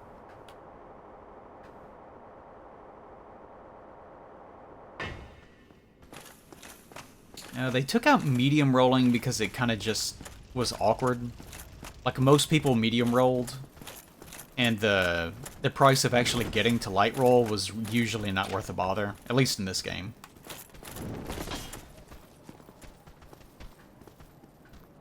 Look at them get around this gate.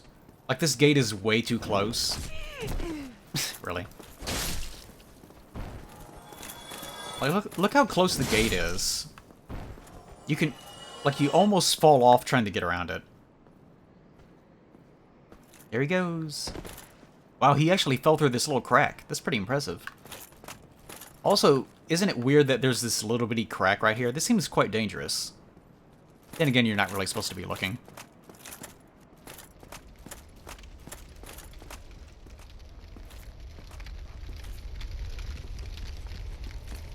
Yeah, Dark Souls 1, it's kind of interesting. You don't really have that experience anymore.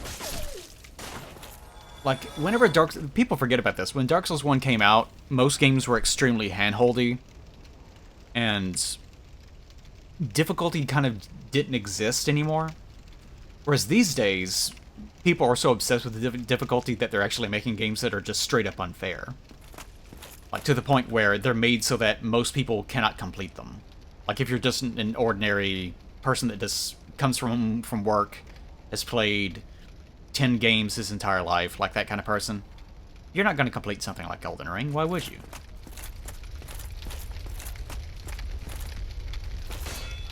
Whereas this game, it was accessible enough, but it was also punishing. Like, this is not hard at all. Like, look what I'm doing. Like, I'm barely even having to use any Estus ever. Most of the enemies are perfectly readable. Somebody. Nothing much really happens in terms of surprises. Anybody, help me. Unlock the door. Damn, I'm finished. How did this ever happen? I'm not going to comment on the lore of this guy, because who gives a shit. Give me that sweet outfit that I don't want. Hell yeah. There's a sorcerer hat. Looks like shit, too. Brilliant. You opened the door for me. Oh, goody. Thank you. I'm saved.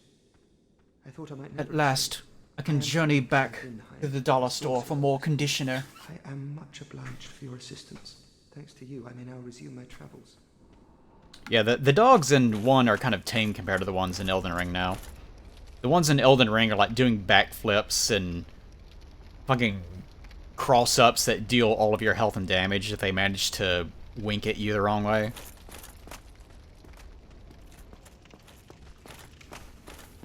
"35% completion rate for Elden Ring is actually really high, all things considered. Because most games actually have very low completion rates. That's their bitch move.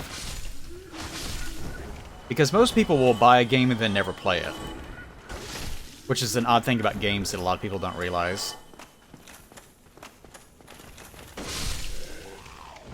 These Torch Hollows are incredibly dangerous. Because they have one move that can basically one-shot kill you. And they can use it whenever they want to.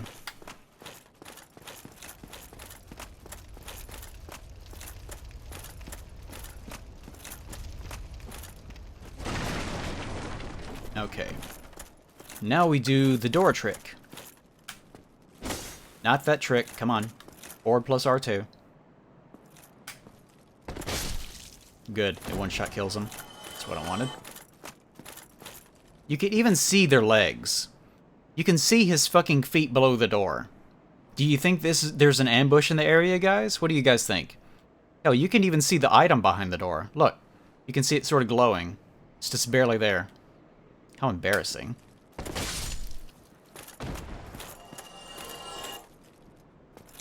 And lastly, you. Ah, son of a bitch.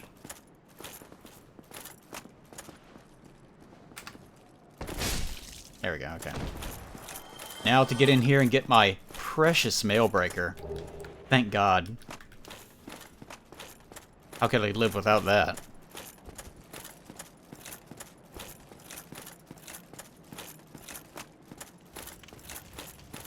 There have been some circumstances where I bought a game I had no intention of playing.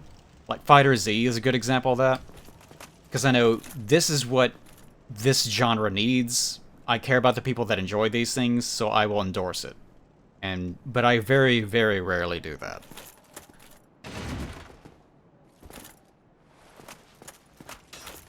Oh, I know, they're very strong boys.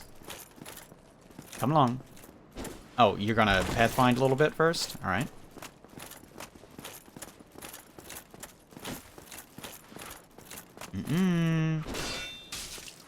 Bitch.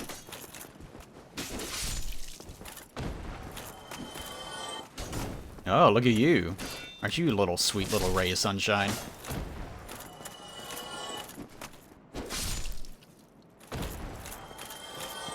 I was afraid that dog would start rushing. Because it should have seen me. Huh, look at that.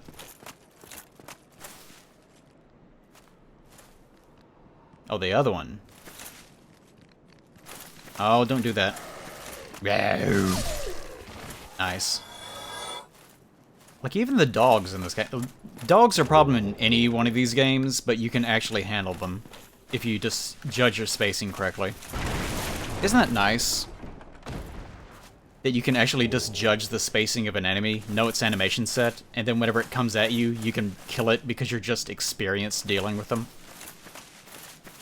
Unlike some games, where your asshole gets blown open.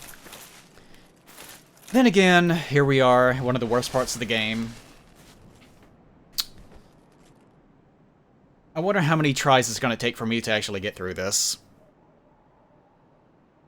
Because this is not a matter of experience. This is a matter of, will the RNG gods bestow upon you a dog bite to the face 0.5 seconds after you step into this room?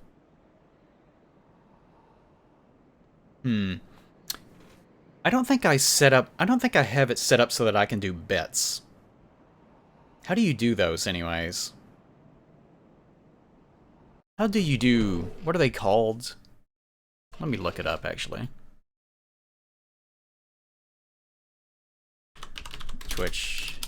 How bet.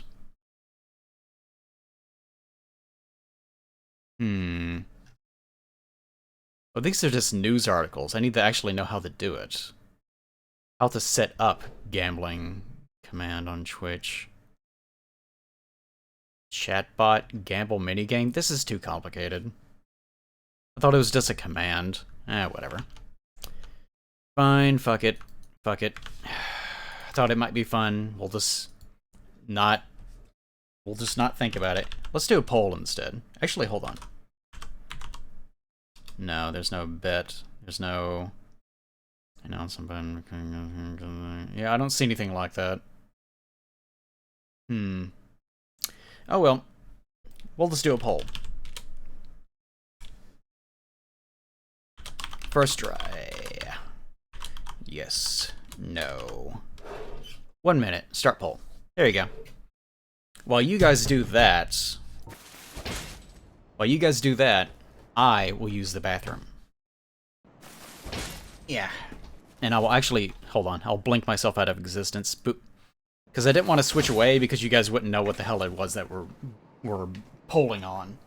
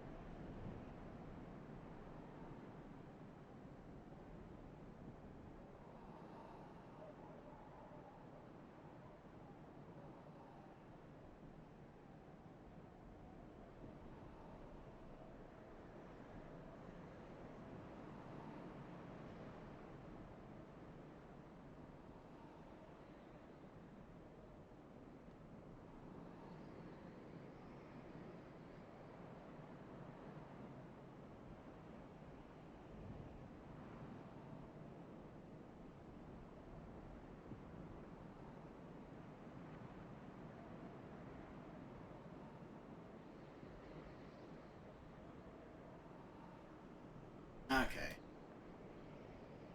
Oh, I'm back. Oh my god. You know, I actually have not dropped any frames tonight.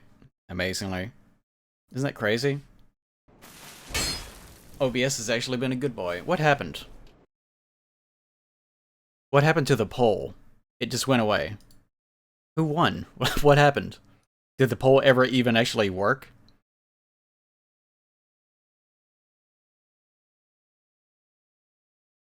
One? Okay, sure. I guess, alright. Yes, one, alright. 70% yes, okay, thank you. I would guess I was way too long. Alright, let's prove you wrong. I'll do the prediction thing later. Give it a whirl. Ow. Bastards. Okay, there's one.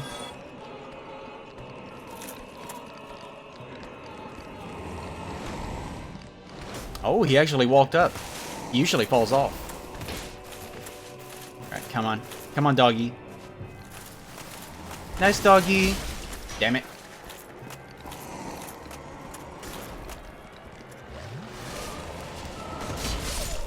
Okay, there we go.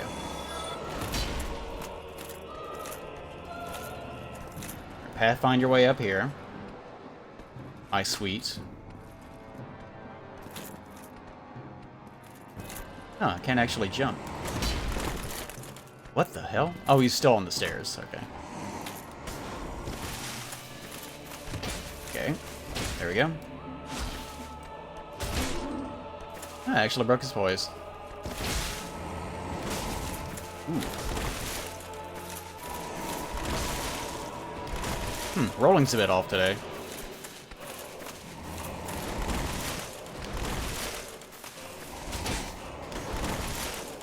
I like to heal, but... Whoop. There we go. Can't see. That's the other problem with this particular boss fight. You can't actually see what the hell you're doing most of the time.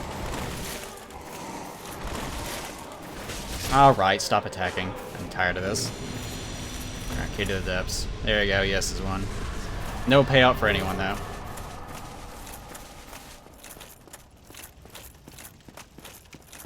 Kinda would like to have light rolling. If for nothing else than the ability to ninja flip eventually.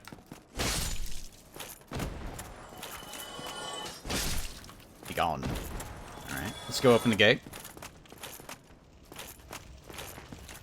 Kill a little archer, hollow, naked man up here. So naked. Kinda gooey. You think if he touched a hollow, it would be like wet? Kinda looks that way. 23 to 10, Jesus Christ. Are there 33 people watching? Actively? The other ones have all fallen asleep? And that's fine if you want to fall asleep to my voice. Although I've been kind of abrasive tonight. I'm not using my sparkly ASMR voice. I didn't need to come down here, I just wanted to kill this rat. Then carry him with me, apparently. Wow, he's really on there. Aww.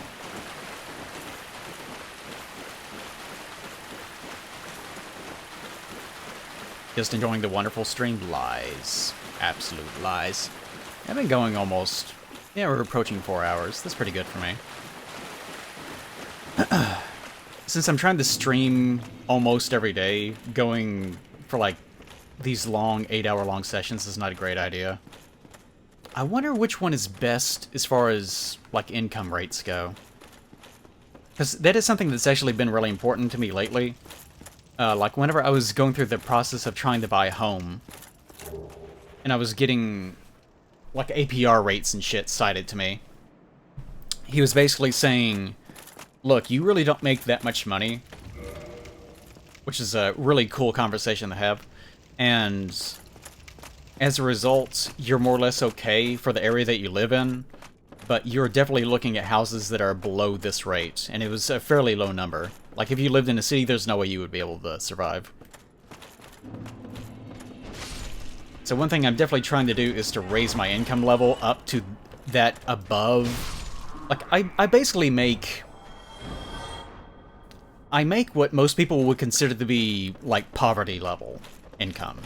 For me, I've never really minded too much because I've always been incredibly poor. But whenever I hear other people say, oh yeah, I make about 75k a year, we're kind of hurting. I'm like, what? Really? Like, for me, it's fine. Like, I really don't crave too many things. So to me, the amount of money that I make is fine. But in order for me to actually live like... most people would consider to be like an actual life, I need to make more than I'm making now. So I need to stream more, I need to make more content, I need to be more consistent about things. Ooh, look at that, they were all synchronized. So lovely.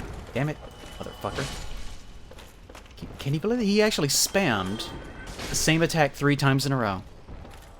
Yeah, poverty is definitely relative.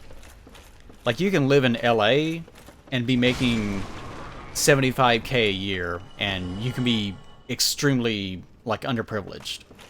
Whereas if you make 75k USD a year, and you are living in, I don't know, like some island nation somewhere, where they don't really have their own currency or something, then you're going to be getting some pretty insane conversion rates, and you're going to be pretty wealthy for that area.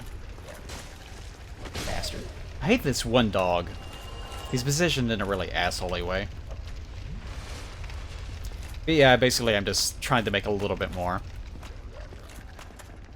I don't like the noise dogs make in this game. Did you hear that little pleasant noise the butcher made? Mmm.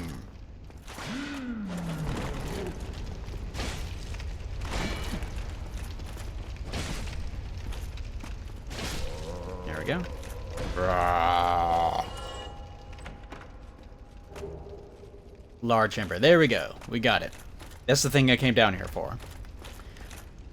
I really don't need to go for... Well, I can get Laurentius. I'd like to rescue the boy. The child.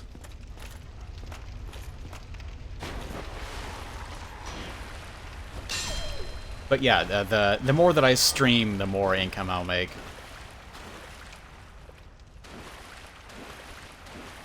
So I'm kind of wondering what sort of schedule I should have. Like, would it be better if I streamed like 3 days a week, but I stream for a long time, which some people do? Or should I stream every day, but stream for a smaller amount of time? Whereas I'm sure if I streamed every day all the time, then yeah, I would probably definitely make more money.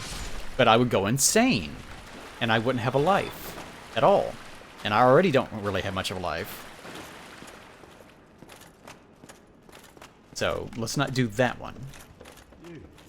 Yes, you. Here,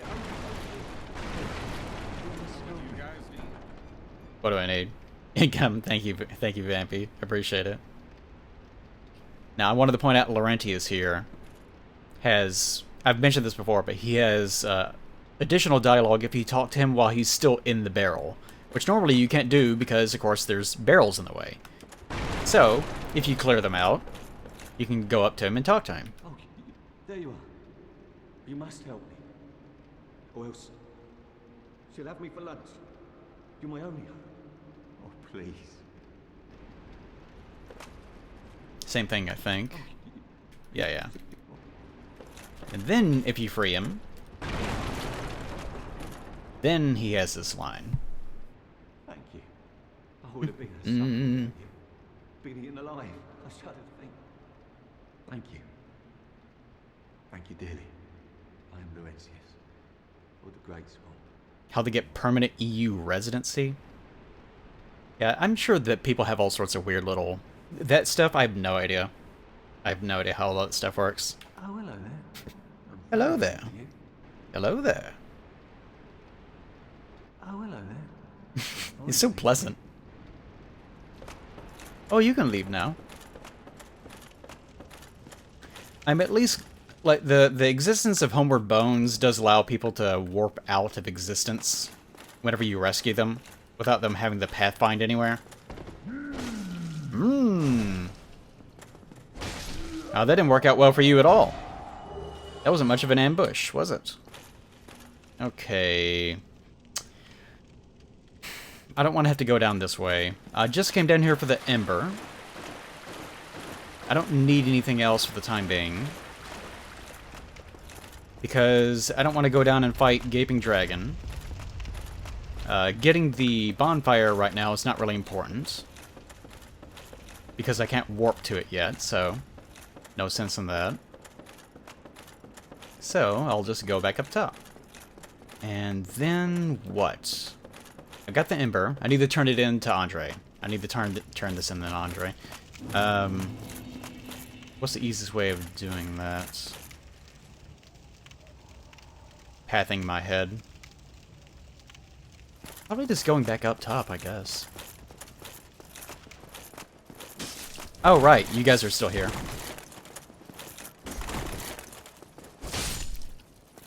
Wait, why are you still here? Didn't you... I didn't rest, did I? No, I didn't. You just respawned. How rude. How rude! Have you guys ever noticed that his eyes blink out whenever you kill him? There's no animation to it. It just changes textures. It's cute. Hello. Hello, puppies. Hello, assholes. Alright, stop stun-locking me by popping on my fucking head. I'm not a Mario enemy. Oh, wait. Forgot there's enemies in here, too. This is the biggest kick in the dick of all.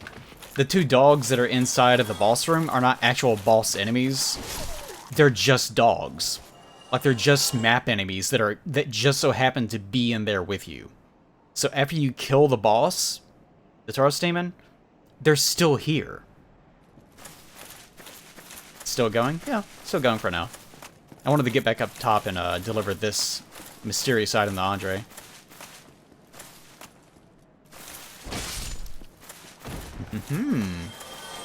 Ho ho ho. Hee hee hee. Hoo hoo hoo.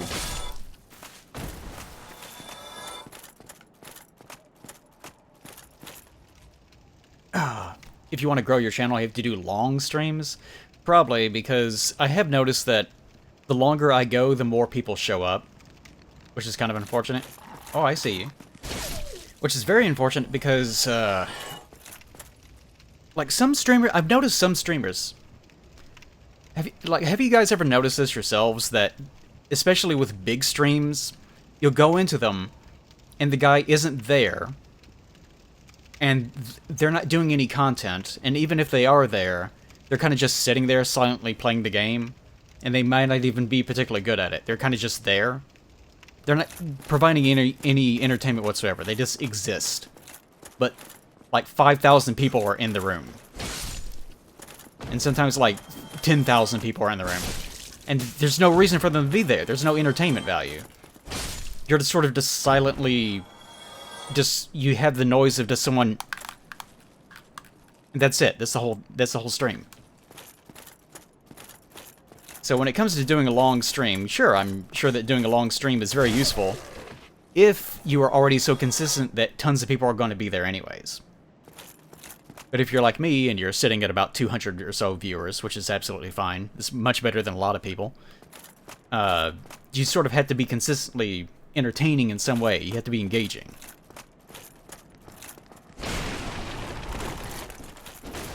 Which, needless to say, can be very difficult, especially if you're like me, and you're already an introvert, and you don't really like doing too much talking. It gets really exhausting really quickly. Whereas if you're an extrovert, and you're just constantly yelling about shit anyways, then, you know, it's no problem. So yeah, it is very draining. But these whole, like, 8-hour stream things, yeah. I don't know. I guess I could try it. I'm gonna have to take more breaks, though. I'll do some research, I suppose. Because I actually do sort of like the rhythm I have going, where I can, work every day and feel like I'm doing something. But if it's not conducive to growing, it's just not. Because there is such a thing as oversaturation. I never talked to Solaire in this playthrough. Oh, he's not here anymore. I actually just lowered my mouth. But it, for some reason, makes an O face. I guess because of the beard. It doesn't know what to do with it. Ah, yes, the dragon. Shit.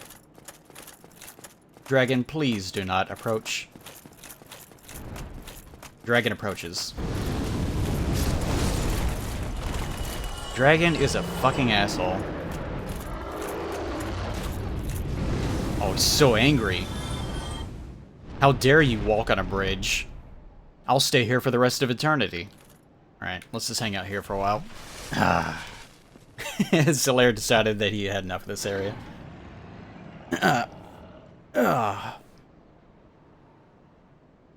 Yeah, whoop, that was faster than I expected. What if I can... No. He did that a little bit too quickly. Alright, let's stop here.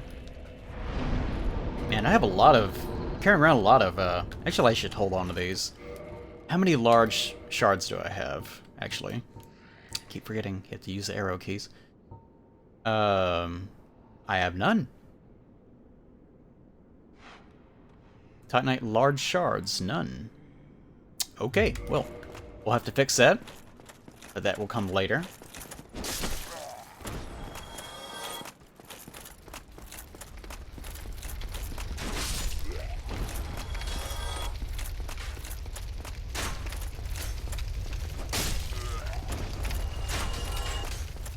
Okay, gotta hand off the Ember.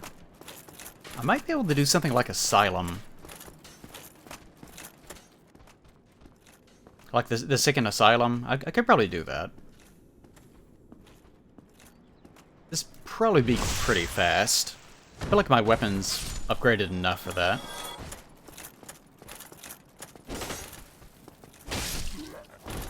bleh.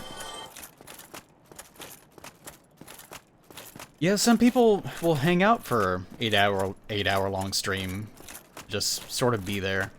I think the main logic of why you need to have long streams is probably because the longer that you do them, the more opportunities there are for people to come and go, and the more opportunities there are for people to raid you, presumably. Although not many people really raid me, which is absolutely fine. Actually, probably quite a few people raid me for the size that I am. But, you know, if you watch someone like Iron Mouse or, you know, stuff, like people that are well known, it's not necessarily because they're already big, it's just because people know them. Like, and they know to raid them. If you watch people like that, then they're getting raided all the time. Like, there's always, like, a small group of people that are coming in. There's, like, 100 people or 50 people or sometimes 2,000 people. And they're getting exposure constantly. Yeah, Pat and Wooly do make money. But they also do a podcast, remember. So they're getting constant sponsorship money as a result. And also they are well known enough that people are willing to give them that money. Whereas me, people know who I am, but I don't have consistent engagement because the type of stuff that I make is not daily material. So as a result, I'm not going to get that same treatment. It's one of the... Like, really, like me, I just want to show up, entertain people, and then make enough to live. Which I'm sort of doing, it's just not really enough for the modern world, unfortunately. I kind of think in the same way that I did whenever I was a kid. Because whenever I was a kid, I would ask, you know, how much money do I need to be alive? And people would say, oh, about 25k. And that's still sort of true. It's just, you're kind of pushing the limits on it. Thankfully, I don't have to worry about it that much, but it could be better. Not that I'm complaining. You guys give plenty as it is. Dexterity or strength? 157? That does also 157. What was I going up to on strength? Was it 30? No, it's 27, wasn't it? 27 is 13 is... Yes, 27. Okay, I think I'll hit 27 on strength so I can stop worrying about it. Then after that, we'll handle everything else. Alright, let's go give the ember to Andre. Our dirty, dirty little boy. Why, that's a fine ember you have. Yeah, for a while, Pat and Paige were begging me to do a podcast. And I told them, Why not lend it? there's no way, because that'll involve all sorts of scheduling and money issues, which I don't think that you guys are reliable enough for. And sure enough, lately they have not had time to do anything. So if I had started that whenever they wanted to, it would have fallen through. Although I'm sure if I told them that, they would both be bitching about how I'm totally wrong, even though I'm completely right. We've had that conversation a million times. Let's see. Okay, so now I can do that, but I have no way of ascending anything yet because I don't have any large Titanite shards. I'll be seeing you. You sure will, buddy. Okay, so let's head out. Do maybe Asylum. I'll give it a whirl. And then we'll come back. Yeah, actually that's a big part of it, is that I don't mention that I stream much on my YouTube videos. If I actually... Because, remember, whenever I did the Dark Souls event, where I streamed the next to final episode, I put out a YouTube video saying that I was going to do it. And that LP at the time was actually fairly popular. Unlike the Elden Ring playthrough. And, as a result, whenever I did that stream, about 5,000 people showed up. And that was the first stream I had ever done. Which is part of the novelty of it, I guess. So if I did another big event like that, yeah, probably, maybe a couple thousand people might show up. And I've always been bad about shilling myself, or pumping myself up, or tooting my own horn. So I've kind of just been relying on people to just watch my Twitter, and just kind of show up if they feel like showing up, which is not the best move in terms of marketing. But I've always felt bad about marketing myself, so that's part of my problem. Because you guys know me, my main concern is being authentic and just being an actual human being. So when it comes to advertising myself, yeah, it's always felt weird. But yeah, I should probably actually do something with my YouTube. That's my main platform and I don't use it for anything. Need to do another art gripe soon. Actually, that's something I should mention. Tomorrow I'm going to take the day off because I want to actually start drawing something to be able to present as a video. That's what I'll be doing tomorrow. In addition to other things, I'll probably be talking to people over voice or something while I'm doing it.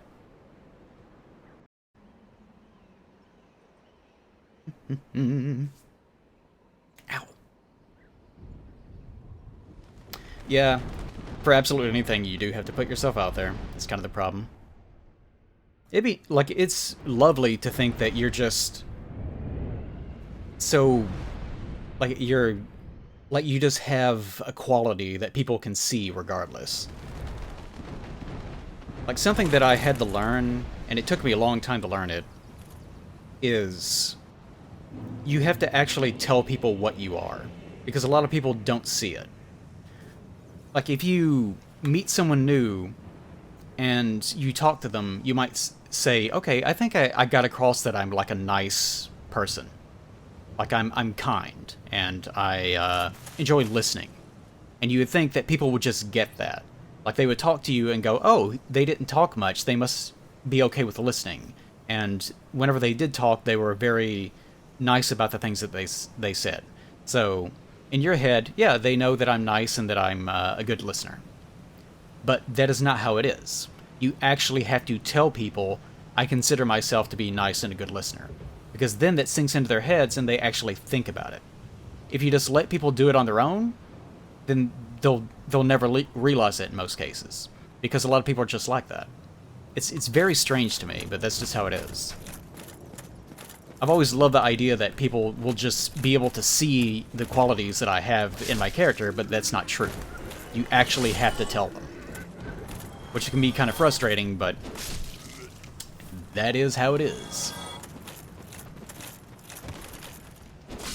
Bad boys. What you gonna... Did you know that I think Cops is still on the air. Or it got canceled, but it was only canceled like a couple of years ago or something. It's some weird thing like that. Because to me, Cops is like a show that aired in the mid-1990s and then it was over. Bastard. Okay, here we are. Should I rest? Let's risk it. Actually, what was the last one I rested at? No, I better rest here, because I think the last one I rested at was like the parish. And I actually don't want to go back there, so it doesn't matter.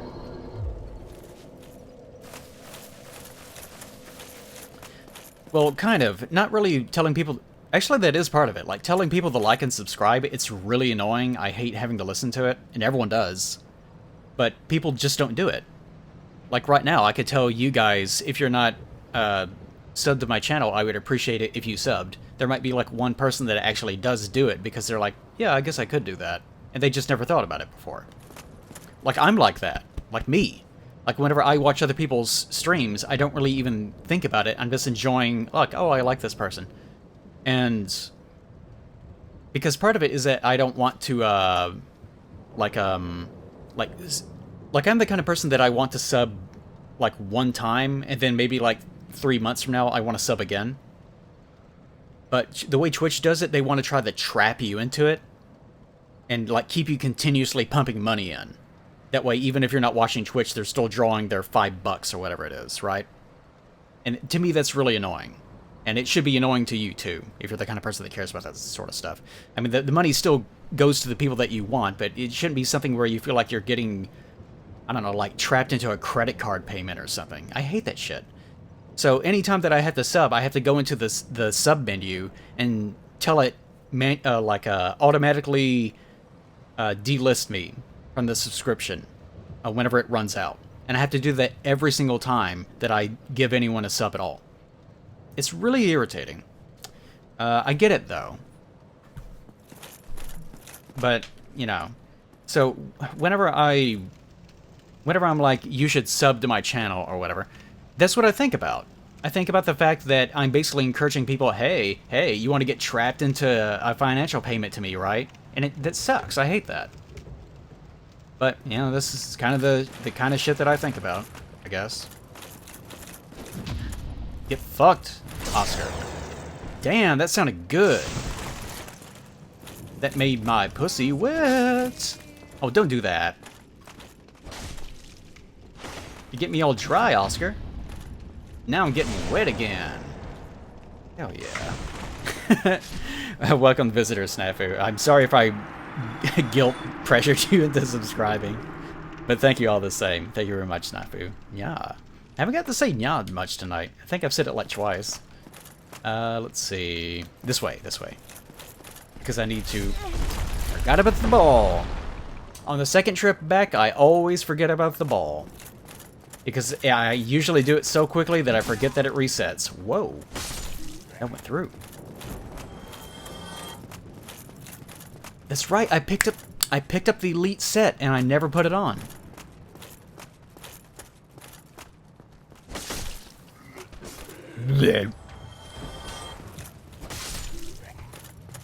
I love their little dying noises. Now, while we have time, let's see if I can actually wear the Elite Knight set. One of the best looking armor sets in this series. I can indeed. Yes, sir. Come to me, my sweetings.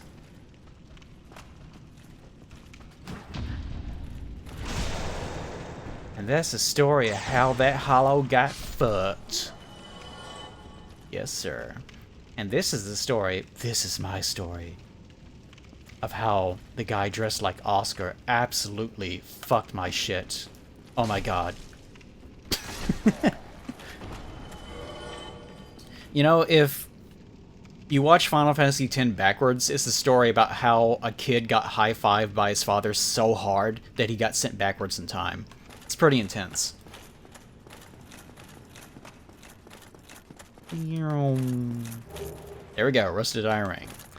Now I can get around the swamps and the bottom of Sin's Fortress and it not be somewhat annoying.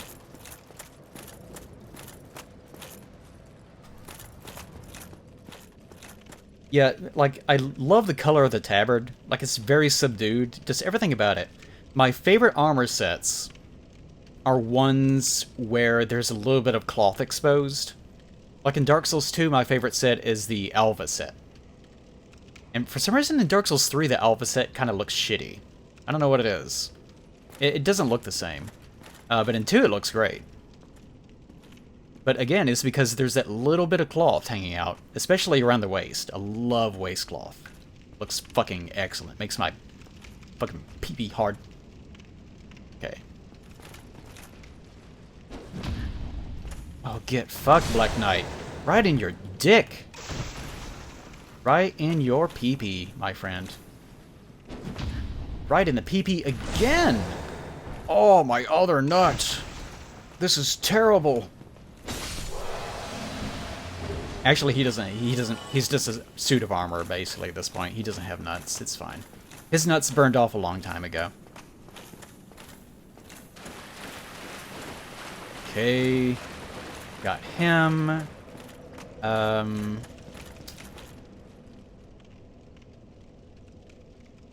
What's the other one? No, this is it. I'm in the recommended section. That's great. I guess. I don't know quite what that means, but it's fantastic. Okay. So.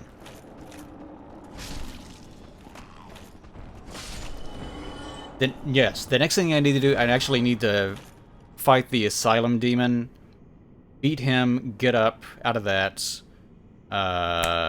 kill the last Black Knight, pick up the Painted Doll, and then we're done. That's what it is. Okay. So I don't know if this is going to go well the first try. Because my health actually isn't that... Excuse me? Sir? That was quite rude of him. Because my health actually isn't that high. Damn, I can never get the roll right. Ooh, that was bad timing.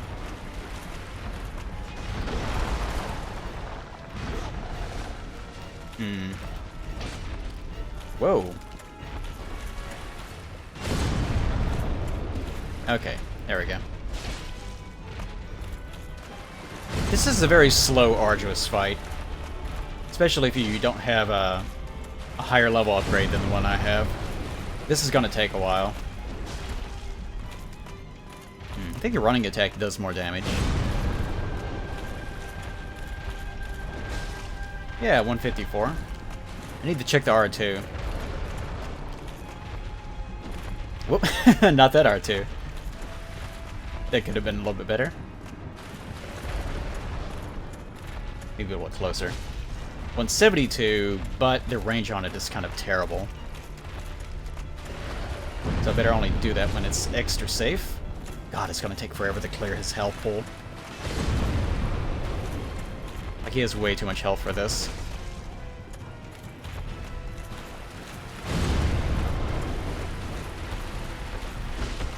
This is such a specific boss fight. I remember the first time I actually fought this dude, it took me forever to figure out what exactly was going on. Welcome, Spooky Beef. Spooky Beef. Welcome, Spooky Beef. Thank you for the raid. I appreciate it. Spooky Beef. What's so spooky about that beef? You know what it is. I've tugged on some spooky beef in my day. It was extra scary. Especially since I was 17. Whoops.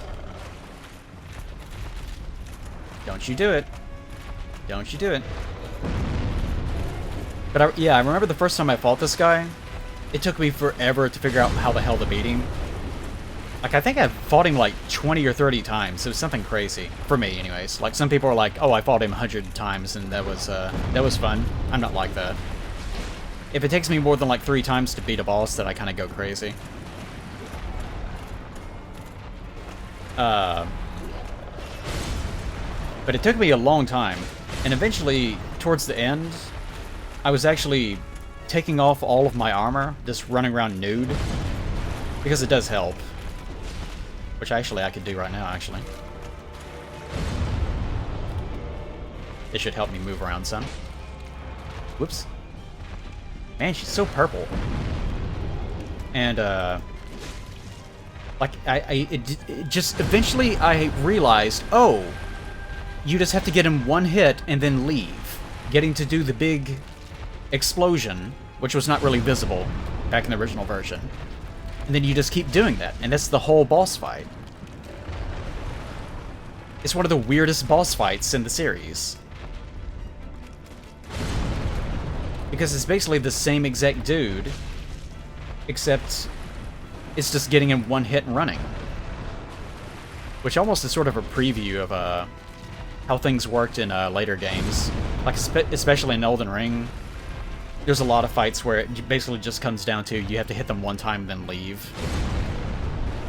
Like, take Millennia, for example. That's a great example. Because, you know, she's broken as shit. She cheats out the wazoo. That is where you cheat, the wazoo. And typically how you do that fight, from my understanding, I've never fought her, but I've had to view it many times, is you have to wait for her to finish very specific animation strings, hit her once, then go away. Because if you try to trade hits with her, it's only going to benefit her. Because she heals. And if you try to get in multiple hits, you'll just take damage.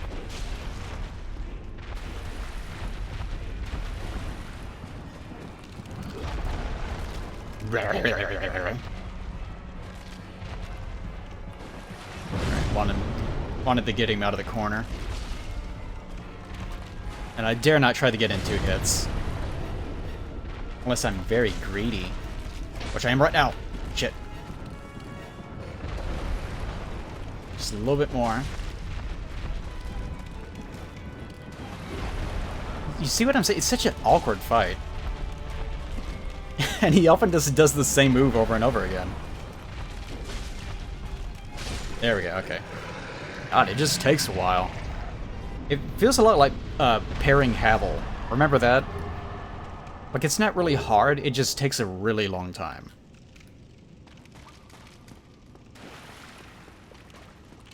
Yeah, I feel like a lot of... I don't know if that's a flaw. A lot of games do come down to that. Where you just know the animation set of something, and 90% of the enemy's moves are, like, way better than yours. And it just comes down to bait out this one move that you know triggers whenever you're in this exact position. And after that, you can get in, like, 1 or 2 hits, and then you reset. And the whole fight just comes down to that. Basically just exploiting that one mechanic. It doesn't feel great, but it is technically a fight. Alright, come on, Sauron. The final Sauron. Do-do-do-do. Do-do-do-do. The final Sauron. I'm glad even with a medium shield, pairing is much easier in this game. Otherwise, putting this dude at the end of a long haul... Go ahead and do your fucking animation. I know you want to. Whatever. If you're gonna do that, I'll just do that. Oh! Look at that! He actually survived! I went for that because I didn't think he would actually survive that last hit. Guess I should have been two-handing. That's fine. I'll just run over and grab him. Yes, I did set. Okay. That's why I sat, because I knew something like that would happen. Okay, well, let's go down here. We'll do it the old-fashioned way. Yeah, he kissed me. He gave me a little smooch at the very end there. Right here. There we go. He maybe dropped my 25,000 souls. Which strangely does not... It feels like a lot, but it doesn't feel like much anymore. Huh. Felt strange.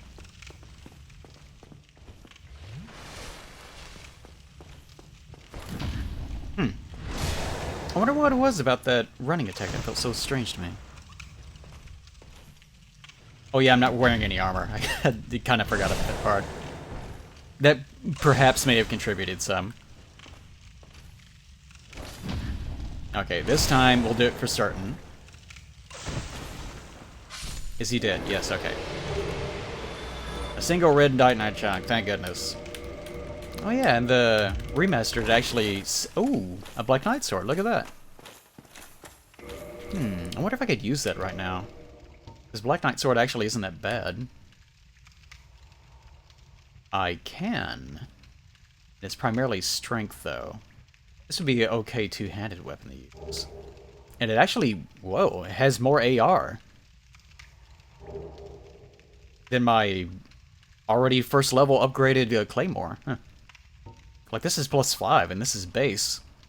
I forgot that it was that intense as far as the scaling goes.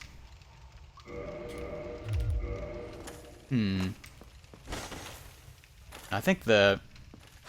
Well, the one-handed R2 isn't that bad. It just takes a while. Which isn't that bad if you know what the enemy's animation set is on approach. I think this one... No, that's okay, too. Yeah, this'll work. Can I still... Yes, I can. Good. This doll is so peculiar. Ah, I need something to drink.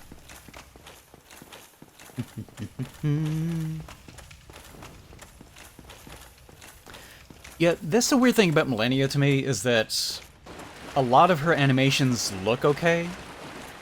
However, she also can cheat, and I mean that in the most literal way possible. Because she can do things like, if you parry her, she can just choose to leave. Like, she can actually cancel her own stun animation and just exit the fight.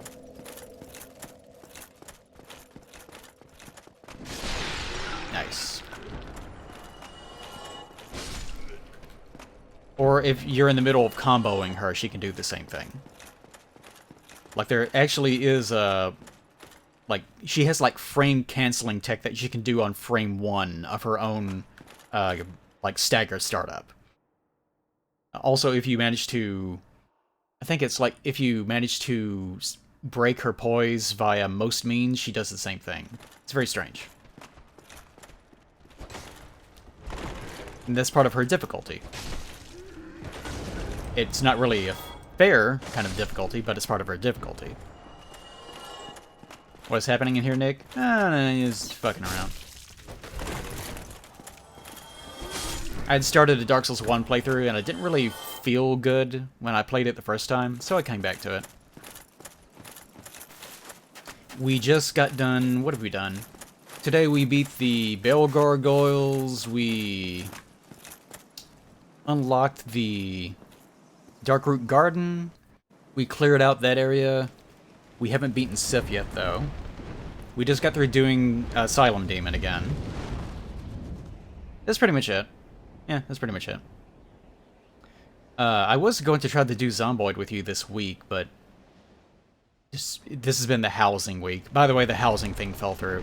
That house ended up being under contract by the time that I actually managed to get to the point where I was able to do a hard pull on my loan information.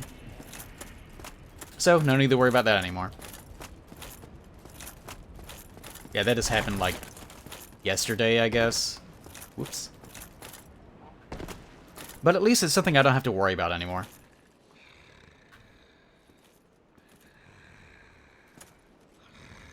You know, the fact that he starts snoring after the first bell always made me think that maybe he, like, woke up, moved closer, and then started napping here. Kinda weird. Okay. Yeah, actually the house was... Actually, no, I have images of the house. I could just send that to you. Where's the easiest way? Like here. Probably mute chat.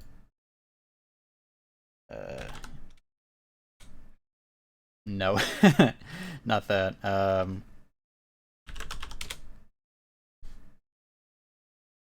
Like this?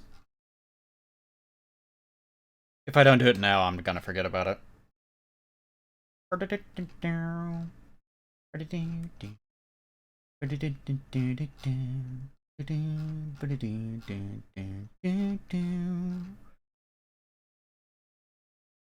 do I talk so much? It really pushes down everything.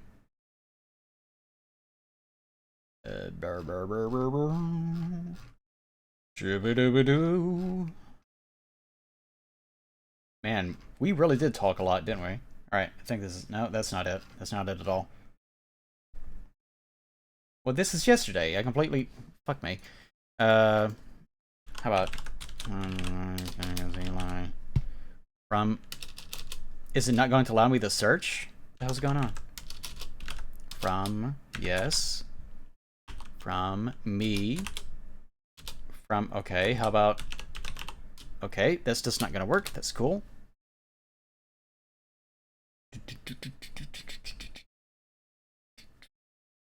Yeah, that is true. Nick, do you want to come on stream? You want to just pop in? I'm not going to be streaming for too much longer, I guess. You want me to just call? You just go ahead and call me. Do what you want to do. In living color. No one's going to remember what I'm talking about. Let's see.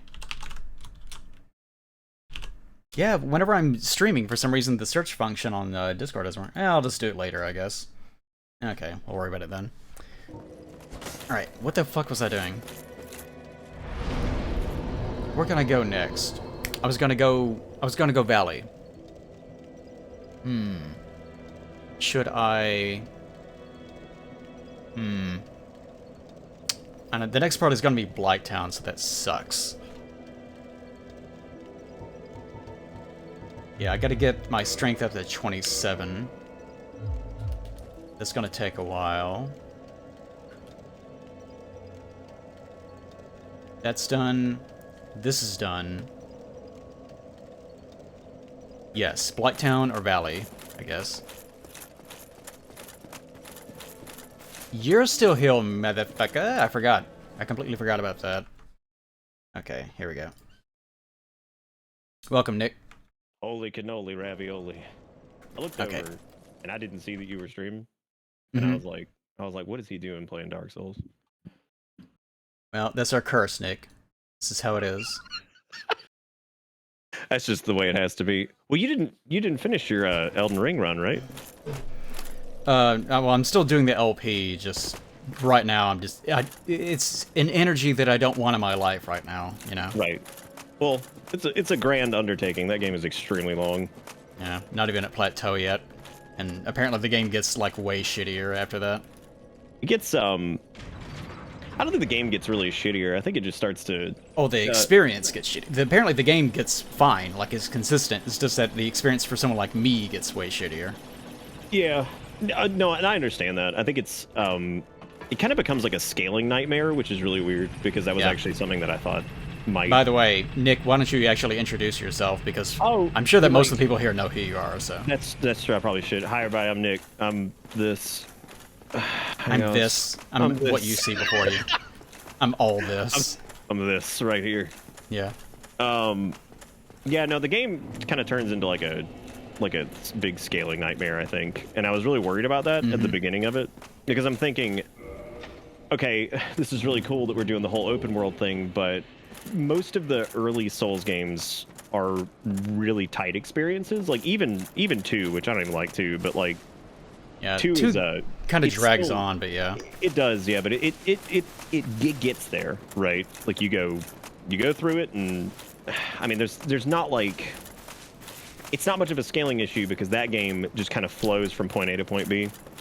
Dark 3 even does it, and I'm not a huge fan of that one either, but like all the other ones, they're pretty tight contained experiences that you can get through in a pretty short amount of time, and you can get through Elden Ring pretty quick, but the intended way to play Elden Ring is obviously not, rush it down in 20 hours. Like they clearly want you to bunk around and all that stuff. So Yeah, the whole Breath of the Wild thing where you can just rush, grab the two, like go over the Caelid, grab the one piece of the thing, then go over to the other fort, grab the piece of that from Limgrave, and then go up to Atlas, plow your way past the one horsey man, get to the capital, move on from there.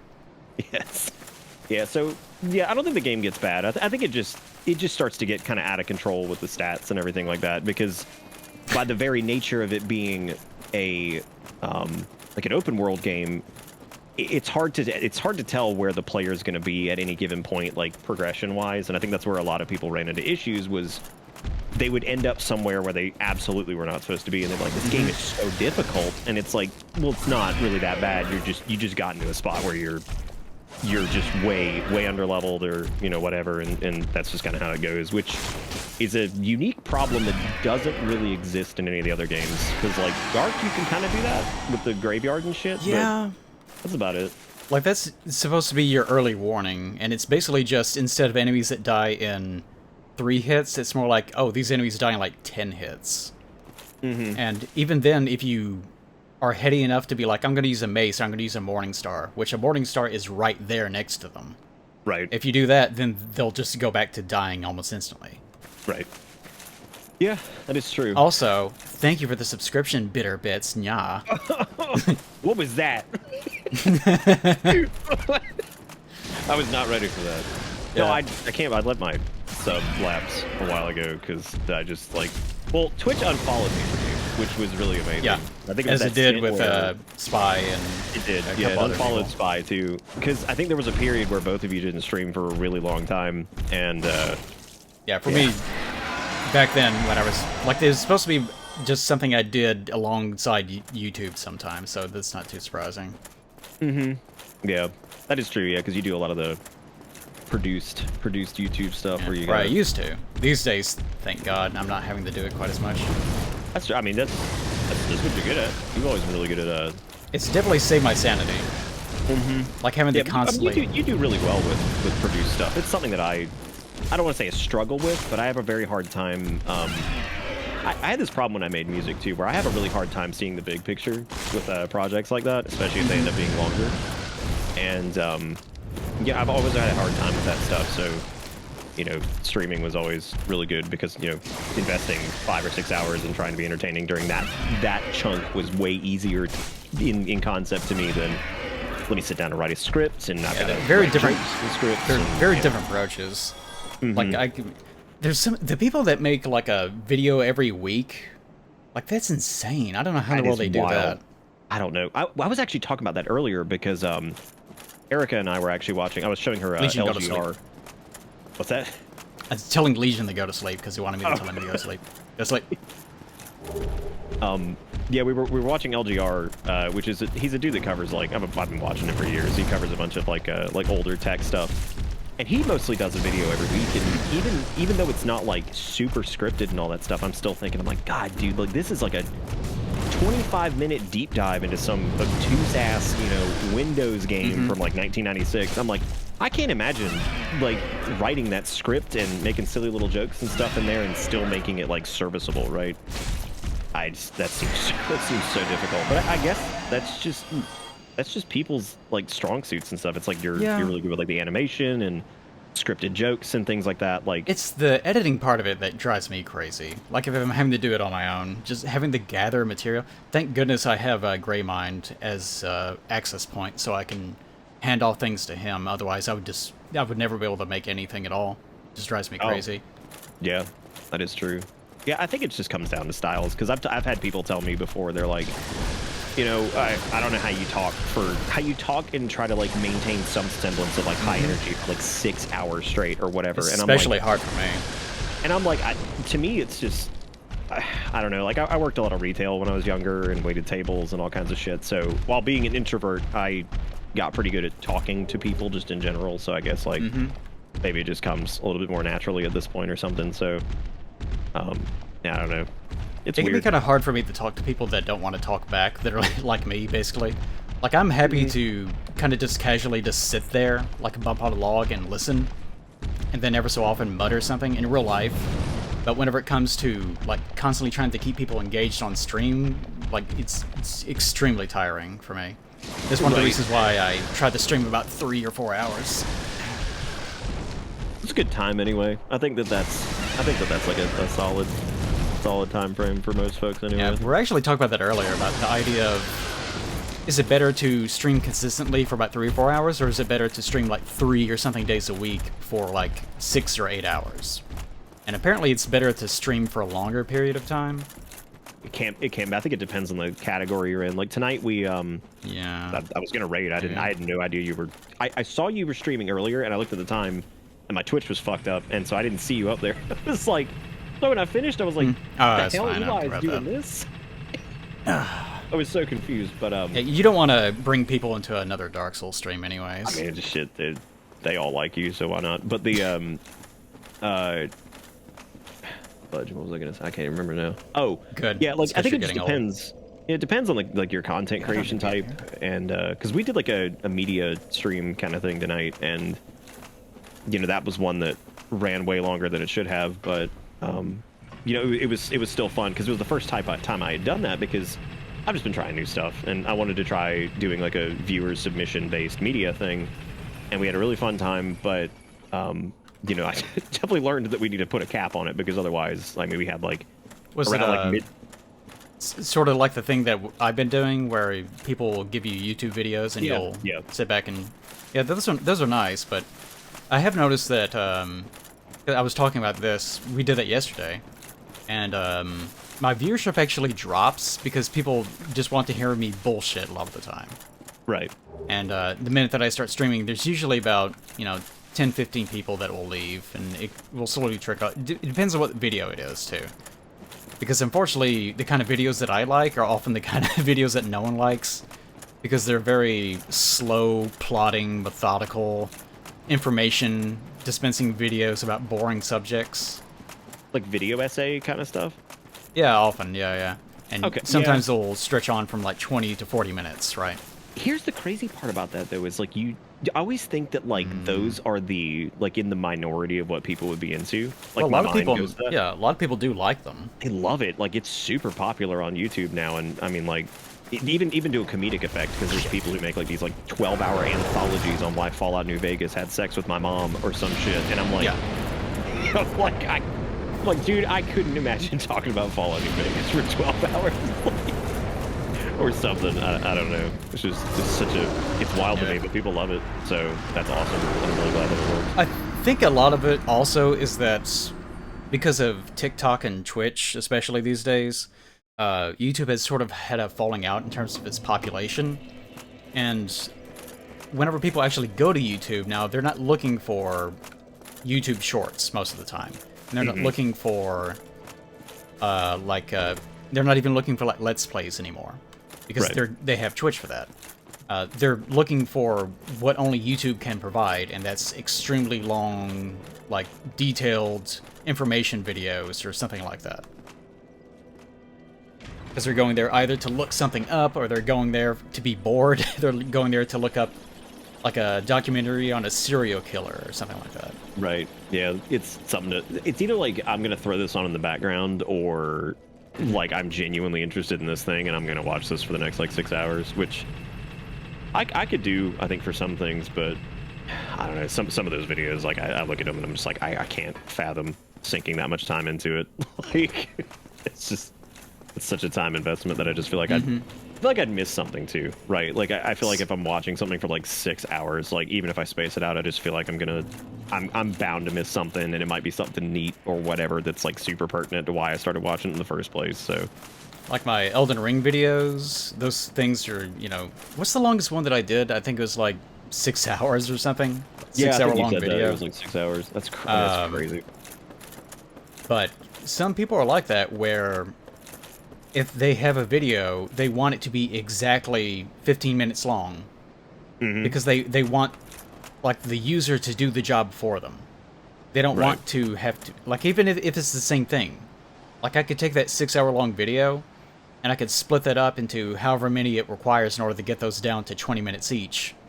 And people would watch that, even though it's the same thing, and I'm cutting myself off in the middle of sentences or whatever. They don't care. Right. Like, I don't understand that, but a lot of people are like that.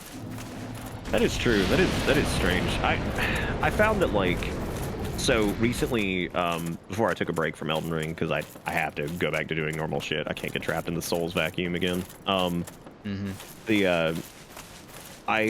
did I streamed a bow only run, and it was fun. I'm never doing that shit again, because the amount of farming that it takes to pull off a bow only run is just like such a pain in the ass. The fights are fun, except for some of them, but for the most part, it was really fun. We got through it. Well, a lot of Elden Ring fights kind of break down if you go range. It's just that usually range in Elden Ring is so resource intensive, whether it's FP or whether it's Souls or whatever, that you can't do it consistently, and that's mainly part of the problem. So you end up doing a lot of chicken farming as a result. You do, and the worst is like when you're like knee deep in a bunch of attempts or whatever, and then, you know, finally you're getting close and you run out of pinion or whatever for like crafted arrows, and you're like, well, now I have to, you know, lose my groove and go farm nonsense out and whatever, and it's so ridiculous. But more to the point of the YouTube thing, you know, I saw some strange things with the algorithm on that, where it was like some of the videos that I would have assumed would do well, like Millennia and stuff like that, they just didn't do well. Then the algorithm picked up like weird ass attempts at bosses and shit and did pretty well. I'm like, what is this? Like, none of this shit makes sense. Part of it is, by the way, Mizamar, thank you very much for your subscription. Thanks, buddy. Appreciate the support for 7 months. Goodness. Thank you very much. Yeah. I always do an yeah afterwards, which I'm sure that you appreciate. I enjoy the cringe factor of it. No, I'm all in. As long as you're happy, man. I don't care. We're good. It makes it sound like I'm actually doing something bad. No, as long as you're happy. I feel like I murdered a man last night. No, as long as I'm happy. Oh, but anyways, that thing. Part of it is that YouTube has also been doing something with their algorithm lately, where they've been pushing low-level channels, but like just random, like not Let's Play Part 1, but like Let's Play Part 23 or something. Makes no sense. They've been doing that a lot lately. That's so weird. I have no idea. I have no idea what the fuck they're doing. I don't think they know what they're doing most of the time. I don't think so either. I mean, hey, they could be Netflix at this point, who's just seemingly trying to kill themselves. I don't know what the hell they're doing either. Yeah, I have no idea where they're going with that. They lost a huge portion of their base over nothing, really. Yeah, and it seems like they're doubling down on things that, like, it seemed like they were doing fine. I mean, yeah, they raised their sub price. That was a lot. But, I mean, people were like, whatever. I mean, some of the originals and shit are good, and some of the backlog's still decent. Like, I can understand it with the different financial... Like, take video games, for example. Video games are a perfect example because you have different people that are willing to pay different things in one base. So if you say, okay, we're going to heavily raise our sub-bottle price, and sure, we're going to lose tons of players, but the players that we're going to keep are usually whales. So they're going to be paying tons of money out to us either way. So this will actually be a net positive. Netflix can't do that because it's all the same price no matter what. That makes it just makes no sense. There's no benefit. Yeah, I don't know what the hell they're doing. It is like, it's such a strange... maybe they've got it in their heads that they're just like too big to fail or whatever. I mean, I did see Anti-Racist Baby, the, I guess, little book that it was based on, which after reading like this little small, because it was like a short, like kind of children's book thing. Oh yeah, isn't Anti-Racist Baby one of those things that politicians were freaking out about as being a racist book? It might have been, because it was just like, I saw it and it's really short, and somebody posted the full thing, so I looked at it and I was like, this just seems like it's teaching children that like there's people from all different walks of life, all different skin colors, whatever. Like, it just seemed like a little book about being inclusive and like just respecting people. And people were like, I don't know how the fuck they turned that into a show. I was like, oh, look, yeah, it's cute or whatever. But, like, that's more interesting part of it to me. Yeah, I was like, okay, it seems like a little children's book that just tell people to be nice to each other, which makes sense. And hey, don't be a dick. Yeah. This is unacceptable. You can't be teaching our children not to be dicks. Yes. It's our job that we don't do. What a ridiculous. Oh, Erica told me to tell you that she said, hey, but I see she is now taking care of that anyway. Yeah. Also, hello. She's got it.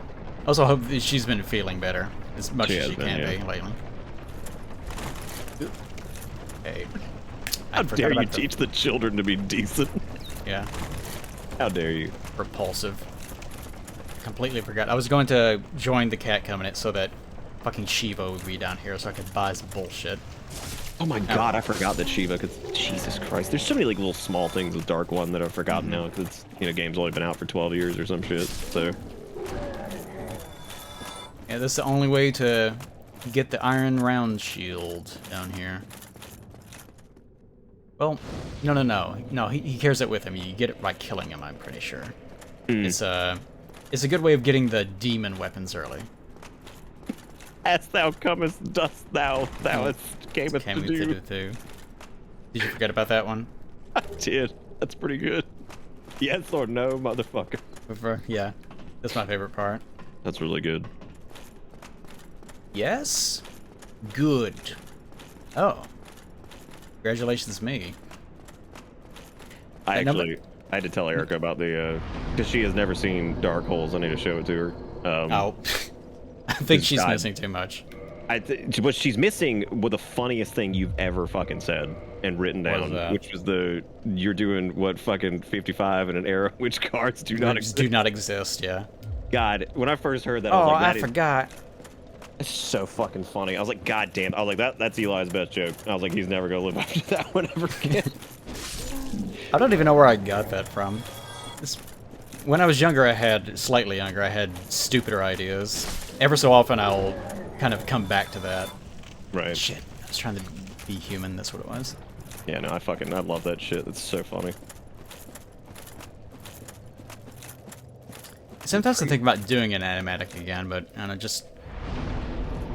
anything animation-wise is just taking up so much time these days. Yeah, I can imagine. Which I'm glad right now I don't have to worry about it, because I feel like I'm... Jesus, this foot.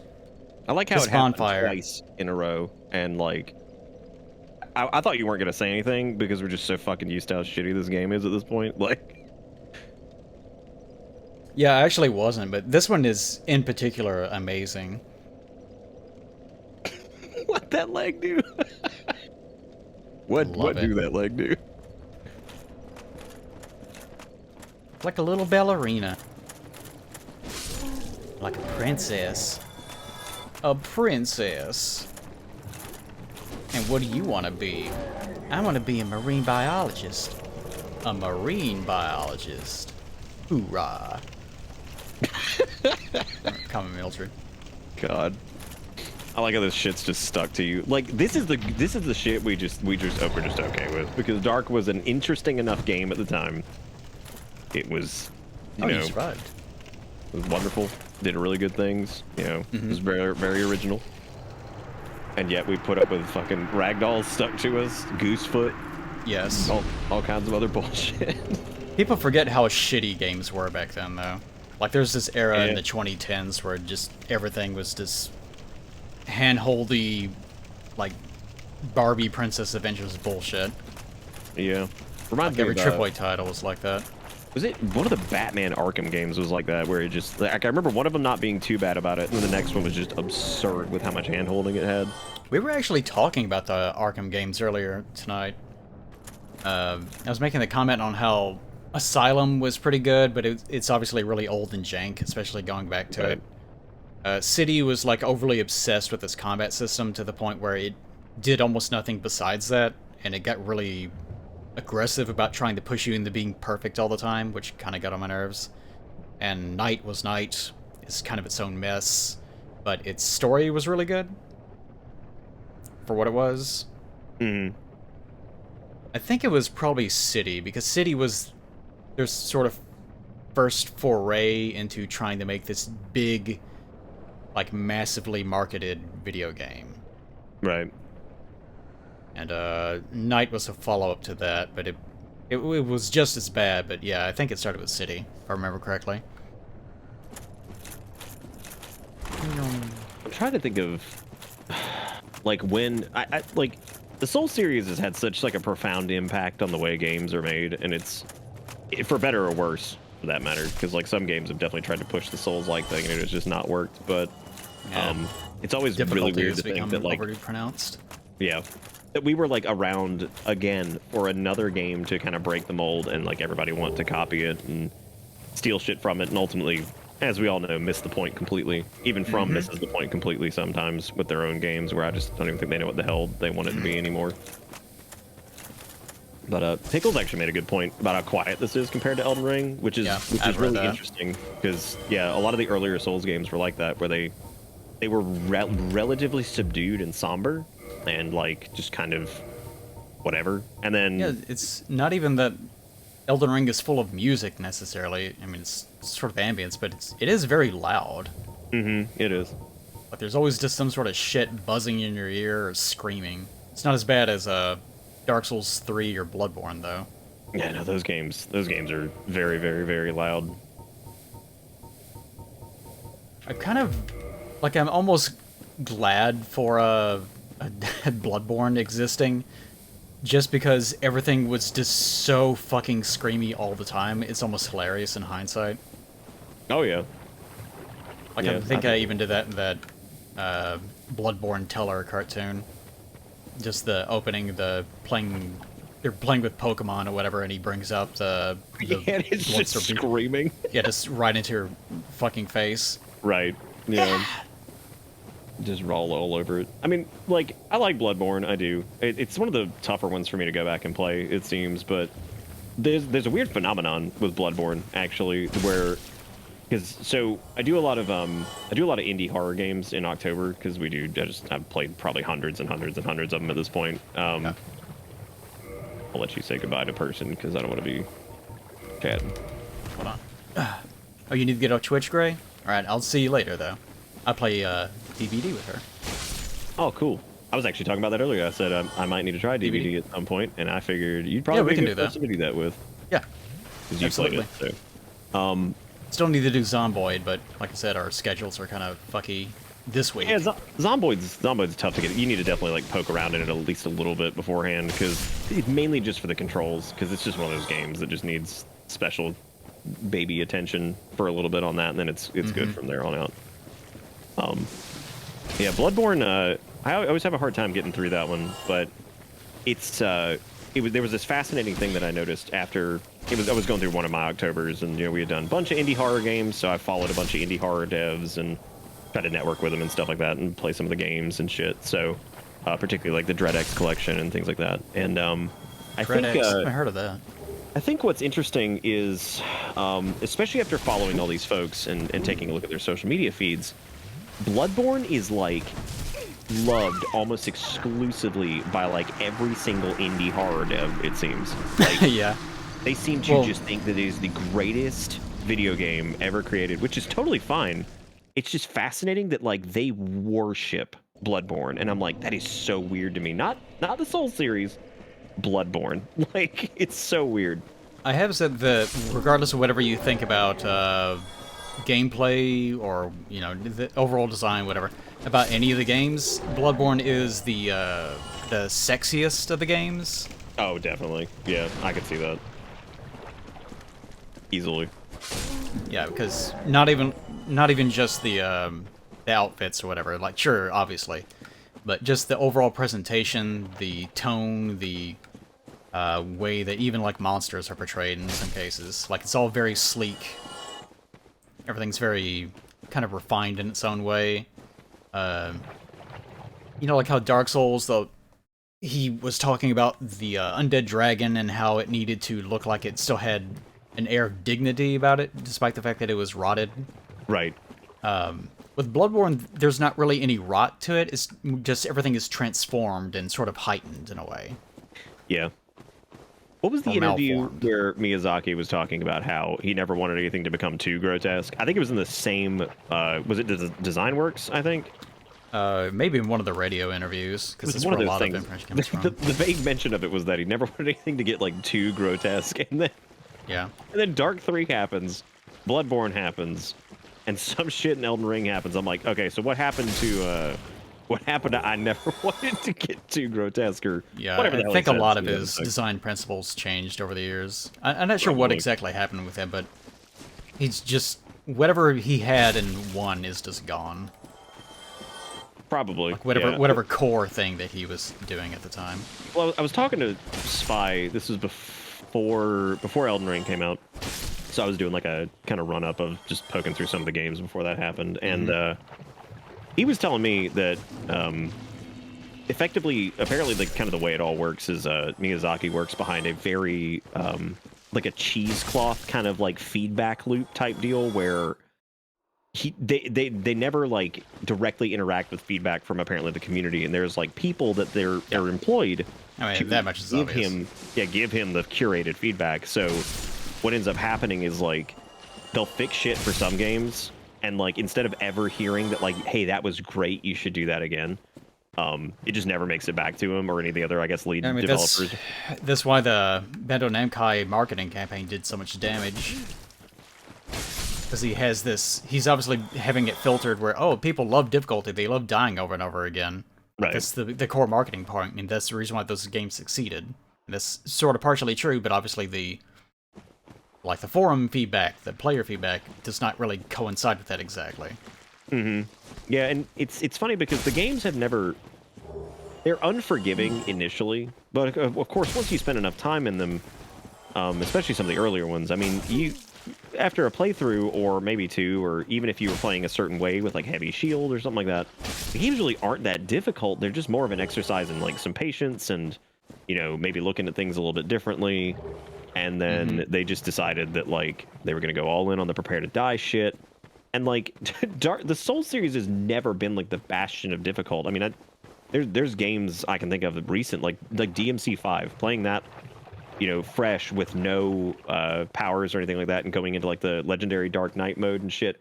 I mean, that shit's hard. I mean, it's ridiculous. You're like, holy shit, I have died Wasn't so also much. like Ninja Gaiden Black, I think it was. Yeah, parts of Ninja Gaiden, especially on harder difficult. I mean, those games were genuinely difficult. But I don't know, Souls just got the stigma for being difficult because everybody said it was difficult. And Yeah, I mean, I it's guess- accessible and like it's a game like, you know, DMC. Like, they're popular games, but they are not Souls games. Like, they're not Right. going to be like that. It's like playing a... All right, see you later, Sharkface. I'll talk to you later. It's like a fighting game, for example. Like of course, like Wooly, Pat, you know, all them, you know them, are used to be big fighting game marks. They talk about that all the time, and of course they have crossovers like Maximilian Dude, who obviously big fighting game enthusiast. And there's a general sentiment in that community of fighting games would be more popular only if this, and for Wooly specifically, it has become, if someone would just release a free-to-play version that sort of emulated how other free-to-play games succeed, then surely, then fighting games would also take off in the same way, which I completely disagree with. Like, I don't think fighting games will ever, no matter what you do, be anywhere remotely close to as popular. Like, even something like Street Fighter V or whatever, if you look at their concurrent player list, usually it comes down to, like, 2,000 to 10,000 people at most, depending on what game it is. And depending, especially on when it was released. Like, whenever a fighting game first comes out, lots of people buy it, lots of people play it, it's very popular. And then it falls off because people suddenly realize, oh, I don't want to put the time investment in, and I don't actually enjoy doing this for the long term. Right. I just like the idea of a fighting game, which most people do, which is absolutely fine. Yeah. Fighting games are not meant to be that popular. And if they were formatted in such a way that they would be popular even to someone like me, then they would not be fighting games anymore. And there's no reason to make them that way. Yeah, no, that's a good point. That is a tricky one because, like, I guess we really haven't seen too many instances of like a successful free to play model into fighting games. No, and that's I the reason think- why everyone's talking about Project L. It's the League of Legends style game where they brought in the Rising Thunder crew. Oh, right. Yeah, I have heard of that. I think the tough part about that and that whole situation is like any game that's got any type of competitive element like that, with exceptions, of course, because like League of Legends did very well. Games like Valorant took off, CS:GO, any of these games with like a competitive nature. It's something about fighting games specifically, and I don't know if it's because it's a one-on-one type thing more often than not, that like, and when I mean one-on-one, I mean like you're not controlling like multiple different units, or there's no like really buffs or anything like that. Like it's normally, I guess you could say it boils down to the I don't want to say skill, but like player's experience. I guess it's skill to a degree too, and that's kind of the core of it, right? Like there's no way to get around it. I just feel like it makes the barrier of entry becomes extremely aggressive after a certain point. That's pretty much exactly it, yeah. You're doing a face-to-face PvP encounter in which there's one way to play. It's like, and there's different play styles, obviously, but if you're playing a fighting game, then you have to play the fighting game. Mm-hmm. Yeah. It's not as though you can. It's not like even playing like a MOBA or something where you can. Like if you're being out-leveled by the enemy team, you can take a different lane and clear the CS through that area, and then try to hit their base to try to get them off kilter, or roll into the jungle, go into the river, and take a major buff, take like red buff or something, or whatever it is. I can forget all that shit. There's no alternatives. You have to directly face that opponent, and if you're not good enough, then you're just not good enough. There's no different approach. Yeah, I think it's just it's a big learning curve too for a lot of people. I mean, because all fighting games play different, and I am not a big fighting game person. I've always loved like the concept of them, and I think it's great. It's just never been a thing for me. And I've always had this problem, and I don't know if people in chat would have this issue too, but like, or if anybody else has had this problem where you've had the interest to play them frequently, but you don't love it enough to play it often enough to get decent at it so that you're not just getting rolled. Yep. Like all the time. So it's like this weird loop of like, I kind of want to play it more, but I also don't want to play it as much as I probably need to get better at it. And so I kind of just fall off the whole thing because I'm like, well, I'm not willing to. There's also invest late the entry time. problems. Oh yeah. Like oh yeah.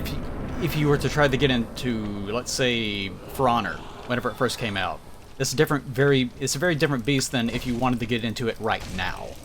Because who's going to be playing it? It's going to be the people that are just beasts at it. Right.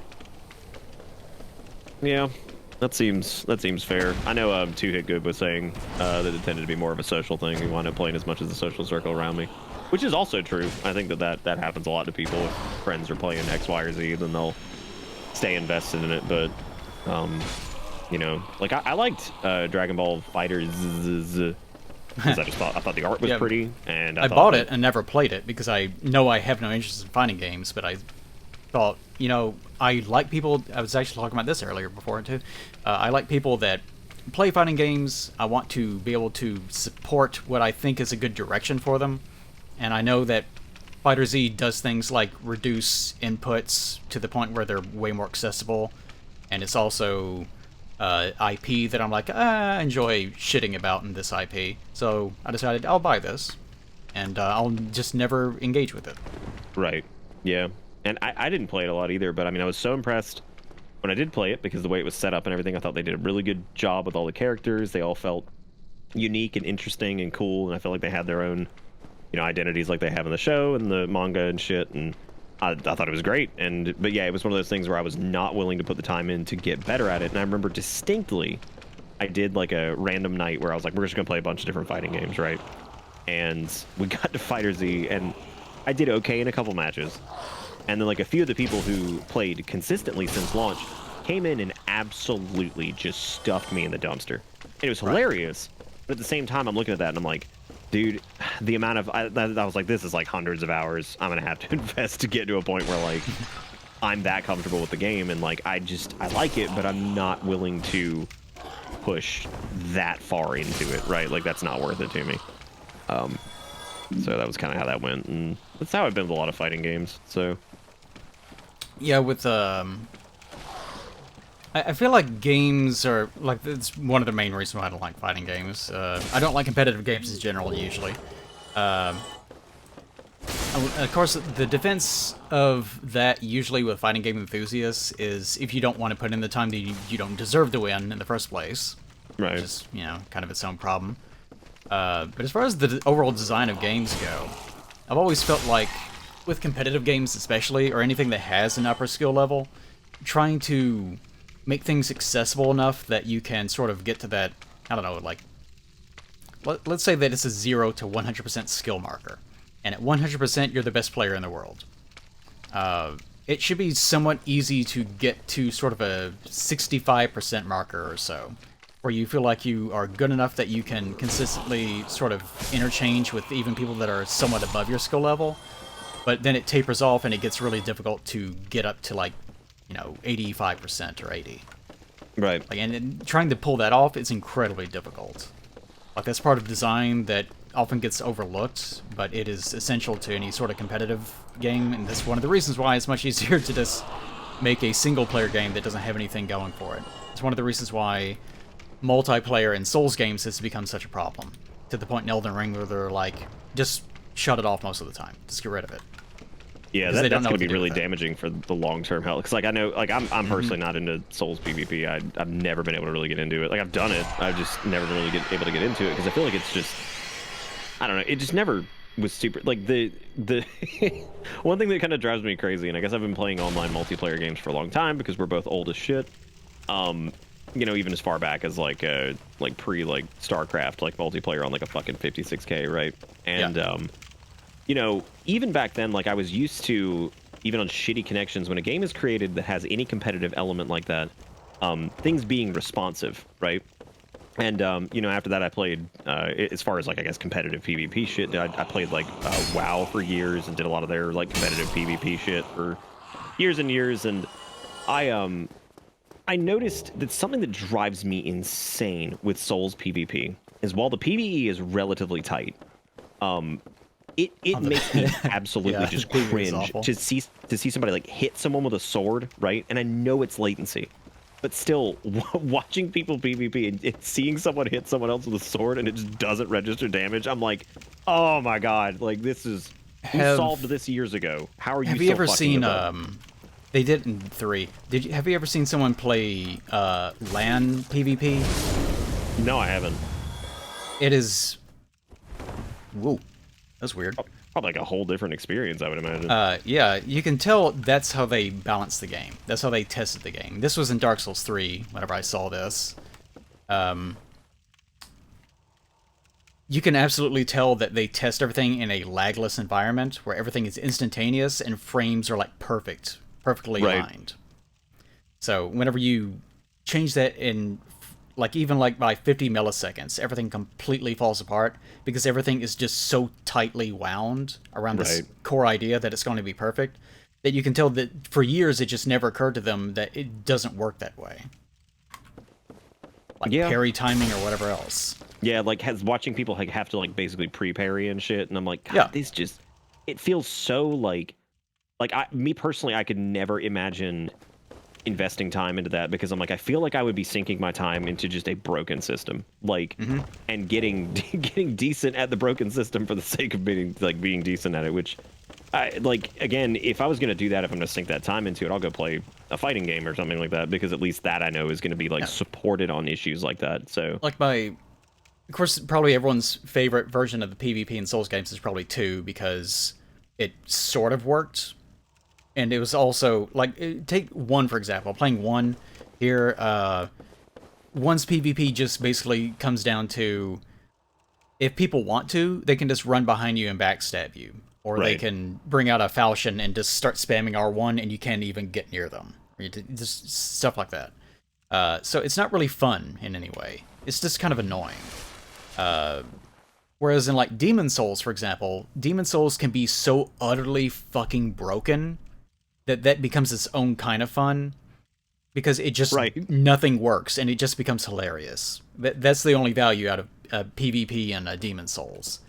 And Dark Souls 3, of course, Dark Souls 3 sort of works, but it's also just so simple-minded and spammy and R1 focused, and a lot of things will come down to like the 1 or 2 weapon arts that are good, and if you know how to counter those things, and it just shuts it off. So it's I don't know, there's just not much to be had there. Whereas 2, it's like slow enough, methodical enough, and also there's enough variety, and there's no major exploits that it kind of just works in just the right way. It's not good, but it works. And that's the important thing, is that it remains engaging over a long period of time. It's something that's accessible. You can go into a match in Dark Souls 2 with the best Dark Souls 2 player in the world, and you can still sort of, you know, pitter about and not feel too bad about it. Whereas in Dark Souls 1, the guy just teleports behind you and you die, and it sucks. There's no fun to be had. It's just awful. Come here, my sweet. Yeah, no, I actually didn't even I saw that Shin was talking about Demon Souls remake PvP. I don't think I played Demon Souls remake online at all. I just think I completely ignored it. Yeah, it's never occurred to me. I don't think I've ever have I ever seen anyone play online in Demon Souls? I don't think I have. I'm sure somebody has, and I'm sure it works. I don't think I've. You know what? I wonder if, since Bluepoint did that, I wonder how, like, that latency issue that you see even in Elden Ring. I mean, if you watch anybody PvP in Elden Ring, you're still going to see they did any adjustments. Yeah, here I hit him with my stick. Oh, that was no damage. Probably not, since they ported over like even frame information. So I can't imagine. True. Yeah, because it was basically a layover type thing. Yeah, you're right. Yeah. Well, I like the Demon Souls remake. The only thing I don't really like is some of the music choices and the visuals in some cases. I feel like they made things way too like lush and overgrown in some spots. It doesn't have that weird kind of gray, desolate feeling that I feel like Demon Souls really has. Feel where they're a little bit too concerned if they're making everything look gorgeous. Yeah, and I wonder if that was so much their fault as it was, because they did a really good job with Shadow of the Colossus. So I kind of wonder if, so it seems like they have a decent bead on like what it could look like, but it just in higher fidelity. Maybe not in every case, but for the most part, I think... The one everyone points to, of course, is the officials. The way that they completely fucked them up. Right. Yeah. Yeah, they're a bit strange, and the just general like character faces and things like that. But I do wonder if some of that wasn't Bluepoint's fault and that was actually Sony's fault. I feel like Sony put a lot of pressure on them. Some of it was also oversight. Yeah, I think they put a lot of pressure on them to be like, ooh, Souls games, show off our fucking white tower, like, you know, it's just our gigantic router. You must show it off, please. So, yeah, I'm sure some areas they were probably sure, like, this place is, like, sure, it's in theme, it's really desolate, but there's nothing to show off in a screenshot. So that was Bulletaria, I think. I think Bulletaria went in such an odd direct. Yeah, Stockpile Thomas is weird in that game. Like, he always struck me as like a middle-aged man, you know. Yeah, he's kind of youthful looking. Yeah, but like young kind of face and whatever. And then I don't know. Like it was a weird choice for that. I'm so surprised you're going through Blighttown and grabbing everything. By the way, Oh, I always do this. I don't know how you do it. Remember, I'm a completionist. I go and target shit in Blighttown. I'm like, all right, I got it. Let's leave. We It's gotta kind of go. relaxing to me. Whoops. Yeah, that's his whole plot. Is that he's grieving his daughter's death, and he's like trying to support the Slayer of Demons. Eli, I got a question for you. Now, What is your favorite in chat? This is yours too. What is your favorite Souls moniker that they've given to a character per game, like Chosen Undead, Slayer of Demons? oh, okay. I was Bearer about to of the say, curse. of course, it has to be the Dung Eater. The If that's Dung, what- Dung Eater is good. Yeah, man, I should have been Yeah, more specific. I was talking about that earlier, just because like, how the fuck? Who did that? Was it George or was it Miyazaki? Because it's based on Japanese myth. So there's no way that George was like, oh hell yeah, I've always wanted to make a guy that eats shit. He eats a lot more than shit. But I'll let He's you a get to hungry that boy. part. He's a Hungry fucking boy. he's a hungry boy. But yeah, as far as the characters go, what was Demons anyways? Demons was Slayer of Demons. Oh yeah, Slayer Demons. Which that's my favorite still because I feel like it's just straight up. It's straight to the point. It's like straight up. It's like that is indeed what they are. Dark Souls 2's is okay. Dark One's is good. Dark One's is interesting because I feel like my interpretation of that's always been, and I know some people disagree with this because we were talking about it the other night on stream. I never saw Chosen Undead as being like the savior or like the God-given power, like you're gonna go Yeah. and save the world I mean, kind of this- like hero thing. That ends up being the point, of course. The fact Yeah. that you're told the same lie as everyone else. Right, you're told the lies, and I feel like Chosen Undead is very literal. Like it's very like you are literally the undead that got chosen. Like Yeah. not oh I'm the chosen one in like this higher power sense. Like you're just the fucker who got picked. Like, and here you go. So I don't know. That's how I've always viewed it. So I like Chosen Undead.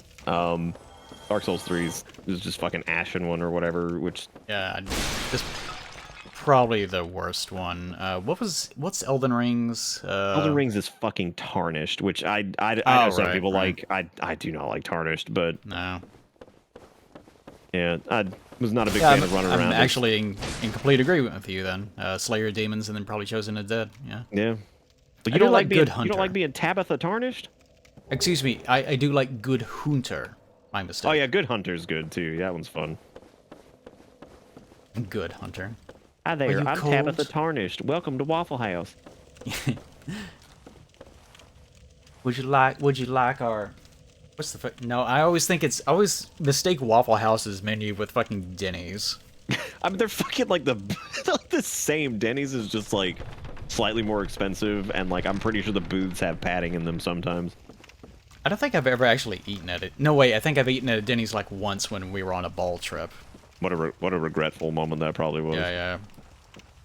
Oh, it's Like- definitely Tarnished. Like Elden Rings is absolutely Tarnished savior for sure. Yeah, they push that shit really hard because only a few people actually call you maidenless, and I think that's more of just like a derogatory kind of like, look at you, you fucking trash man. Yeah, that's true. Like you have a maiden, so it doesn't even make any sense. I should share that tweet that I shared with you the other night. The What's fucked that? up little nasty man. Oh, yeah, I forgot. Let me hang on. I'll put this in chat. This is like there's been a lot of fucking Souls memes, and some just got driven straight into the ground, and this one did not get anywhere near. Here you go, chat. You can What take it this. I'm sure. Like one of the funniest fucking things I've ever seen in relation to Souls, which is just anytime a trailer for a new FromSoft game drops, it's like, fucked up little man, you're so fucked up and nasty. Everything it sucks so bad. Only you, the most fucked up and nasty of guys, can make it suck less. Yeah, I It's just like so how fucking stupid. you can't fix it. You can just make it suck a little bit less. Absolutely, just a little less. And so about being just like the picture of the little fucked up nasty man just being like, oh, I don't want to do this. Like, well, too bad, fucked up nasty man. You better figure it out. Oh god, fucking kills me, man. Like it can never be a guy. This was strikes me about FromSoft games. It can never be Like, it's never just you're a guy that wandered in. Except for, like, demons, I guess. I guess demons, technically, you're just some guy. Oh shit, yeah, that's true. Yeah, demons, you just roll in. Like, you roll Yeah. through the fog and you're like, here I am, this place sucks. Dark Jesus. 1, you are undead. Dark 2, of course, you're undead again. Dark 3, you're, like, double undead. Because you, like, were undead, but you suck so bad that you failed at the first game. Is that the plot? Like, because dude, I'm still like to this day, I'm looking, and I'm not listening to like the lore heads. I'm talking about just straight up what is told in the game. Dark 3 does such a poor job of delivering its plot. It is unreal. It does. That's been the impression that I've always gotten, is that the reason why you're the Ashen one is because... Damn it. I'm not paying attention. Is because you were one of the undead that were trying to link the flame, and then for whatever reason you fail. I guess because you either, just die in the final boss fight, or maybe you tried to link the undead you tried to link the first flame and it like consumes you because you're too weak to actually support it or something. I don't know. But either way, you are reduced to ash. Okay. And yeah. that ash is like reformed into a body and wakes back up. Isn't that only because like you're still one timeline that gets screwed up though, or something? Because like, aren't there like 5 million realities crashing in on each other or something? I don't know, Nick. I don't And that's why Anor Londo is like 3 Lego pieces compared to like the 100 Lego pieces that it normally is. Maybe. It's very exciting. That's why, even though you kill Gwendolyn, this is there. Don't worry about it. Just hanging out. Just chill. Yeah, that was good. I like that they were just there, just hanging out. That was cool.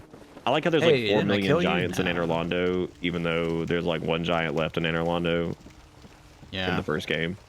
I like how in Elden Ring you find lots of giants inside of caves that are actually there's no way that they ever could have gotten in there. They're That was a just good there. point. I don't think I ever noticed that. That's pretty funny.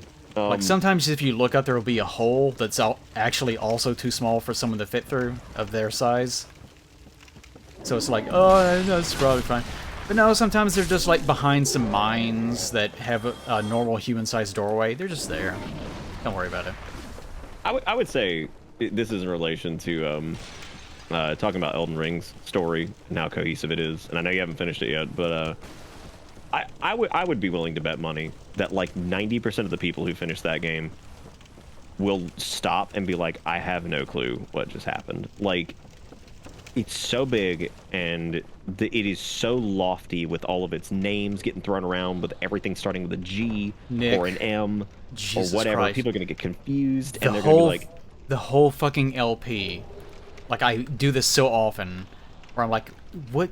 Who was married to who? Like, the whole... I can't even remember their fucking names now. But, like, at some point I was convinced, oh, was this like triple incest? Because this person left to go marry this other person, but also the person they were previously married to was apparently their, like, daughter or something. Like, I can't remember what it was. But it makes my brain shut off. oh, it's 'cause crazy. I mean, don't give genuinely a crazy. shit. I feel like it's part of it. Like, and again, I preface this because I don't want people to think I like fucking hate it or something. Yeah. I actually really enjoyed Elden Ring. I thought it was a good time. Like, The for the most story part, is I'm fucking okay with Elden Ring. Like, it's Yeah, a the story's fairly fucking good ridiculous, game. It's just But gets my dude, nerves. yeah, those I mean, it's just it's all the naming convention and the motivations and the way the story is told. Also, and, like, also just the fact that the plot isn't really about anything necessarily. Like, in Dark Souls, everything sucks. There's an undead curse, and you're trying to get rid of it. Like, right? And, like, the same thing sort of goes for Dark Souls 2. There's, the whole nonsense about Vendrick and the crowns, whatever. But generally, you're trying to put a stop to a cycle in which people are, like, going through super Alzheimer's, effectively, and are losing themselves, and you can see it happening around you, and it's awful, and you're trying to stop it. And even in 3, it's like, the cycle has kept repeating. You need to find some means of actually ending this completely and creating something new that will actually be purposeful in some way. And 3 was kind of shitty in that regards, but, it's still there.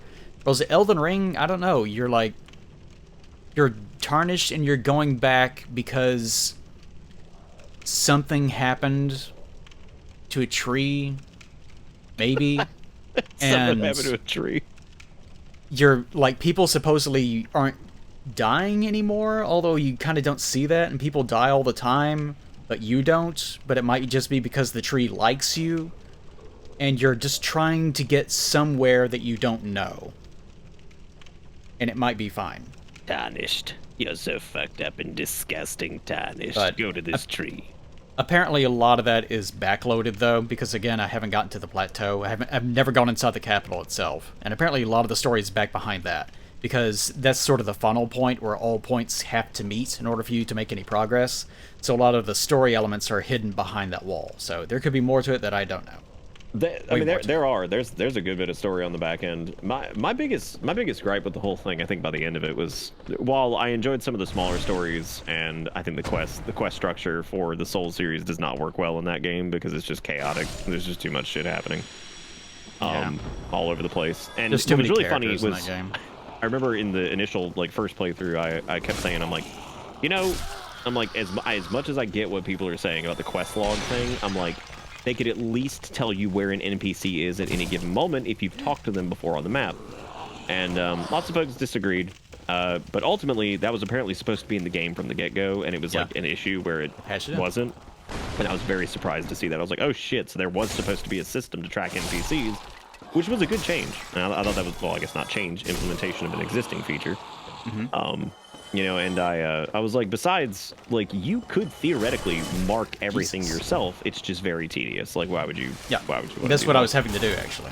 That's fucking miserable. Like, I don't mind marking shit on a map. I actually think it's pretty satisfying to mark it up and find your own little thing or whatever. But mark it up, and I don't know. But that's a good game. It was alarming to see the amount of people who were like, okay, yeah, I love Elden Ring. I can't wait till Vadi makes his video on the story. I'm like, the amount of times I've seen that sentiment or something similar.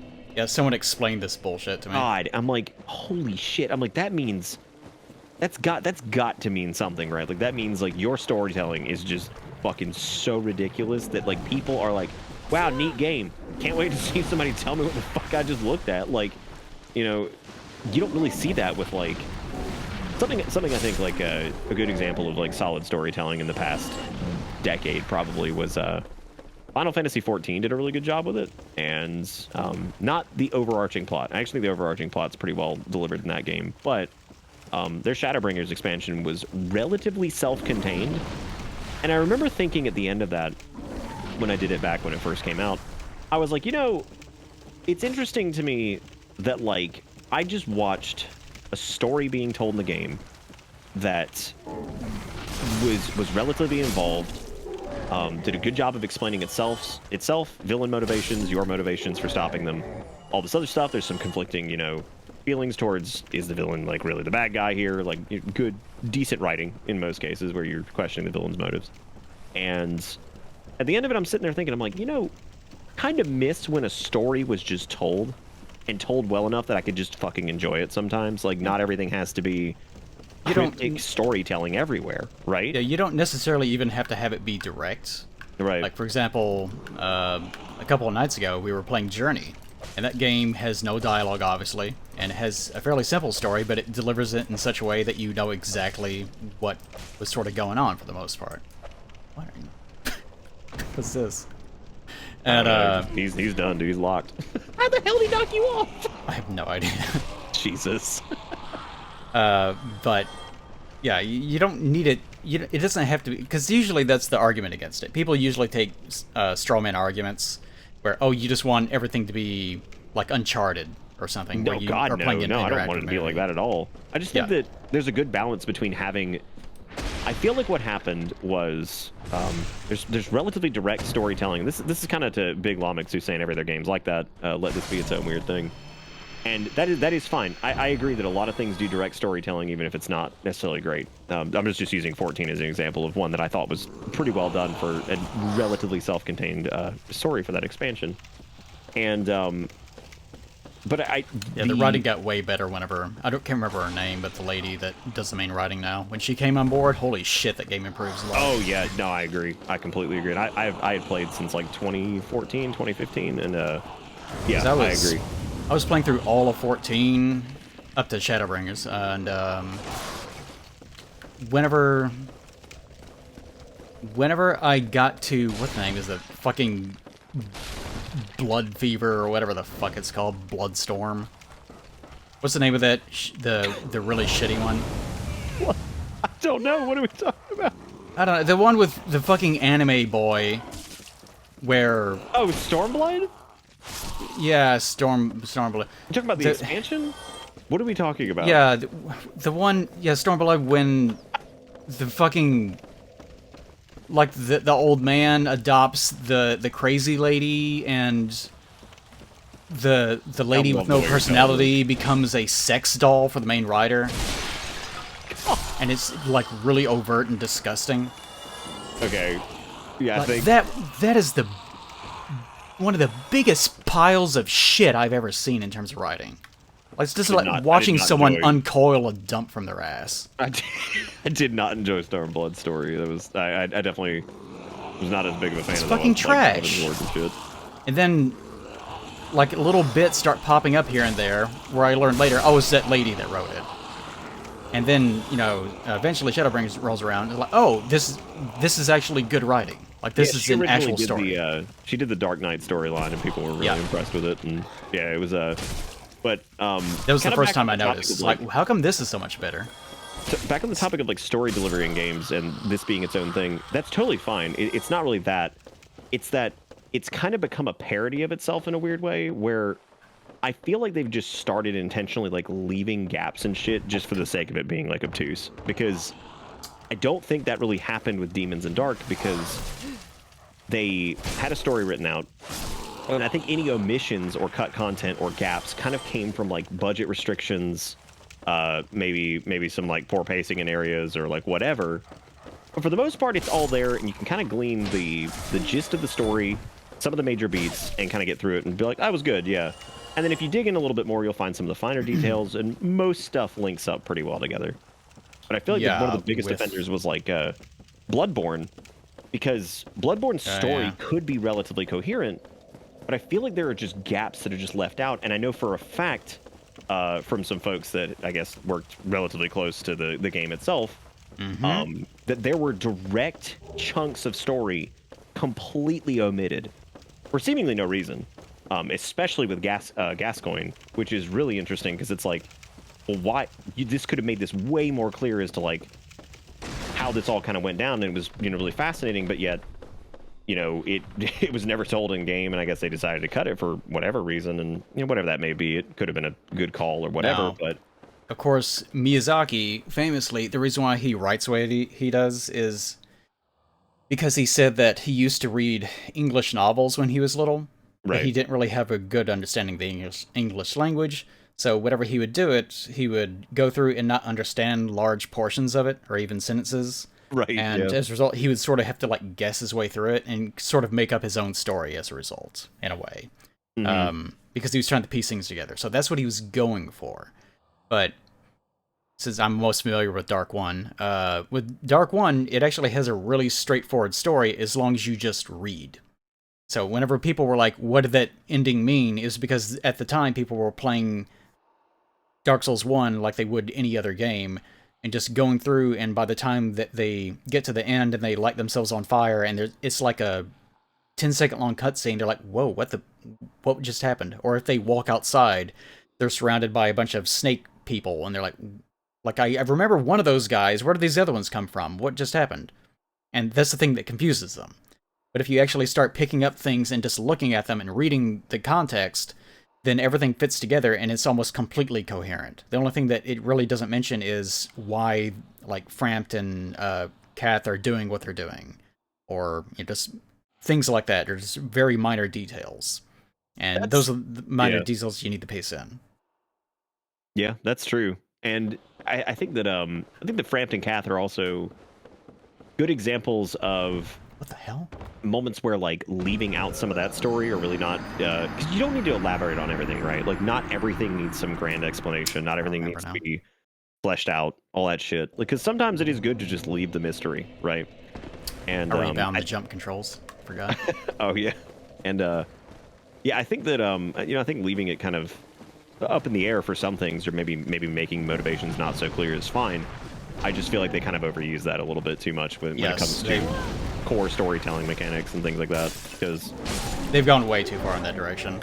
To the point where it's I completely disengaged from Elden Ring's story. I just don't care anymore. Because nothing about it is really interesting to me. Like, they can rattle off all these names. I don't care. Of that I'm trying to think of where... that's right on the tip of my tongue. Where it's like something that doesn't really get properly explained.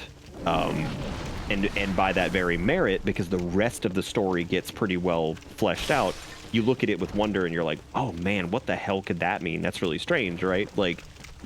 It's cool to have those moments where, you're kind of confused, or like, what the hell is that all about? And it really doesn't get fleshed out. But when a lot of the shit is that way, you're like, oh my god, okay, like, yep, all right. Like in doing Elden Ring, again, it might improve after you get the capital, but there's just so many things where, like, okay, this piece is missing. It really is. It's like trying to solve a jigsaw puzzle. Like, Dark Souls 1 is a jigsaw puzzle. It's like 100 pieces. And as long as you can find the corners, you're like, okay, I'm good. Elden Ring is like a 15,000 jigsaw puzzle piece.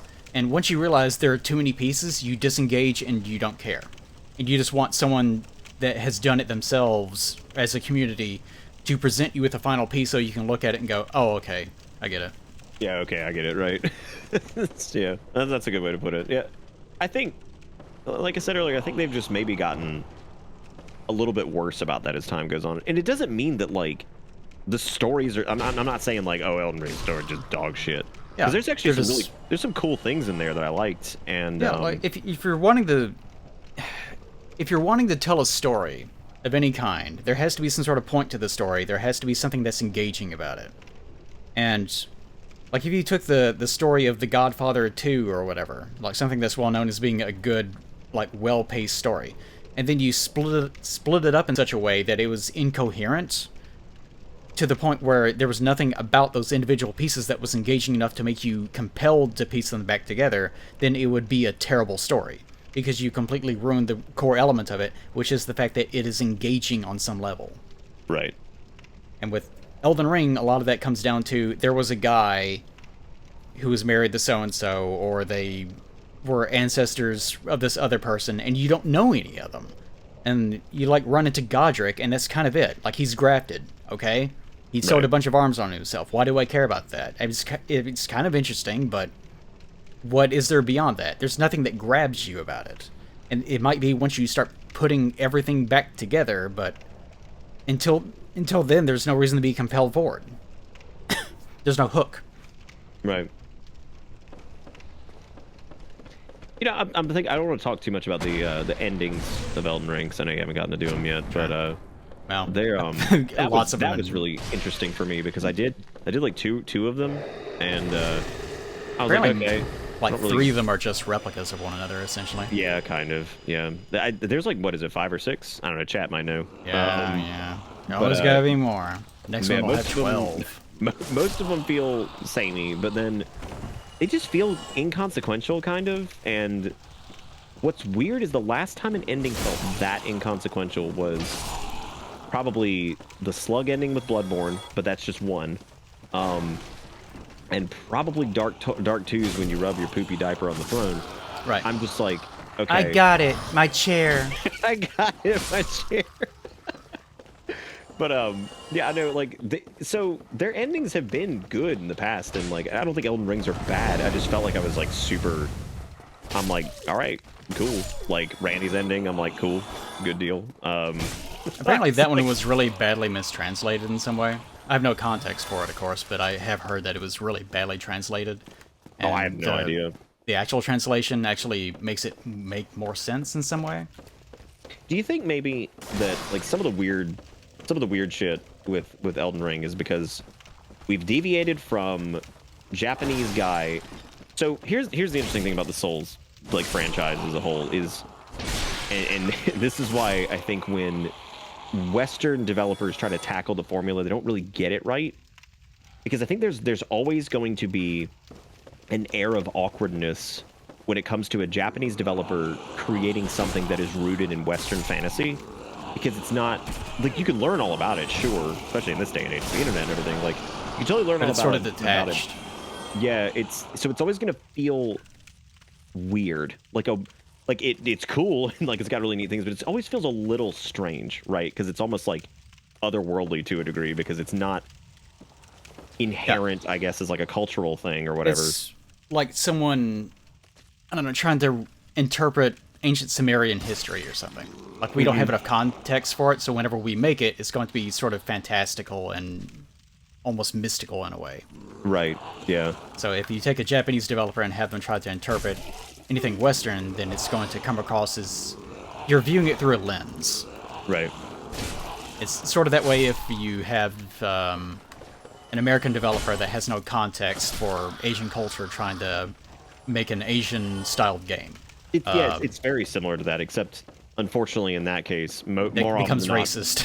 yeah, usually. ours just feels racist or shit, whereas like there's something oddly endearing about watching a Japanese developer make something that, again, that's rooted in Western fantasy with like, some Japanese cultural influences sprinkled throughout.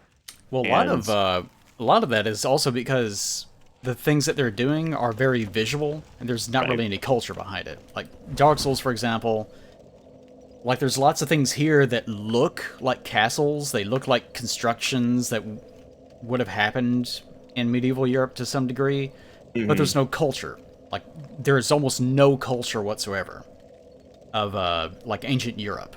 It's completely detached. It's just visual, which is something you can't exactly get away with a lot of these other things. That's what I was curious about. So we've established that it's always got this, and I'm saying it in a positive way. I think it's interesting, the whole yeah, it is. Japanese dev take on like Western fantasy. It's a neat concept, and it's certainly made a very unique feel to their games. Like I actually don't even like, for the most part, like ancient. Take Mountain Blade for example. I don't know if you played that. I have, yeah. It's just European ass motherfucking ancient, like 500 fucking AD ass European culture. Right. And it sucks. Like Right, this, the Butterlord. someone with a dumbass hat. Whoa! I'm going to eat this turkey leg and drink meat. It's just that shit. I hate it. Fucking sucks. I hate it. Hate everything about it. But if you just pluck castles out of the ground, dragons, whatever, like polearms, flails, like all the stuff people had, and just drag it out of that and put it somewhere else and invent an entirely new culture and put that inside. It's great. It's like stealing their toys and then using them without their consent. It feels fantastic. Yeah. So I do wonder though if all that ties back in to why Elden Ring feels the way it feels, for better or worse. I wonder if because George? there was a Western fantasy writer working in tandem with, again, that strange kind of weird interpretation of Western fantasy, like adapted to like a kind of Japanese style whatever. I do wonder if that itself kind of lends it to, I don't know, like, because you'd think that maybe that would fill in some of those gaps, but does that take away some of the awkward charm of it now that it's super laden with like direct Western fantasy writings? And I feel like a lot of that comes through in like the naming conventions and stuff, where you look at that and you're like, Yeah, God, we used to get like weird fucking names all over the place and shit. And now we have like this insufferable level of similarity between some characters, which causes a lot of people to be super confused for good reason. I mean, it's not like, oh, you're dumb, you can't do name good, you stupid. Like, you fuck, they have like half of the damn characters are the exact same as other guy, right? Like, I can't imagine that George actually did that much writing, to be honest. I kind of get the impression that he had sort of, like, when it comes to like the character names, the general sort of core concept behind them, it's hard to tell where he starts and where he ends. But you can feel that. Right, in places. So I imagine that he kind of just came up with the core concepts for a lot of things, and then that was it. And maybe think so. he Yeah, I think spent like a you're month probably right. working on it or something. Like you're saying, like he did like broad strokes, and Yeah, that was so, just like, kind of it. This is Godric. What about Godric? He's the son of this person, and he's a failure, and that's it. And then Miyazaki comes in, and then Miyazaki comes in. He's like, okay, he's a failure because he goes through this grafting process, and he's trying to make himself stronger, and like maybe it's that where it's like someone just taking the general core concept and then just overlaying their own flavor on top of it. Right. Maybe. There's no way for us to know. But even that, like even the fact that George is applying all these ideas of this old-fashioned Western concept of how naming conventions work and how the relationship between nobles work and all this other stuff, even that can make it feel like it's less alien. So even that can affect it, no matter how much effort he put into it. Thank you, Hunter CD. Thank you very much for those 2 gift subs. Kind of a unusual number, too. Yeah. Thank you very much, yeah. All right, yeah, Ricky, we got it. I'm in. Nah. I gotta do it with you now because I'm here. Yeah. So I guess I'm in. Yeah. Yeah, and yeah, and yeah. It's stupid when you do it. Shoppers, Yas, aisle 4. Yas, aisle 4. You're welcome. Yeah, I could never quite get the voice mod thing to work. I still haven't really set mine up. It's one of those things is like, this will be a lot of fun, but every time I go into it, I'm like, oh god, this is gonna take forever. I use mine, so the only reason I was able to set any of my shit up like relatively quick, and again, I attribute all this shit to like when I used to make music stuff. It's like most audio processing, I'm like, oh hey, I actually feel it. Oh, at home with this, cool. Like, I do not. Yeah, it It's doesn't completely scare the alien shit out of to me. me, thankfully. Like, I went to a USB mic from a condenser mic specifically because I could not deal with the box anymore. That's fine. having to go USB through that. mics are incredible now. Some of them are so good. Yeah, that's the only reason why. Because it would just, like, I could never route it. It didn't matter. Like, it was fine for a while, and then one day it just stopped being fine, and I couldn't get it back to normal. No matter what I did, the routing was always fucked. And of course, it's made for musicians, so anytime you look at any information whatsoever about it, it's all through the filter of that. And that part of it got really on my fucking nerves. Like, I know it's an audio monitor. I'm not plugging a fucking guitar into this. I'm trying to figure out what Hellolos is on over here. What about a white stream? What? Do what? I don't know. They're having a hard time. I'm worried about them. I'm worried about So Dojotron's got a Blue Yeti. And yeah, no, like Yeti mics, that's the thing, man, is there's like such a huge, and I get asked that question a lot. It's like, oh man, where, you know, what mic do you use and all this other stuff? And I'm like, honestly, nowadays, just fucking, like, anything that's like above like 70 or 80 bucks, like it's probably gonna be pretty good. like microphone designs, like especially condenser mics, have not really changed in like 50, 60 years for the most part. No, they really haven't. It's all processing. But what has changed is our ability to make better like USB cables. Because it doesn't matter how good the mic is, if you can't get that information into the computer, then it's going to be shit. Yeah, interface. So that's the reason got a why. lot better, yeah. That's the reason why USB mics have gotten so much better. It's Yeah, because the our ability internal, to like, get the processors information. on them are much better than they used to be, and they have like wonderful like onboard sound chips and stuff like that to do all the back end processing. Whereas it used to be a lot of it would fall to, okay, I've got a USB mic, it's got like a little bit of processing, and it would go to the computer, and the computer was already struggling. So, you know, whatever. Yeah, I'm still using this AT 2020, which is kind of a standard. I think Pat uses it too. Oh And yeah, a lot of people that I know use good. this. Yep, it was a good one. Yeah, I don't know if there's been a model since that's really improved that much, but anytime that I would look up information, it would kind of just come back to that. Yeah, no, I use I've used it for years now. It's an Audio-Technica BP40. It's one of their dynamics, and I've used it forever. Haven't had to buy any. Thankfully, because mics are super fucking expensive, because I just do not want to buy another one. But you know, most of the more solid ones will last you several years. I think I've used this one now 5-6 nights a week for, you know, 6 hours at a time, and it's still hanging in there. So Shinsua, that most of the time that just comes from listening to yourself enough. Because when I first started all this shit back in like 2014, I hated hearing myself. And now, whenever I have to look back at like footage and things, it's like I don't even hear my own words anymore or my own voice. I'm just like, yep, there we go. That's me, I guess. Cool. Yeah, with the old condenser, I actually like the sound of the old condenser mic better than this one. It was kind of a big difference to me, but it's not that big of a deal. I still sound fine, I guess. I could sound better, but because it depends. Some of the mics sound kind of tinny. Some of them have sort of a warm quality to them. Some of them are almost too mechanical. You wouldn't think it would matter. It's still your voice either way, but they all do give you this very certain kind of resonance that you can't get from other mics. Right, yeah. That's the only thing I really miss about condenser. Which you can actually sort of handle through post-processing in some way. I just never wanted to set it up.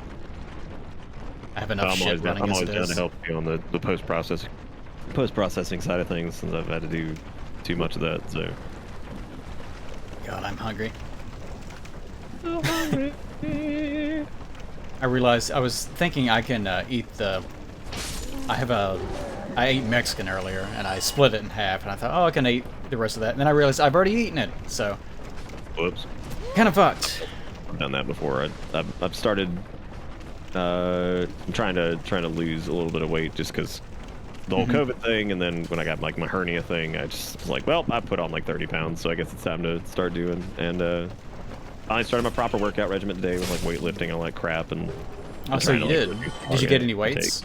Because I think you... Yeah, I got a 20 and a 25, and I've just been doing like multi-reps with those, and then doing like cardio and... Oh, for God's sakes. Other shit. Because I'm about 5'10", so like normally I'm supposed to weigh like 175, 180, somewhere in that area, and like after the COVID thing, and then the fucking hernia and all that shit, now I'm like 215, so I'm like, well, it's time. It's like, because if I keep just letting this go, it's obviously going to turn into more of a problem or whatever. Like, I need to actually get my weight up from recent events, but... Oh, yeah, you said that, yeah. Damn it. Oh, that's so annoying. But, since I'm an ectomorph with a weird body frame, it's kind of normal for me to be kind of this low. It's not really a big deal. Whereas if you were like a meso or an endo or something, then, it would be a much bigger problem. But you said you were what? Like you're like 5'7" or 5'8" or something? Oh yeah, because you're a little bit taller than me, right? 5'11". Well, I might be like 5... Oh my God, I fucking hate this. I'm like 5'10" and a half or 3/4 or something, but my basketball coach was always like, no, write down 5'11". Sounds better. Down 5'11". Yeah. That's pretty good. And of course, I'm sure as people get older, it doesn't even matter if I'm only 39 or whatever. I'm sure that I probably have shrunk at least like a half an inch or something at some point. Yeah, probably. Just by the magic of aging. I would imagine so. I'm sure I'm on my way there. Brittle old man bones compressing into dust. I swear, I need to kill this last dude. These fucking blow dart assholes. This one little area, I'm mystified why he thought this was a good idea. What with that? Oh, that little cove over there? Oh, it's horrible. Yeah, that has, like, sure, like, it's so weird because the other area, and Dojotron, thank you very much. Nah, do it. Nah.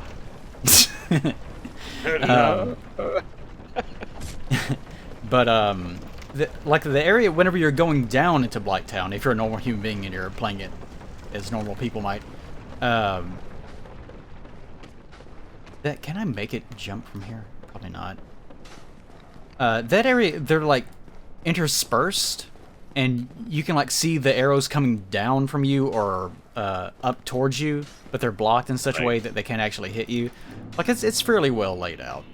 But this area is just like, no, just copy paste like 8 dudes down there. Just fuck them. A shitload of them in here. Maybe the idea is that you're supposed to be used to them now as a concept or something. I don't know. It is pretty funny though that this area is just a mess to get through. jumping doesn't help here either because No, and the fact that the dude is just standing on the ledge. I keep seeing it just roll off the edge. Also, as a reminder to chat, just because we have opinions on video game doesn't mean that your opinions are less valid or you can't like No, it things. does. We're right. It does. It does not mean that. You're more than welcome to think whatever. It's kind of the whole deal is just sharing opinions on it. Most people get really wrapped up in like, well, somebody said this, which means now my opinion's that. And it's like, nah, man. I mean, you can just feel how you want to feel. It doesn't matter. The only problem I've ever had with that is whenever people don't have like counter arguments to anything. Not that it's really an argument, but right. like whenever it's just like, no, you're wrong. Well, okay. Like, okay, cool, that's good. But if you bring up a point like, well, yeah, that's also true. Because there's been plenty of circumstances where people like get angry at me saying something, and then it just turns out that they misunderstood what I meant, or they needed like a little bit more clarification on one point, and then after that they were like, oh, yeah, okay, well, yeah, in that case, yeah, that's absolutely true. Sometimes it's just a matter of doing what you're doing right there. By the way, just want to throw What's that that out there. I've never seen people wait on the wheel to then step off, which makes sense. I just always roll off like right after the thing goes above the other platform. I just kind of enjoy doing it. What if I can? Nope, I cannot. Where's my? Oh, there it is. Hunter, those emotes are banned here. This is a Nya only zone. I need to make a little dancing kitty cat emote. Okay. I feel like Pickles knows how I feel about like certain Elder Scrolls games and certain Fallout games. I feel like this is bait. Just seeing those words. I think the same can be said about a TES or Fallout. Like, oh no. Don't do this. It's actually like all the Elder Scrolls games, and I like all the Fallout games for different reasons. But the one that normally stands out with like an extremely vocal audience is New Vegas, and like I've never found New Vegas to be quite as good as people make it out to be. Like I think it's a good game, I like it, but like it's fairly enjoyable. People paint that like it's God's gift, and I'm like, man, I don't see it. I don't guess I've mentioned her. There's a streamer I've been watching called EDBot. She's very. My viewers probably know. I've rated her a couple times. Wait, what am I doing? I need to actually go fight Quailag. I got too preoccupied with this. She's very similar to Paige, although you haven't really interacted with Paige too much, but no, she does remind me a lot of her. Maybe a little bit more warm than Paige is sometimes. But she's been playing through New Vegas recently, and I've been enjoying watching her do that because her streams just devolve into absolute chaos. Because she doesn't quite know the game, and sometimes she doesn't have the patience to, which is pretty funny. Do I need... I guess I could sit back down. And it has almost made me want to reinstall that game. Just because it's... Like, those games are just... I can see the value in Bethesda games being a mess. I don't think it's a good idea. Completely. Yeah. Like what's the one that we're working on right now? There's one that's going to be... Starfield. Well, yeah, God, I forgot about fucking Starfield. But they're also working on the new Elder Scrolls game, the one that's going to be set in Hammerfell. I guess it'll just be called Hammerfell. Elder Scrolls 6, right? Yeah, but if they originally said no, we're going to use a new engine. I know everyone is bitching about it because Skyrim was so bad about this that it took months, even years, arguably, to get to a point where people considered it to be remotely playable. In some ways. So we're going to go through a new engine. And then afterwards they said, okay, never mind. We are going to instead repurpose the engine through Starfield and try to get it working better. And then after that, we're going to move forward with development using that same engine. Which everyone groaned from because that is like a 20... Like, it was repurposed from fucking Morrowind. They're still using the same thing. Yeah, Creation, I think, is the one they're on now. Yes. So, whenever that game comes out, I almost hope that it is in such a catastrophic, fucked up state that... Like, I don't necessarily want the game to fail, but I think it would be hilarious if it went through, like, a Cyberpunk process or a No Man's Sky process, where they completely and utterly fuck it up, and they have to apologize and go through like 2 years before it's actually ready. I don't know if that's going to happen this time, because when I really think about it, Welcome, Mikey. 76 aside, which had its own issues because it was a multiplayer thing. Did that ever improve? Yeah, it did a lot actually.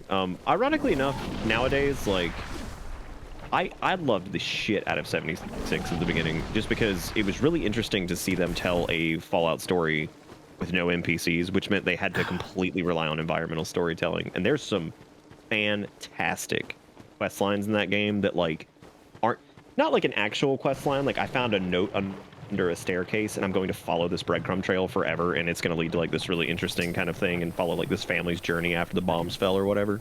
And there's a lot of that in 76. Nowadays, they got pretty aggressive with the monetization and all that, but it seems like it's still playable and it runs well comparatively. But at launch, I actually liked 76 and I defended it a lot because I was like, you know, for its problems, I was like, this has been a relatively unique experience because like we've never been able to play a Bethesda game like this in multiplayer, and there were some really unique moments. Like I remember on like the third day, me and my community, we did like a nuke solve, and we nuked a town, and I was like, you know, I was like, I have to say, that was something that I don't think I've ever experienced anything quite like that in another video game, where, you know, me and this group of people went through an existing game world and modified the landscape of it, even if temporarily. You know, I thought that was interesting, and I was like, that's a really cool thing. And that could be said about all Bethesda games, because you were talking about them being jank. And I think to that degree, for better or worse, and I think most people do enjoy playing Bethesda games. I think the people who even shit on them still love playing them. Yeah. Actually, really, my main issue with them has usually been the writing. Like, the writing has gotten much worse, and there's no defending that at all. Well, main story writing in particular, some of their side quest stuff is fantastic, but yeah, main story is always weak. Ever so often. To make my point quickly, their whole, I think genuinely that like Bethesda games are wholly unique experiences.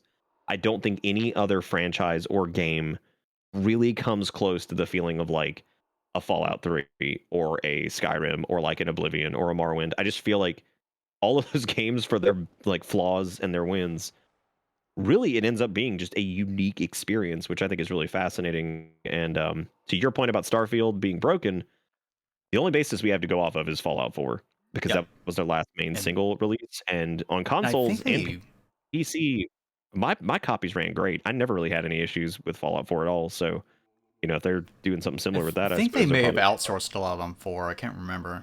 It's been a while. They might. I don't know. I don't know the development history behind it, but I do remember it ran pretty damn well. So, I don't know. I didn't really have too many issues with 4 running necessarily. It's just, again, the writing is bad, and there's a lot of NPCs with weird flags and scripting issues where quests would break and so forth and so on. Right, that did happen. Yeah. More the issue with like 76 to me, like sure, a lot of things weren't working correctly, whatever.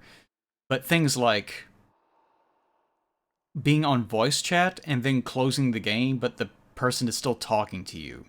Like things like that. Shit was weird. There were some major technical issues, and I remember like, and I've never understood why the dude gets so much hate, because he seems to just be passionate about games and doesn't seem to be a scumbag like most major developers for big companies these days. But like even Todd Howard came out and was like, yeah, that didn't go the way we planned, and we learned a lot from it. And you know, and that was, I was actually pretty surprised to see that, because I couldn't fucking imagine like a lead from like EA or something just coming out and be like, yeah, it did not work out the way it was supposed to. We learned a shitload, and you know, if we ever try this again, we know what mistakes to not make, basically. Like, but Todd Howard's one of those people that seems like he started at ground level, right, with the company, and his ass has been there the whole time. He's been, you know, a big player in some major projects that have done extremely well. The guy clearly knows what he's doing, clearly still seems to be passionate. And I'm like, how come Todd gets so much hate? Because he just genuinely seems like he loves the fucking games and wants them to be good and loves when players play them. So I don't know, but that was fast. God, you just got eaten the poop on with the she immediately did her move where she leans over. Yeah, explosion. She immediately did it. I hate that move.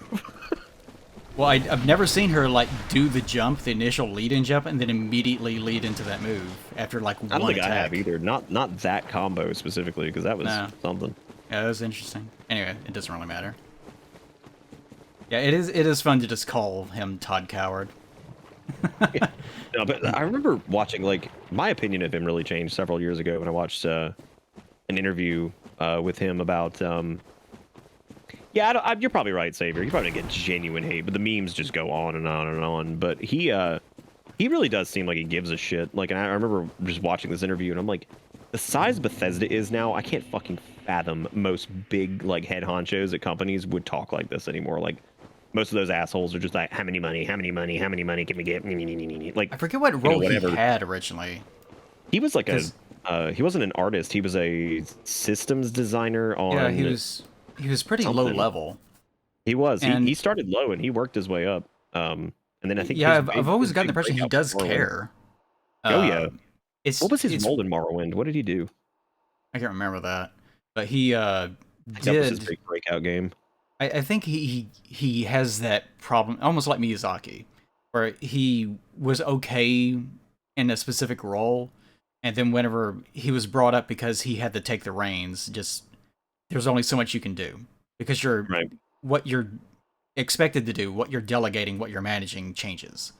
So if you're like, take me for example, if I was responsible for writing long form scripts for something, yeah, I would be good at that.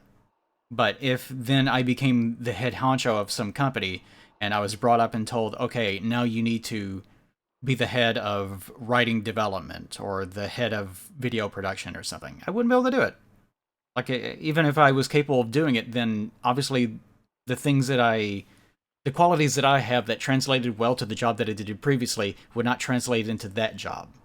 So Todd, yeah, his genuine love for the game is not going to translate into something that is a broad umbrella job that involves him overseeing so many elements at play in the general marketing and design of games for something that is almost boilerplate at this point. Like, Yeah. it just doesn't work. He doesn't have enough control for that.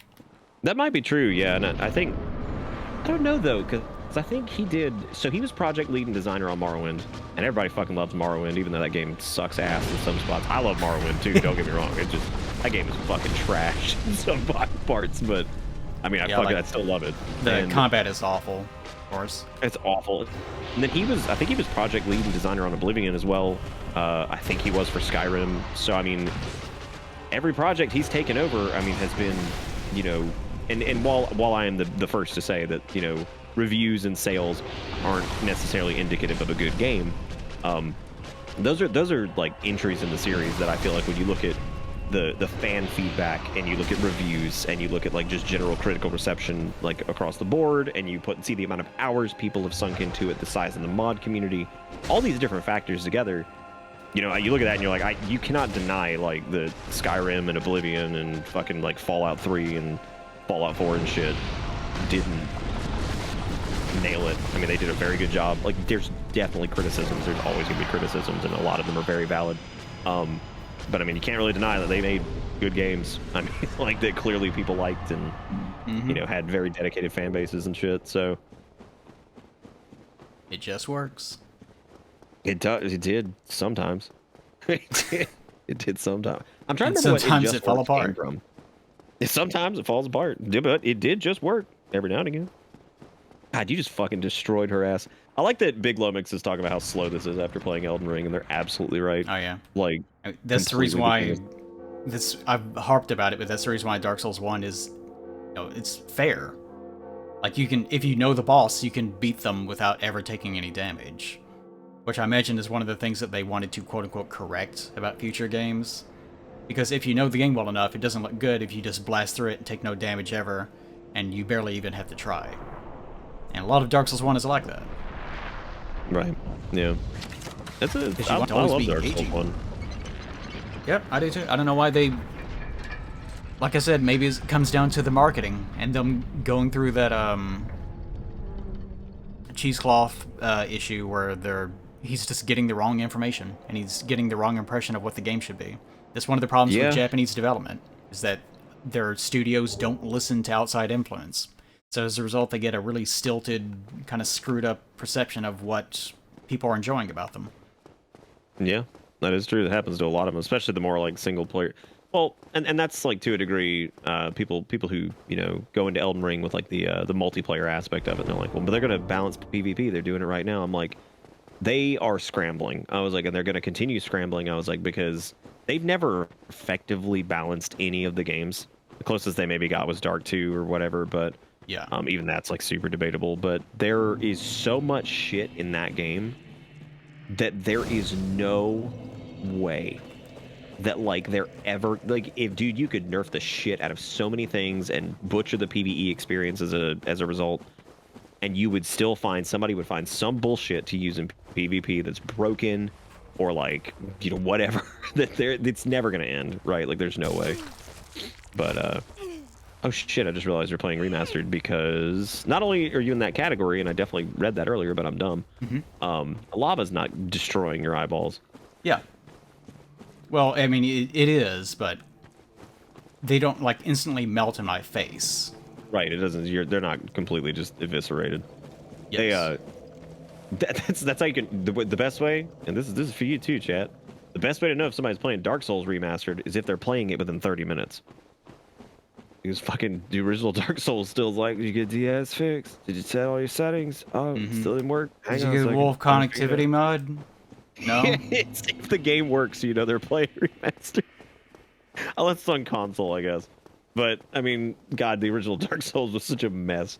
That's the only reason I go back to remastered instead of the first rendition of it. I just don't feel like fucking with DS fix and all that. I just don't. I don't feel like doing it. Yeah, I kind of forget about it, thankfully. Did you get Penis Head? Is that what did you just get that?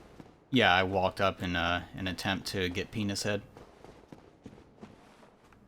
Because I like, ever so often, I like trying to walk up to Ingi with the Penis Head intact, so he'll be like, oh, hello, I love you already. Although it'll take a while. Gotta wait for her to start scratching her head.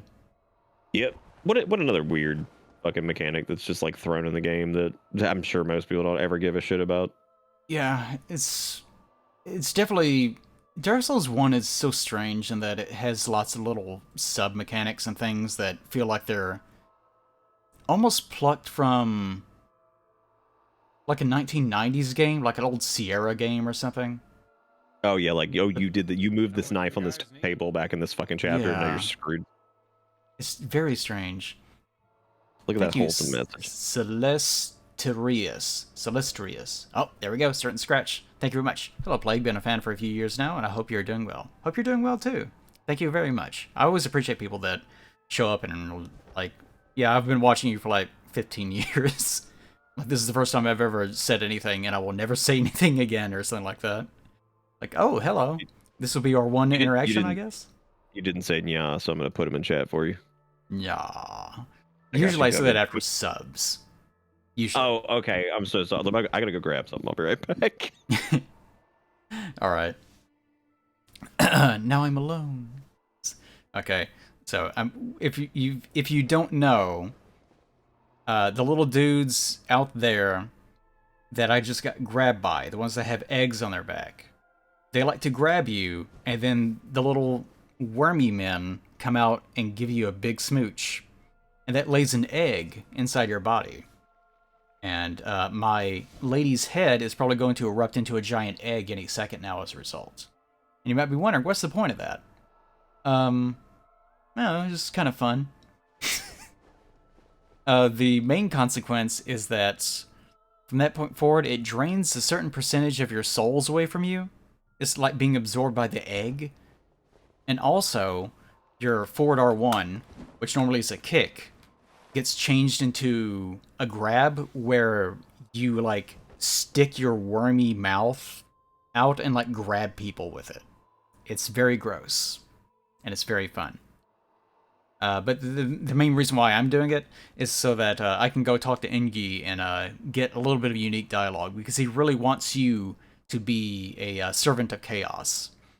And if you're not carrying around an egg, he wants to know where it is. So that's what we're doing. Unfortunately, I don't have the ability to actually talk to the fair lady. I would have to turn in a skull lantern? Is that what you have to turn in? A skull lantern to the crows, and then they give you the ring that way? I think it's I think something so, like yeah. that. But yeah, any second now. This little Come fucked on. up nasty man's about to get a new head. Mm-hmm. Fucked up little nasty man. You are so nasty and fucked up. And the world is as fucked up and nasty as you are. Only you God, you can should make an prevent forest animation of that. fires. It'd be short. Just credit that dude and just oh, fucked up little nasty man. Yeah, the thing I miss about starting out doing animations is that all of them could be shitty because nothing was expected of you. So now I feel like, well, I've made things that are quality before, so now whenever it gets around to, you know, me, like, I have ideas for shit posts all the time. Like, things that would just be awful videos. You could do And it. I could. People get confused by it really easily. I remember years ago I tried to make a short, simple little loop animation just to see if I could, and people wanted to know, what the fuck's this? Like, why did you make this? It's like, well, it's just an animation test. That's all it was meant to be. How could you? Here we go. Oh, that's funny. Nice. Oh, I'm so beautiful now.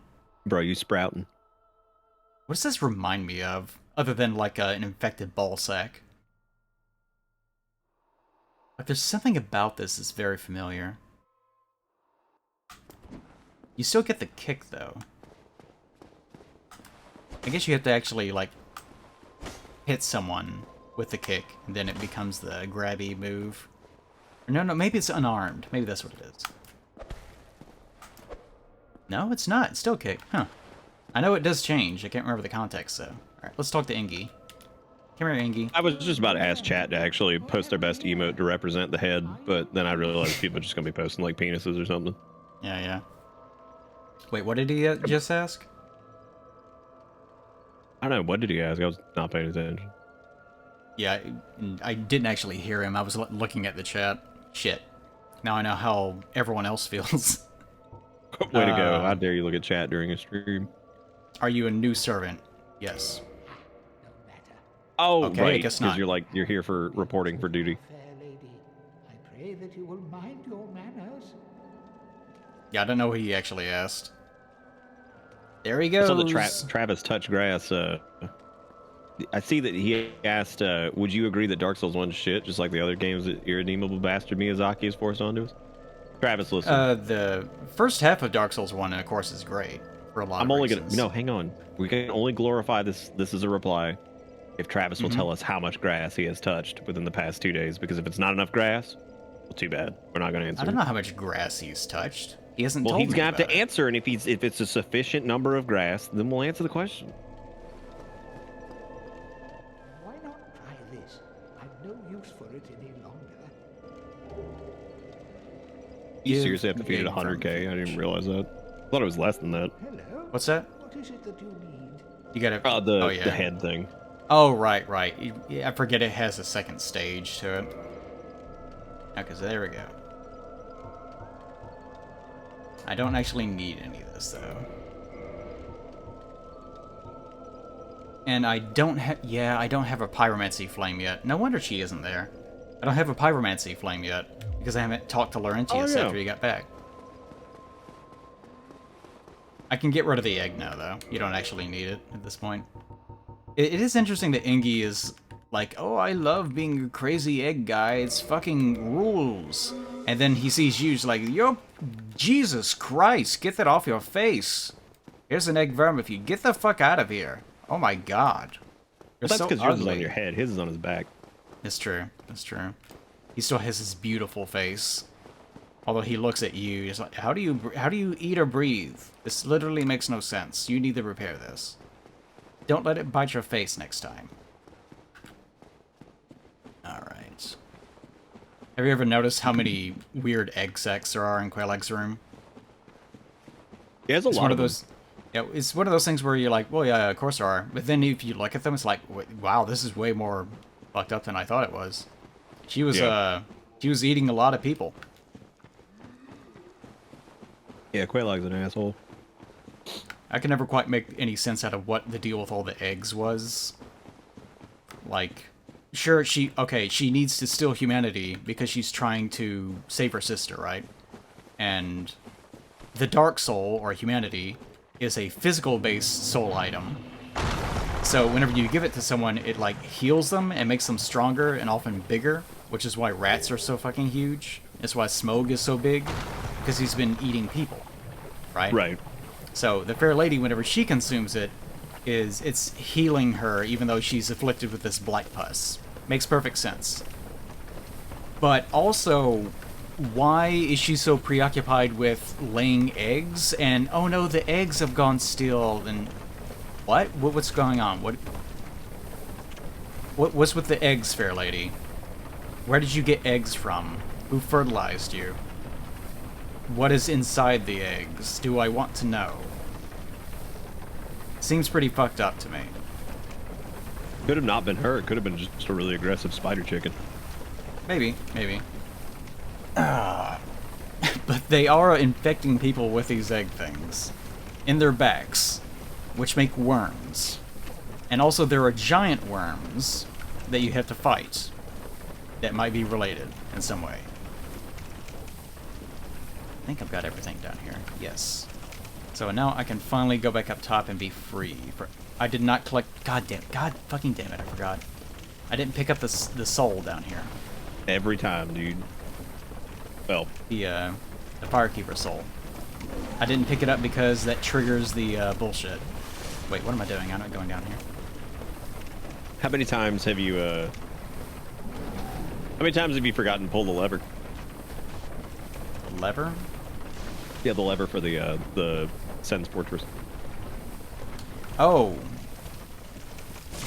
I don't think ever, actually, in my case. That's impressive. I've done that like 5 times probably, where I'm like, Jesus Christ. I get all the way Wait, back I think up. I'm like, son I of think a I may bitch. have done it once. Because I think I like stopped at the bottom. No. It couldn't have happened like that way because Oswald doesn't appear until you go up top. Travis, you didn't tell me how many grass you touched. How am I supposed to continue this conversation? Because if you touch like one blade, I'm never going to be able to talk to you. Well, what's going on here? What's the deep lore that you're talking about, Nick? Oh my god, fucking dogs! Oh, the you're deep so lore. angry. aren't Travis, you? he says he touched his grass, but he didn't tell me how many. I can't tell if it's supposed to be 5 or 3 or maybe 1. God damn! Imagine being maidenless and grassless. I am not exactly aware of the touching grass meme that's been going around. I understand that apparently it's something distinct for city people because there's no fucking grass. Right. So the ability to reconnect with any form of anything that's not just a rigid box, I'm sure must be important for someone. But the fact that it became like such a joke is something that's alien to me. It's so, dude, like it's one of those things that like it took me a while to warm up to it, but like goddamn, it is funny as shit just to tell somebody to go touch some grass. Like, because it's so fucking stupid. Like, what a dumbass insult. Like, It's like almost like- telling someone to go fuck themselves. oh, that's exactly what it is. But it's just Like this it has the stupid tone. fucking. Yes. We were talking about like like modern slang, and since we're old pieces of shit, this feels like this transcends. So there's that normal generational divide where like this upcoming generation's got crazy slang, or like whatever, right? There's always gonna be like a level of that. But I do feel like there's a unique quality. I do feel like there's a unique quality with like Zoomer really expressions. really modern slang that I feel like it just like almost like it came from nowhere, because I think about things like people would say like radical, right, which was or rad, which was short for radical, or some Word to your mother. that was cool. That one, I guess that is a pretty strange one, but but things like cool and stuff like that, I get why that stuck, right? It's like, oh, he's like calm, cool, collected, whatever, you know. Like, Oh yeah, cold cool's been vibes. Like, around for like generations. like I get it, right? Like I understand where it came from. And then like somebody rolls in and hits me with no cap for real, and I'm like, what the fuck did I just? And like when somebody explained it to me, they're like, oh, it means like no lie, or like, you know, I'm definitely not lying about this, or like whatever. And I'm like, wait, I'm like, why wouldn't you just say no lie then? Because that's like that's the same amount of everything. It's the same letters, it's the same syllable, like it's the same. I was like, I don't even. Jesus. God, I hate these dogs. The little And I was fire like, dude, dogs.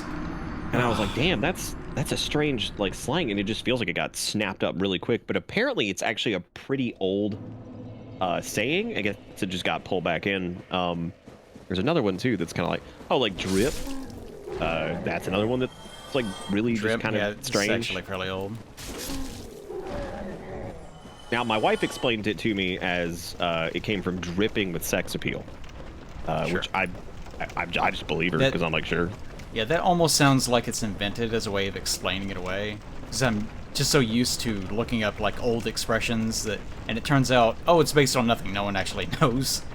But some explanations are just so accepted they kind of become baked in. You gonna look. I like the name narrator way, and then like saying something like, "You gonna lose all them souls." Now listen here, child.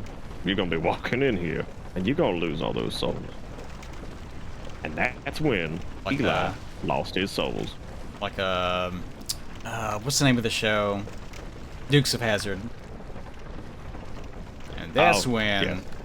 Yeah, that's exactly what I'm thinking. And that's when you might be wondering how he got into this situation.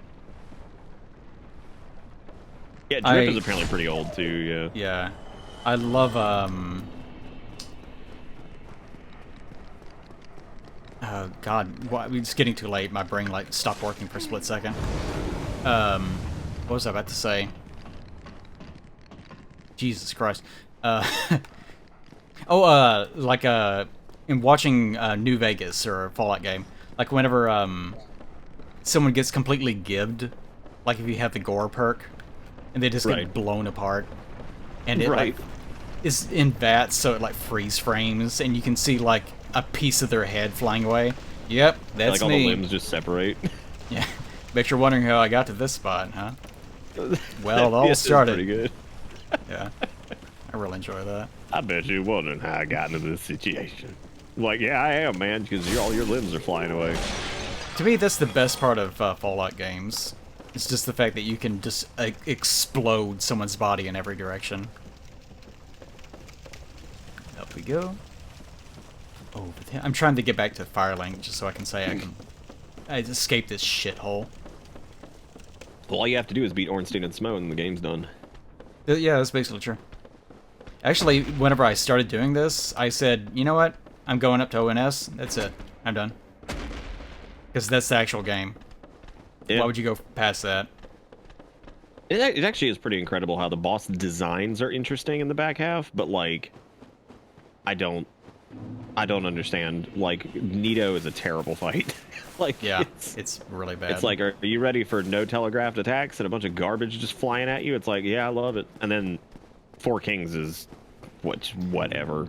Yeah. Seath is probably the most reasonable. And even that one's pretty. Yeah, I don't like, especially going for the tail cut. If you want that fucking sword, you may as well just put a bullet in your head. Yeah, I think is this the worst game to get the Moonlight Greatsword in? It might be, yeah. It's so late. I think this is the only and one it's with tail cuts, So, too. God, yeah, it's super late in this. Elden Rings is pretty late too. I remember, Can be, anyway. I never played Monster Hunter, but I played Dark Souls 1, which had tail cuts. And people were explaining, oh yeah, you get tail cuts all the time. It's one of the main things you want to do. And I thought, that sounds like the most miserable fucking experience in the universe. Why would I want to do that? Because the only context that I had was Dark Souls 1 tail cuts, which are awful. Right. Because the movesets are not designed for them. Monsters want to spin towards you.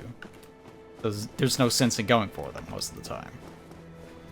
But, like, even the levels, like, I don't want to go into tombs. I don't want to do that.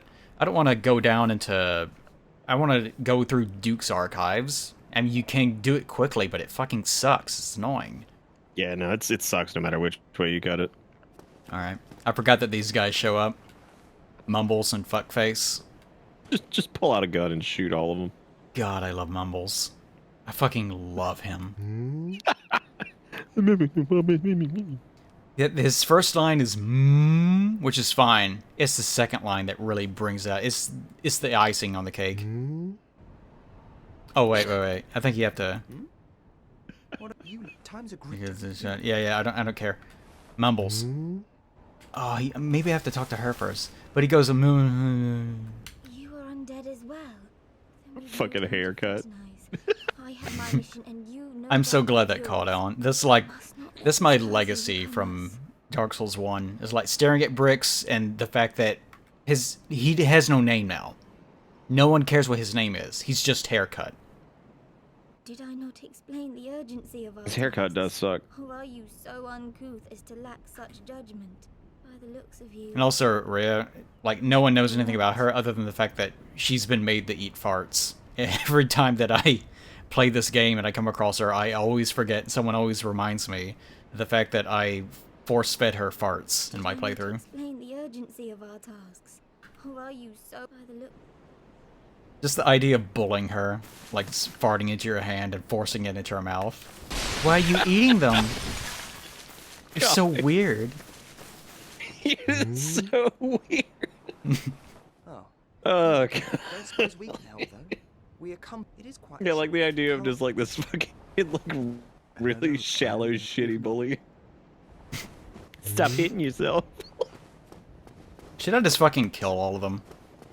God, please do. Why would you leave these assholes alive? No, They're the worst. because I haven't said at Firelink Shrine because it's not lit, because I allowed Idiot to live, because I wanted the clothing. So I don't think Petrito, Mumbles, or fucking Sagatha or whatever the fuck that one's name is. Sagatha. I don't think that any of them are gonna be a threat. Can't imagine. I don't know. If all of them started attacking at the same time, it could be an issue. But all the same. Well, as soon as one takes damage, they all start spamming their dumbass healing Yeah. spells. Hey, you're gonna two-shot Petra's probably. Yep, there you go. This fact that I love that she just walks up and is like fucking throwing hands. That is really fucking funny. Just be like,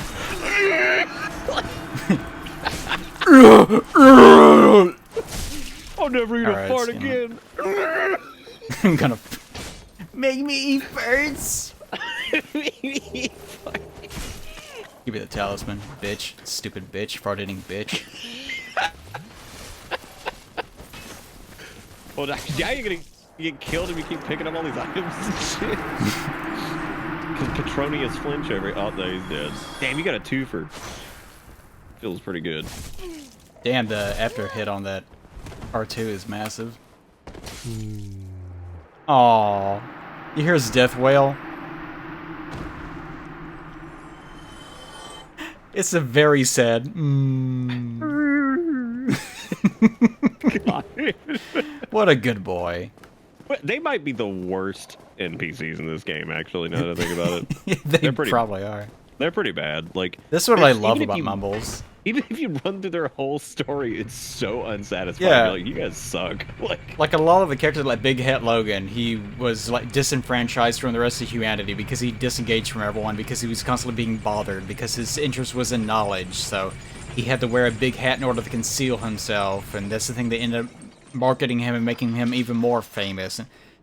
Like Mumbles, like what is he? I was some dumbass that showed up with this other dumbass, and then they go down on some dumbass quest to find something that you find yourself, and they don't realize it because they're dumbasses. And then they all die like dumbasses in a ditch because they were tricked by another dumbass into looking into a pit because they thought gold was down there.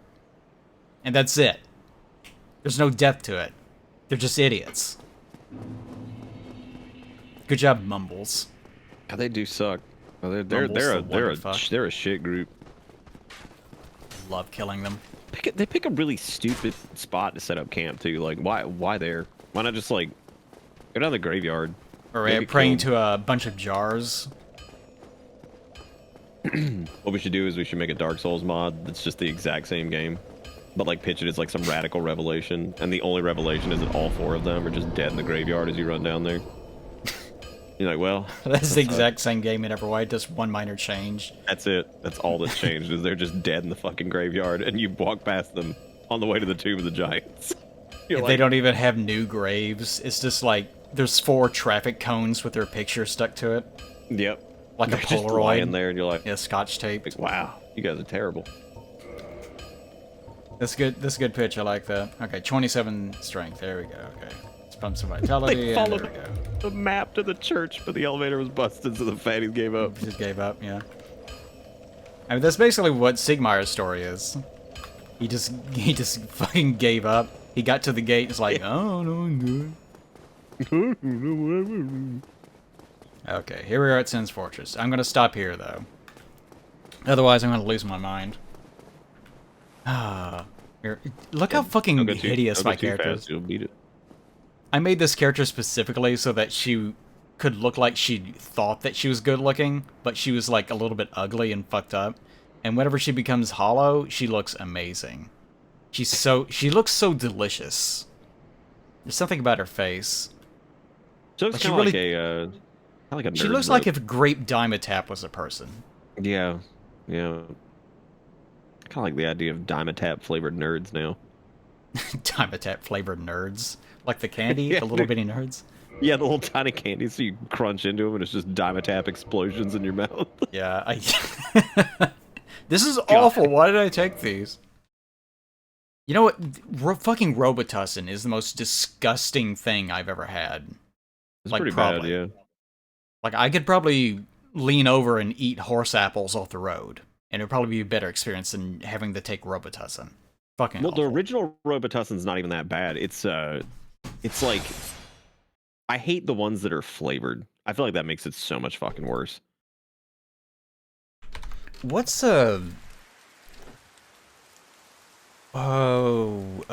castor oil? Is that what the name of it is? The stuff that they used to make kids take? I think so, yeah. Apparently that stuff is like way more disgusting. Got here. There we go. Alright, thank God. Why are you blue now? That was the you're not- filter. The Oh, okay. VTube Studio thing, you can actually plug in a monitor, and it filters your character so that it has the tone of whatever it is that you're looking at. Which is Is why that one of the when I- plugins for it? Yeah, so whenever I was playing Dark Souls, if we looked at fire, my character would sort of turn red, that sort of thing. It's pretty neat. Oh, that's cute. Yeah, so whenever I switch back over into VTube Studio, because the background is green because I'm being green screened, it showed up as being green. Okay. So, thank you, Nick, for joining me this brief interlude. Yeah, where man. We lost our minds This was fun. briefly. I know. Yeah, if I had known you were doing it earlier, I would have popped in earlier. I had no clue. Yeah, I didn't actually expect to stream this long. To reiterate, tomorrow I will not be streaming because I actually want to try to start on a drawing so I can actually get something done as far as the YouTube content goes. Because I really have not been doing much of anything there ever since stopping the LP briefly.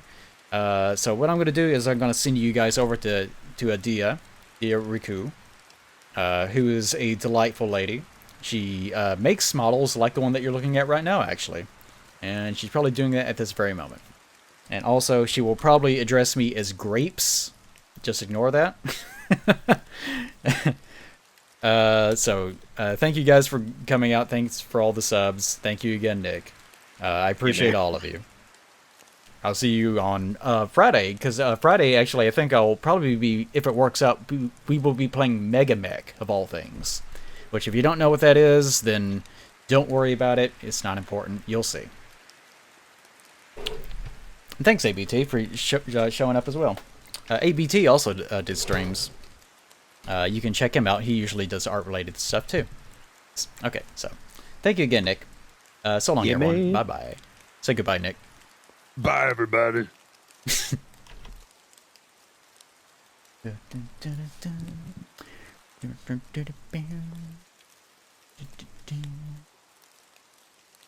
I never know why it says, like, 200 people are ready to go, but there's, like, 230 people in there or something.